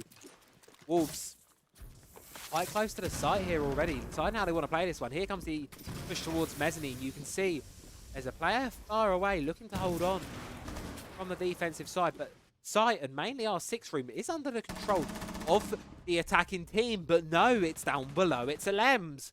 Finds the pick, and he's going to be the thorn in the side of Wolves there. They've been able to get control of the site, and very much so. They're trying to get the plant down here, just taking very minimum. They do the half take. They take the bare minimum of what they need to do, so try and force the kit down based off of that. The whole territory game hasn't really worked for them so far, so they're not going to try and play into it. They take the half. They are able to take the plant down, but they lose all the gunfights. They lose the crucial ones. They're now in a 4 versus 2. Deadshot does have the angle down from below, so that he may be able to make something happen. It's 4 versus 2. Once you get the first kill, it's going to be a very difficult one to get your second. But it's a triple for Deadshot. Question is, can it be any more? It's 2 versus 2. Rykos does fall, and now it's just down to Nico, who's all at the overway on Skybridge. He's not going to be able to get this one down in time. Wolves, they're going to get this one across the line. It's going to be a 2-2 round from them. Deadshot closes it out, and things are leveled out yet again. And Wolves, they beat their record from the previous map. They're able to get at least 1. Question is, how much more can you get than 1? I suppose that is the next question, next thing you're going to ask of them. And I suppose we will have to wait and find out. We head towards final, second to last round of the half. Basement is going to be chosen. Now, this one was a Wolves victory as well the last time it was brought. So they'll be quite happy to return to this one for the side of the Ents. Well, they're going to want to be changing things up. They're going to want to be going towards a win on this objective. Of course, not the favourite result last time, in a very different operator lineup. Oryx, one that was recently, if you haven't played too much lately, you may not be familiar with the Year 9 Season 4.2 patch. What that one brought with it was this little Oryx buff, where he now brings up his weapons quicker after doing a Ramar dash. Seems like a small, insignificant difference in the grand scheme of things, and it may just be, maybe we're making a big thing out of nothing here, but there is this argument, I think, a very much point to make, where it could be very, very useful to, of course, with making fast rotations. If you do get caught off guard, there is just that little bit of a sliver of a chance that you get off of things alive, you get off of things slightly better. There is just that little chance. It's a possibility. Not guaranteed. It's a possibility. But we'll have to wait and see on that one. Wolves Esports, well, they're going to be bringing the Nook this time. Slightly different operator lineup. Had a good amount of presence from Nook tonight. Definitely had seen a lot of her. Mowgli starts. Well, there you go. FNAT mine's being marked out. Mowgli going to be able to see them yet again. Similar story to what we saw in the previous round, and then the Fenrir of Skies isn't too far away. But may have a slightly different tail this time. Of course, it didn't go too well last time, so going to be seeing a slight change of pace. Sky's going to be taking a little bit of damage. Replaces the destroyed FNAT mine with a second. But Rykos, double with the shotgun, finds both. Wolves, unfortunately, their attack not off to a great start here. Minute into the round, and they find themselves with a 2-man disadvantage and a fuser down in no man's land as well. Mowgli does find one back the other way though, but it's immediately traded back by Deadshot on Nico. Azox as well finds one of his own, and now it's just Mowgli left in a 1 versus 4. Gives away his position by the main door, moves towards the rockets, but his position's telegraphed. There's a hungry pack of players of Ents surrounding him. As the final player of the pack falls. And the Ents, they get 3. They guarantee themselves an even half, possibly some more. Wolves. They don't want to be looking to equalise, I think. Is it an attack? As I said so far, this map's been basically 50-50 so far. So 3-3-half is kind of the expectation we're going to be going for these teams. Wolves, they're going to be wanting to find that third one here. For the side of Ents, they're going to be heading back up towards the top floor. 50-50 when they've bought it so far this game. Won it in the first round. Lost it in round number 4. So, fair place for them to be. Good chance. A good opportunity for them to win it. Obviously, it's the typical primary bomb site, and they're going to be reverting to this clash strategy that they bought in round 1. Worked for them so well in round 1. I mean, it ain't broke. Don't try and fix it. For Wolves, it's a sort of like it's reversed kind of what's worked before, what we've seen from them before. They're going to be doing it. Yeah, again. And Wolves as well on their side. It's a very similar lineup. For Ends, to say that clash being brought, it's almost identical lineup to what they bought in round 1. Very likely similar setup, but it's worked once before. Why not again? Wolves, they weren't really able to get in. They got into the building, but they were quite immediately cut down. The last time this map was played, the last time this site was played, sorry. So you can't really get much worse than how it went the previous time. Although I think for Wolves, they won't be thinking about that. They're just taking this one round at a time. They're going to go through dealing with this clash on Nyko. That is going to be this big issue, and probably one of the things that Wolves are really going to have to try and do something against in this round. Of course, the Blitz, Lasmo, he can't really push through the shield now with the recent changes to shields. The knockback effect is applied, sort of stagger knockback effect is applied to the Blitz shield when it's being affected by CCE. So you can't really push Nyko as the Blitz anymore. You're going to have to find another way around him. Rely on your teammates with rifles too. Now, the previous time Wolves did this side, they didn't try a full clear. What they tried to do is this kind of half take towards the side of operations, where they just took a little bit of our 6 room that they needed to get the kit down. They got it down. It was the post plant that they lost it in, but the idea of the strategy was worked. It was a solid strategy at its core. I quite liked it. Will they be doing that again? I don't think that's going to quite be the case. I think it'd be foolish to try and pull the same sort of razzle-dazzle off twice. Probably where operators like the Clash have come in, where you can quite easily retake ground with the Clash and a supporting operator behind her. So I don't think it's going to be the kind of thing you're going to be seeing a second time round, but never say never. At least for now, we're 1:10 in. Nothing too much has happened so far. It's a lot slower from Wolves compared to the first time they played this site, and the previous as well. Obviously, still got 3 players outside, make it 4 actually, sorry, outside the building. The only one who's actually in is Mowgli, who's sitting on a drone in operations. And of course, they're quite happy to play this time game. Azox is quite happy on mezzanine, making his presence known. Will be spotted out by the drone. Mowgli about to be stared down with a clash. The question is, does Nyko have support? No, he does not. So he will still be able to get away for the time being, though. But Chaos is going to break loose on the side. It's 4 versus 4. The Blitz is going to fall. The Smoke is going to fall. So's the Goyo. But it's a flurry of kills for Ents. 2 for them, 3 for them. And now it's just Deadshot left on his own. Yet again, it all just falls apart on this side. A direct trade with a Lems. But unfortunately for the Wolves, that's not enough. Ents, they find themselves 4-2 half. They've got themselves the advantage going into round number 7 and flip the halves around. Wolves, it was certainly a better one than it looked. It was certainly a bit more promising than it looked previously for them. But they now get the defense. They now do get the favourable side. But Ents were 5-1 on their attacking half the last time this was played. Last time these two played a couple of hours ago. So when Ents got this massive advantage in their attacking half, I don't know if we're going to be seeing that again.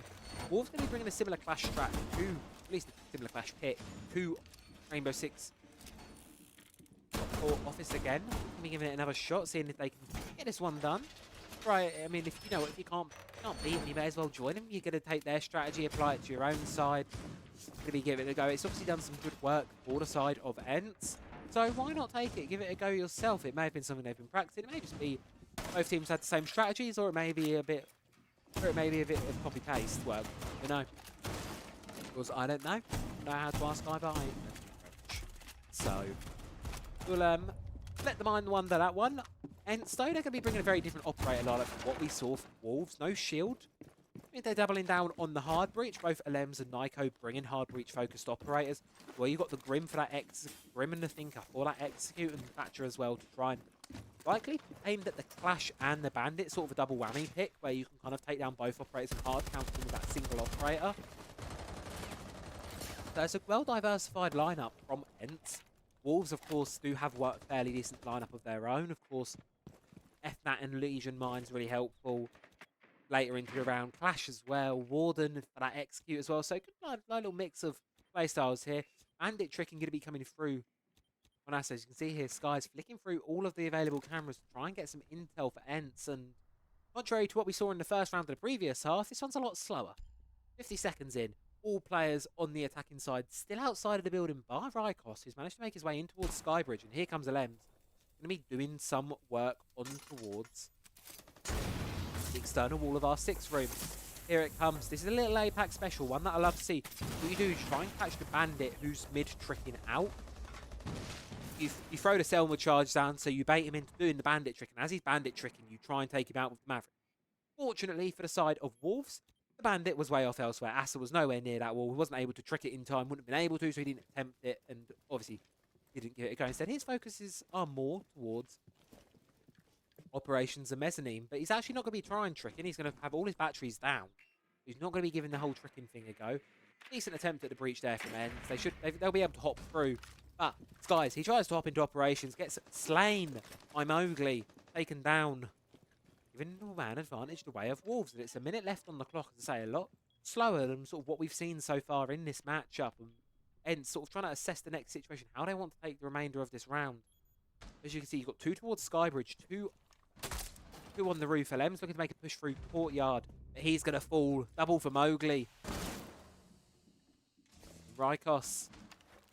Now, him and Nako face up against the Clash, face up against his shield, but Nako no longer. He falls to Asa. Rykos marked out, stormed out, dancing around with a Fenrir, dancing around with a Clash. C4's come his way and it's going to take his life. Azox, all that's left standing, and he's locked outside the building by a Clash. Cowan Hive goes the way, sure, but I don't really think that's going to do much. It's a run out. He faces the wrong way at the wrong time. Wolves, they kick off their defensive half with a flawless. A much more confidence shown from them there. Exactly what you want to be seen from them.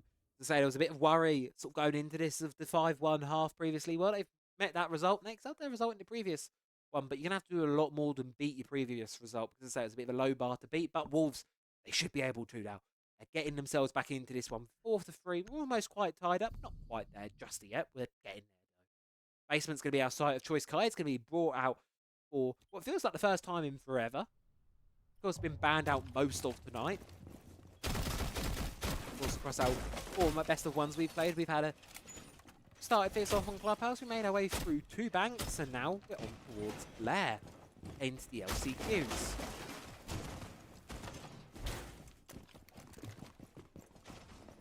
Either way, though, 20 seconds now, counting down. They're gonna fall. Mowgli. Cameras upstairs, the Valkyrie is back on the board. You can see there Rykos is going to swap off of the Glaz on towards the IQ. Try and get rid of those cameras hiding about the place. And obviously as well, very much valuable intel in as well to give in the positions of the FNAT mine and the Electro Claws. As you can see, the side events, they've not got any Thatcher on the board. They've not got any EMPs either, so they're going to need to know exactly where those EMPs are to know that those Electro Claws are, to know whether they could be something they can be able to deal with. That's where the IQ comes into play. So, quite a little pick there from the side events. And Wolves, of course, as I say, plenty of utility, but plenty of counterplay on the side events. So, yet again, this kind of, these operator lineups that sort of go hand in hand with each other on either side. Well, 30 seconds through. Yet again, quiet start to things. No one really doing anything just yet. You can see there, Mowgli in towards reception, towards the front door. I think he wants to get aggressive here, find something. He's going to fall back for the time being, though. Feet holes there. Nice little cheeky attempt by Wolves, but no one's really going to capitalise that. Lem's going to blow it wide open. Deny anything really coming from that. Nice little catch out there. Definitely see that one working, but not going to be the case this time around, it seems. Hence. What do you choose to do? 4 defenders marked on the death mark. But, unfortunately, not going to be able to use those. Niko's going to fall to dead shot. Beautiful shot with a TCS G12, recently buffed as well. And it's 4 on 5. Halfway through the round, Ents. Previous attack wasn't the greatest. This one, I think you're going to be looking for something a little bit closer, a little bit better. Will they be able to do so? I suppose we're going to have to wait and see. The previous round was a flawless, mind you. So it's going to have to be one of these really, really great attempts for Ents to bring this one back. I mean, they're towards the objective. They've still got a minute 15 to play. They've still plenty of time. But, of course, as the clock whittles away, so do these Skies.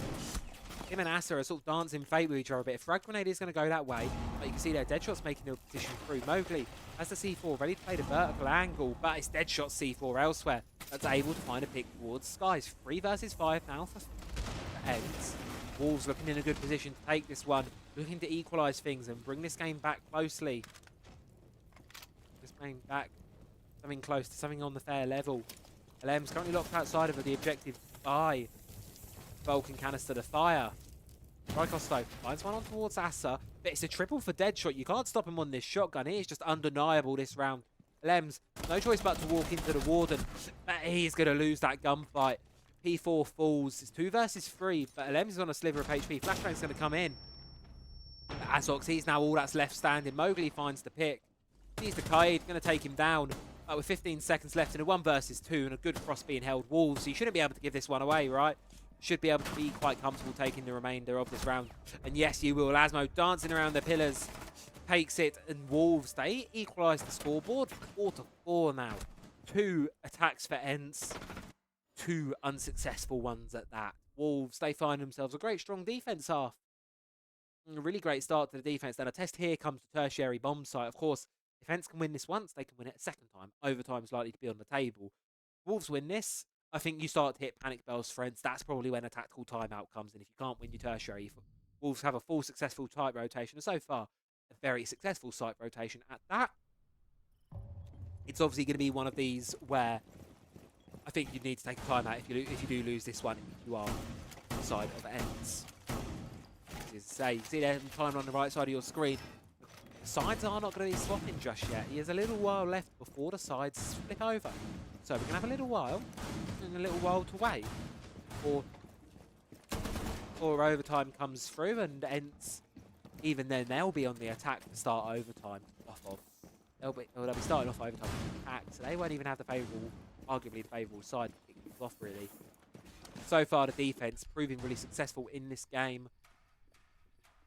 6 out of 8 rounds going to the side. 75% so far on this layer. Wait and see how things fare. What's to say? The average we had earlier on was very small sample size, and obviously isn't going to be reflective of how every team plays. And there's one thing you learn by watching a lot of this game is that Siege isn't really this game played on paper. You can predict, you can crunch numbers all you want, but realistically, some days, some players just have awful days. Other days, other players have great days. It happens both ways. You can never really predict what's going to happen in the lobby. So far, I can't really separate a winner from this matchup, and I think this round is really going to be indicative of how the last sort of 6 of them are going to be going. Victor of this is very much Denver comes in the driver's seat for this round, and Wolves, they want this. Mowgli, he wants this. 10 and 5, Deadshot 11 and 5. Not really looked at the kill count too much tonight, but one thing that's always been up there past 2 games, and I think where Deadshot was a bit quiet in the first game, he came alive against Fnatic. He's coming alive against Ents now. He's warmed up into it, and that sort of driving factor is really helping Wolves, because you look at the kills elsewhere, they're not huge on the side of Wolves. Ents, it's much more evenly distributed amongst the team. You do have Rykos and Skies on either extreme, but it's to be expected. You always have 1 or 2. But on the side of Wolves, you've got 2 players far and beyond the rest of the team, really driving this one home to that side. Lems, he's going to be hopping in now. Getting ever so closer towards R6. Do keep in mind, that is not the objective. The objective is actually below. The players are going to need to get downstairs, but they can't even get into the 2nd floor just yet. Mowgli finds another. Lasmo as well, 1 for himself. And Ents, these attacks are just not sticking here. I think the tactical timeout needs to be called at this point. You need to hit the pause button, work out what's gone wrong. You've lost a full site rotation almost at this point. As Rykos finds a little bit of an easy one on towards Asa, but Lasmo does not make it any easier onto him. And it's a 1 versus 4. Azox now left outside the building on his lonesome, dancing around with a Legion, who's outside the building, does find Mowgli, but the C4 is going to find him. Wolves, they get themselves round number 9, and this, I think, ends stem the flow, stop the momentum for just a few seconds, get the timeout in. We need to work out what's been going on, but no, I don't think they're going to. Instead, they're going to keep sticking with it. They're going to be going through. Wolves, they take the lead,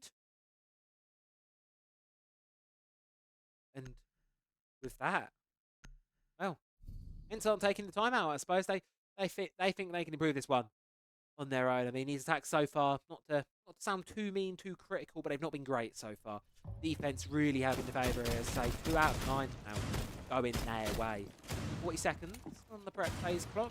45 in total to get your your defensive setup. Ents will be changing things up. They're going to be trying their opponent's strategy of bringing the blitz.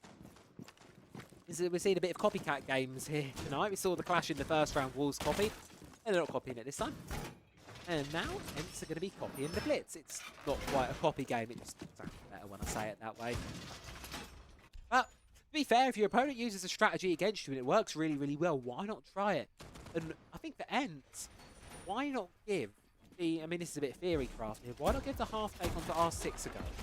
Use the sense. That's just one thing I'm surprised we haven't really seen much of yet. So if you can get some RAU projectors, really section off that portion of the map. And looking a little too hard here. I'm meant to be casting, not coach. I don't think I'd help these guys too much anyway. But point aside, and you've lost 3 in a row. That advantage you came into the half with, it's well and truly gone now. In fact, it's the other way. What can you do? What can you do? Round number 10.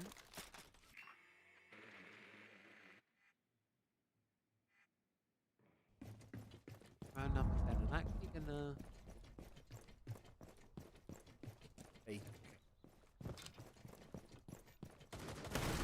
Here comes the blitz, straight in towards the sky bridge here. Nyko not able to find anyone, but is going to be charging through. Continually nonetheless.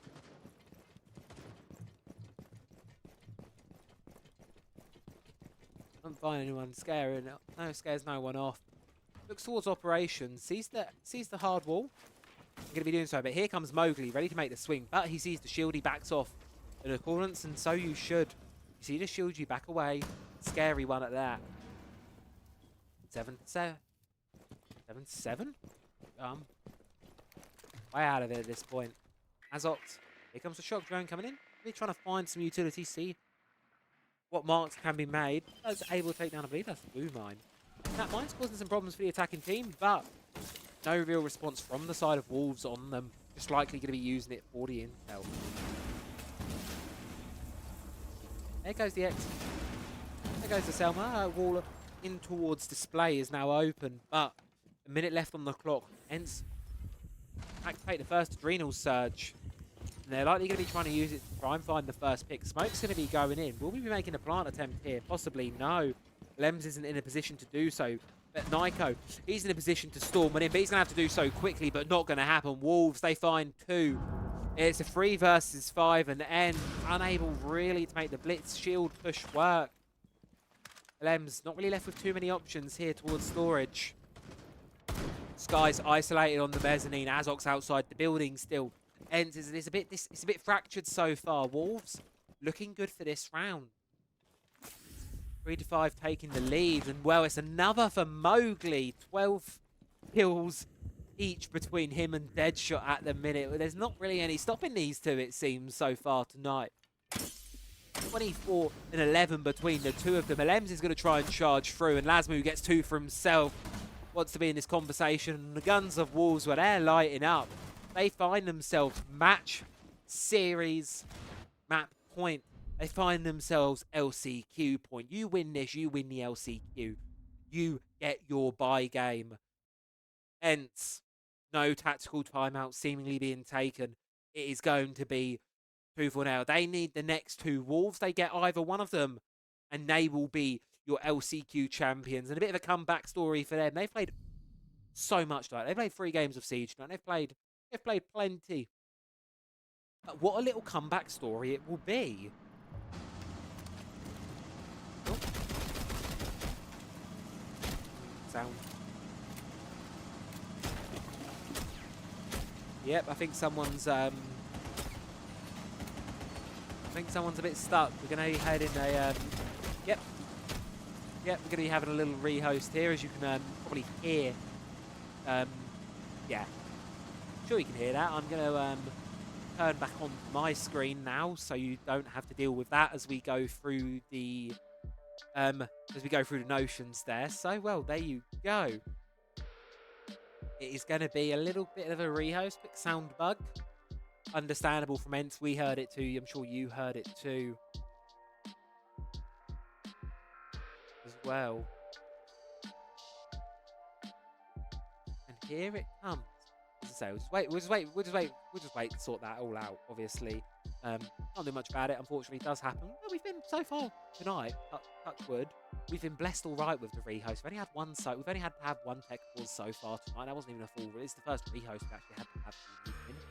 So, that being said and done, it's not been too bad so far. Obviously, we've still got good games to play, so hey, get into rehost territory. Don't want to jinx anything just yet, but Wolves, they find themselves up on that series and match point. Hence, it's a good little, obviously, timeout, you all heard it as well as them.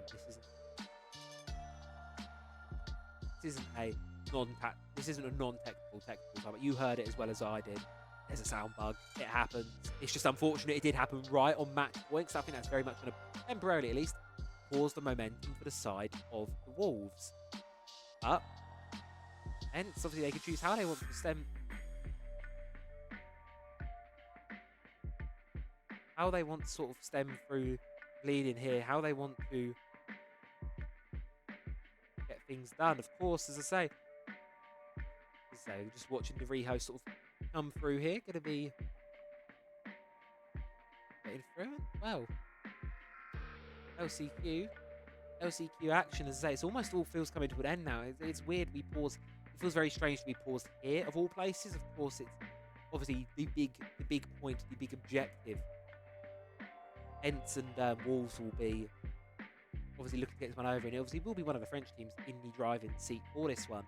It's a question of which of the two French teams will it be that will be taking things over the line. That is going to have to be the question we're going to have to ask, and I suppose we'll have to find it out sooner or later. So, the players are slowly starting to trickle back into the lobby. I'll let you know when we get the 3-minute heads up that we are back into the game. What I'm going to do very quickly is just to give my voice a rest from yapping. I'm just quickly going to run a couple of ads. I'll be back in a few seconds.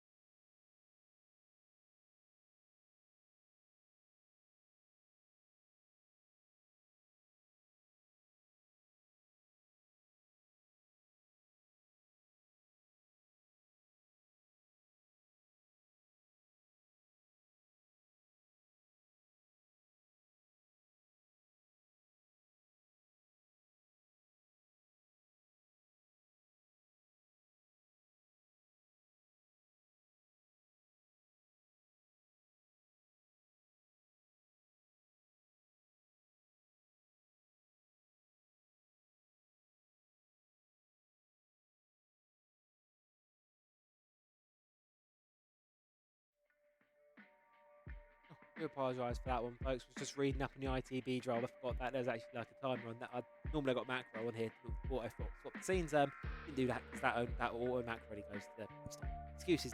You don't want to hear those. You want to hear about the game up at hand. Of course, 6-4. We've just been given the green light that we are back in the game in a couple of minutes. So three odd minutes or so of my rambling, and then we'll be back in the game to see how things end. Of course, it did have to be a full rehost, so all of those precious stats that we did have a couple of minutes ago will be lost. However, one thing I would like to highlight before we enter the pause, though, is if I just quickly go through in the feed to the end of round. Yeah, so here, you can't really see it, which is helpful. But if I pop in game feed here, you can kind of get a view for the various stat lines. So if you just want to make yourself familiar with those before we do go through into the game. And we're having another rehost.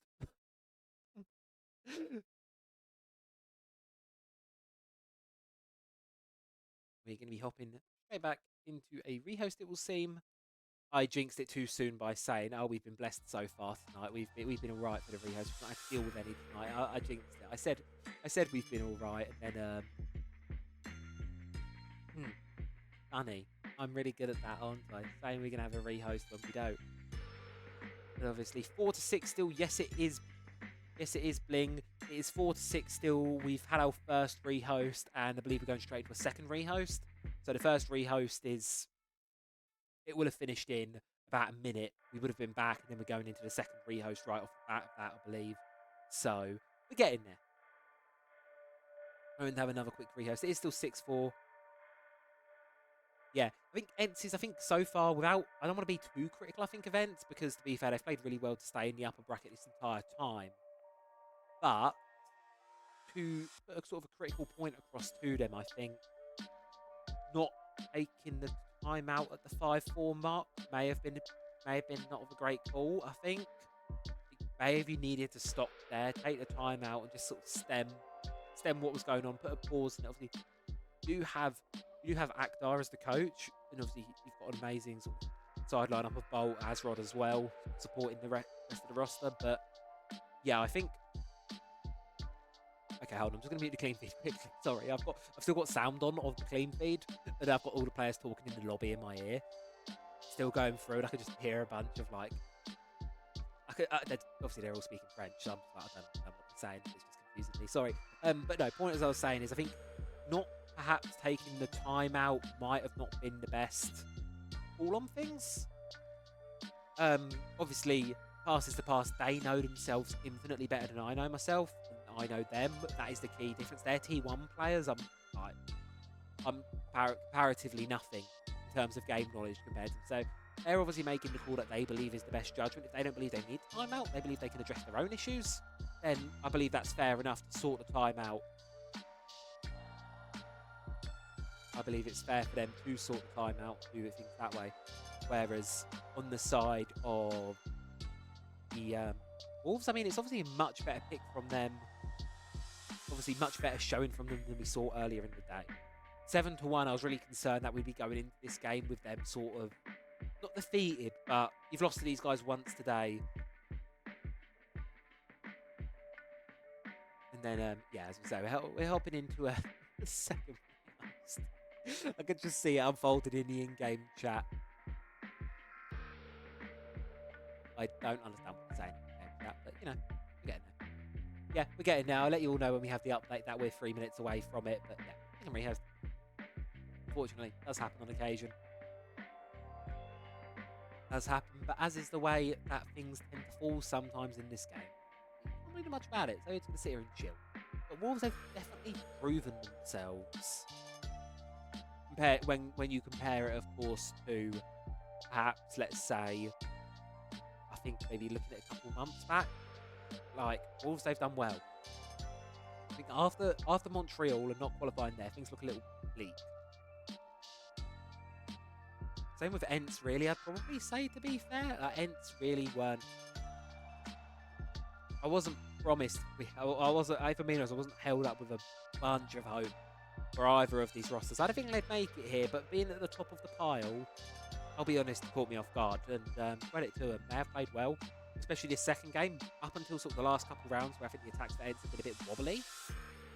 They've all been playing really, really well. Good news, we've hit the back mark. We are back in towards the game now, so we're only a couple of minutes out from the action resuming. So, obviously, with that being said, I'm going to mute the past the chat for another couple of minutes. The only reason I'm muting that is because otherwise the game gets spoiled. Because obviously I'm on a clean feed, so I'm behind of when the actual we're 3 minutes behind of when the game is taking place. So I'll see the result in the game on my monitor, and I'm like, that spoiled it for me. And just even seeing the notification that there's been a message sent, it's like there's either a rehost or the game's ended. Which is, so I was like, if I mute it, I don't see the notification. That way.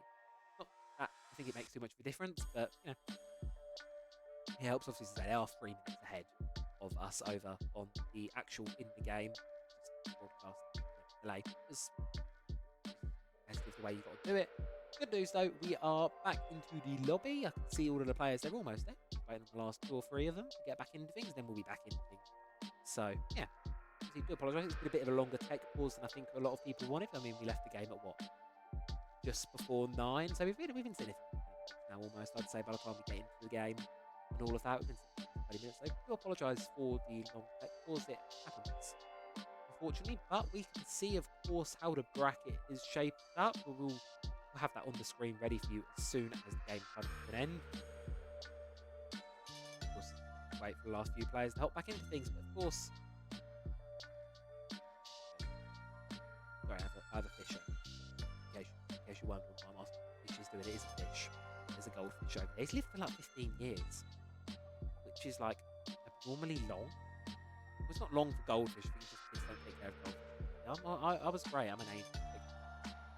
Last, before you ask me his name is Fish. I'm a gold. It's just fish. Anyway, I see the readies. Ready. Everyone is ready to go. Let's flop back into the game and get ourselves back for what could well be the final round of the LCQs here, Cyber Series number 8.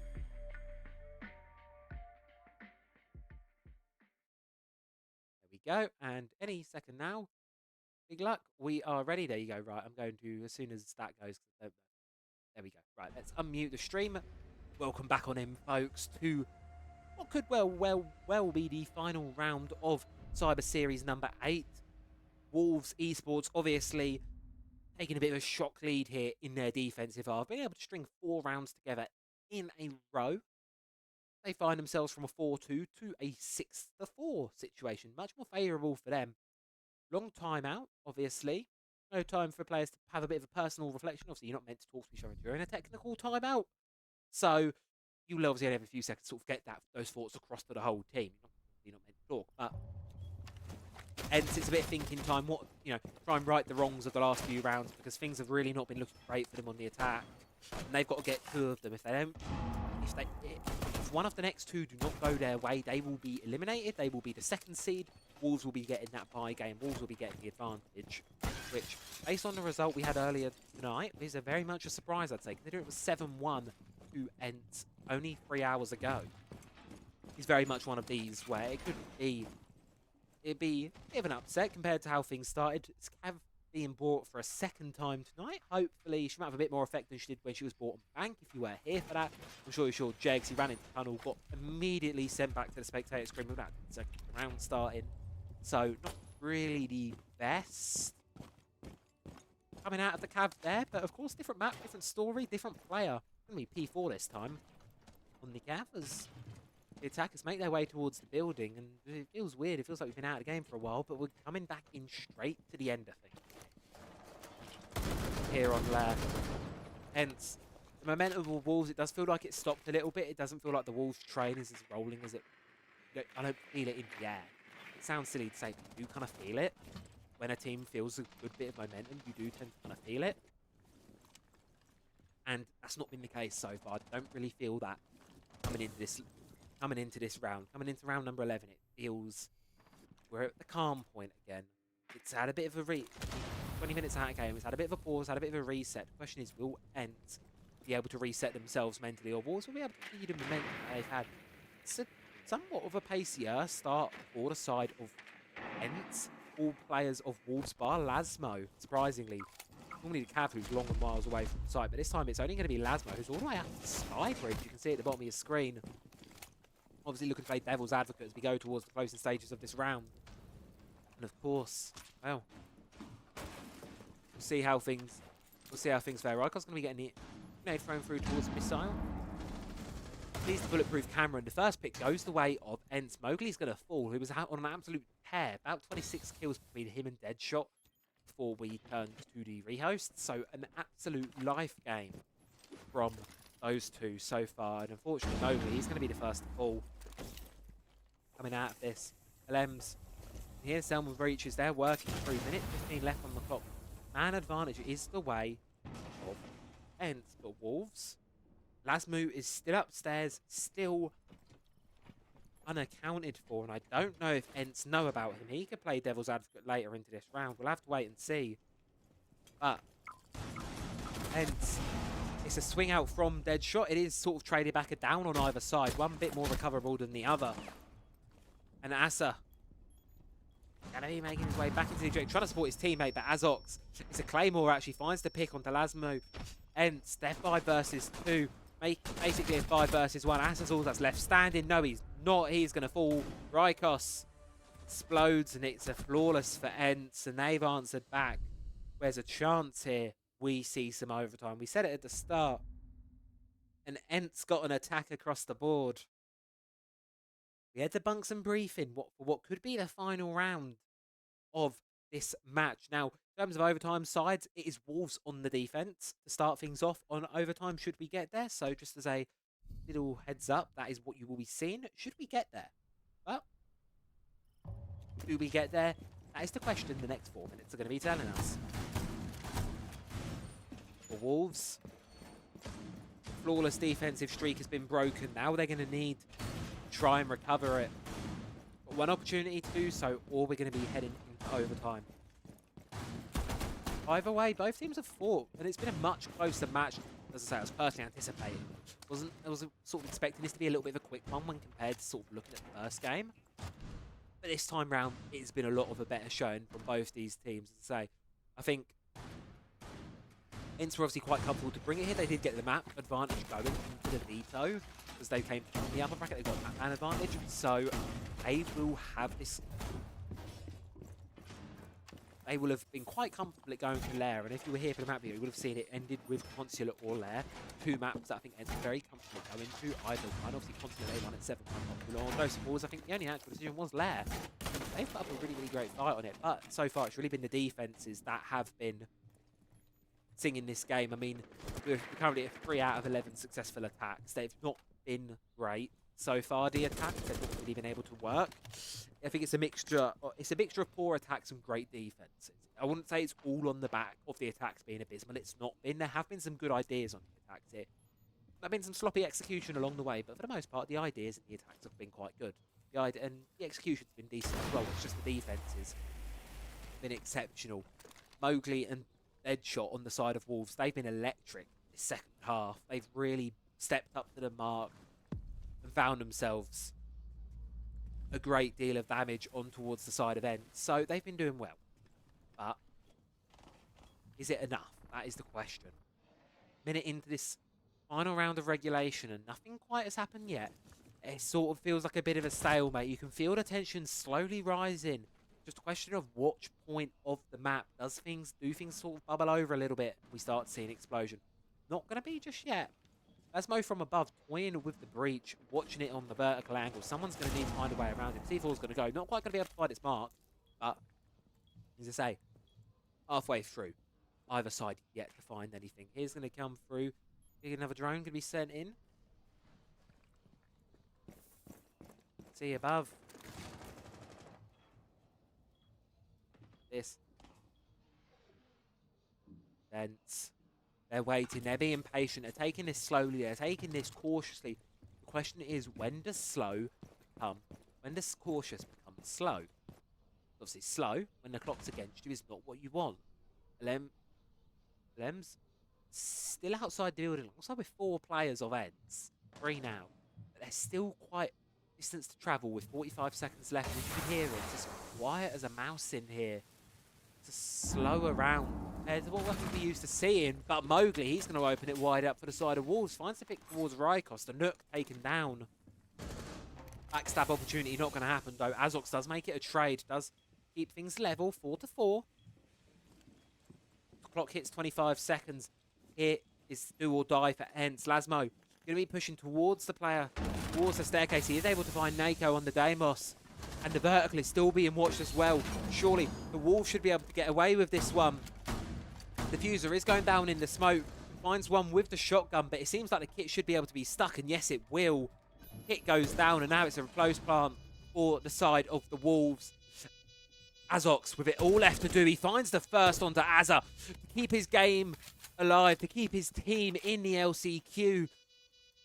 He has to find this pick onto Asa, and he is not going to be able to. It's a GG in chat, and Wolves, they take the victory 7-5. It's barely done so, but they do it. The Wolves, they will be your #1 seed. They win the LCQs, and they will be having that oh so precious bye game in Malta.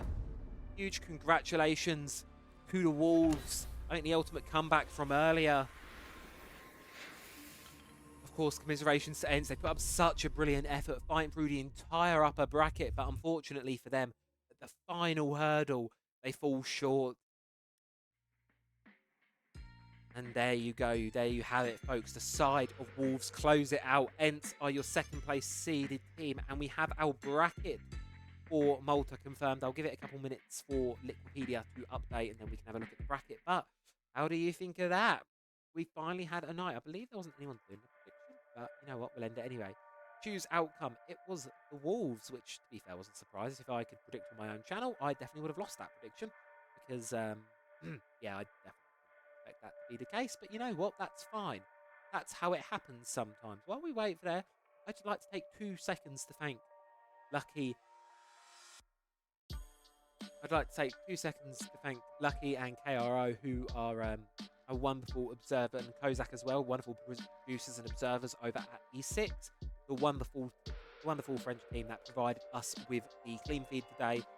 It's very appreciated, as you saw the graphic, the actual little graphics and touches, the map veto being on there, timeline, all of that, really greatly appreciated. So if any of you guys are watching, thank you very much for that one. It is really, as I say, it really does make all the world of difference, being able to sit here and enjoy the games as opposed to having to focus on observing with 6 at the same time. So that being said and done, that is going to be all for the Cyber Series LCQs. We will be, of course, with these teams again. Of course, we will see them all play in Malta in just a couple of weeks. That one's only what? So that's what we worked out to be 47 days away. So it's not too far away. These teams are going to be making this one. It will be a nice long while now. Nice little break for Team Secret. The other team qualified through to Malta through the invitation. They're going to have to play 6th Invitational first. All eyes will be on them. See how their performance goes. Hello, Buki. You have missed all the action. We have literally just finished. We are literally sitting here. I'm just waiting for the bracket to update, and I'll put it on. I can really just put it on the screen. Hold on. Let's just put it on the screen without the bracket. Let's go. Ready? No, it's not that button. That's this button. There you go. Wonderful. So there you go. You can have a look at the bracket here. So this is how things will shape out. Up here in the second place seed, we will be having Ents, and then down here in the first place seed, we will be having Wolves. So with, of course, that said, that is how things in Malta will look in a couple of weeks' time. That is going to be all for the competition between now and then. Massive congratulations, I say, to Wolves for winning the LCQ, but also congratulations to all of the other 5 teams who've played for Open Qualifiers and LCQs. It's been phenomenal watching. It's been a real privilege to be watching them. Of course, myself and the other community casters have really, really enjoyed watching it. I can tell the sentiment here. And of course, thank you to the amazing admin, Jakey and Hornet, both for covering everything, helping out with production. Obviously, this wonderful stream package that's been made for us. It does make the world of difference in making this easier.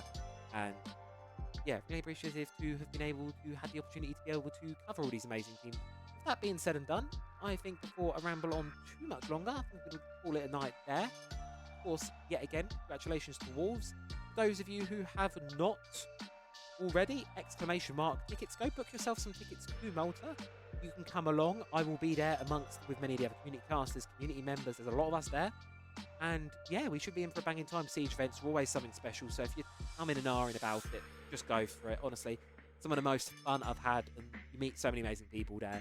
It truly is one of those things I think you can't really find in many other hobbies. It's this nice size to the esports community, especially the Siege community, where it's small enough, big enough where we get these cool big events, but it's also small enough where you get to know people on an individual level, and there's not this massive distance between the fans, the casters, the players. There's not this massive bridge between them like you might see in like football, for example. Like, if you're football, you're not going to talk to Ronaldo as a fan, whereas I go to Malta and you probably talk to the players as a fan. They'll probably come say hi amongst the crowd. There'll be definitely meet and greets and such and all sorts. So yeah, if you haven't, do go book yourself some tickets. I'd highly recommend it. And yeah, just again, I'd like to thank you everyone for watching. Thank you to all of the Malta Cyber Series and GMR team for organising this, putting this tournament on, running it all, helping us all out through the LCQs, and of course to the wonderful E6 team, Kozak, Lucky, and of course KRO tonight for providing the clean feed. It's been really appreciated. And with that all said and done, that is going to be doing me all for tonight. Thank you all very much for watching, and for those of you in Malta, I'll see you in Malta. For those of you not, well, I'll be back live on Thursday for Showdown Series, which is my university run tournament. Nowhere near the level of play you've seen tonight, but we have some good fun with it. So we'll be live at 8 PM GMT from Thursday if you want to watch that. If not, hope you have a wonderful evening, and catch you later. Bye-bye. You know what I want, girl, I'm trying to make you mine. Hey, yo, excuse me, please don't confuse me. Liquid in my cup, I keep it juicy.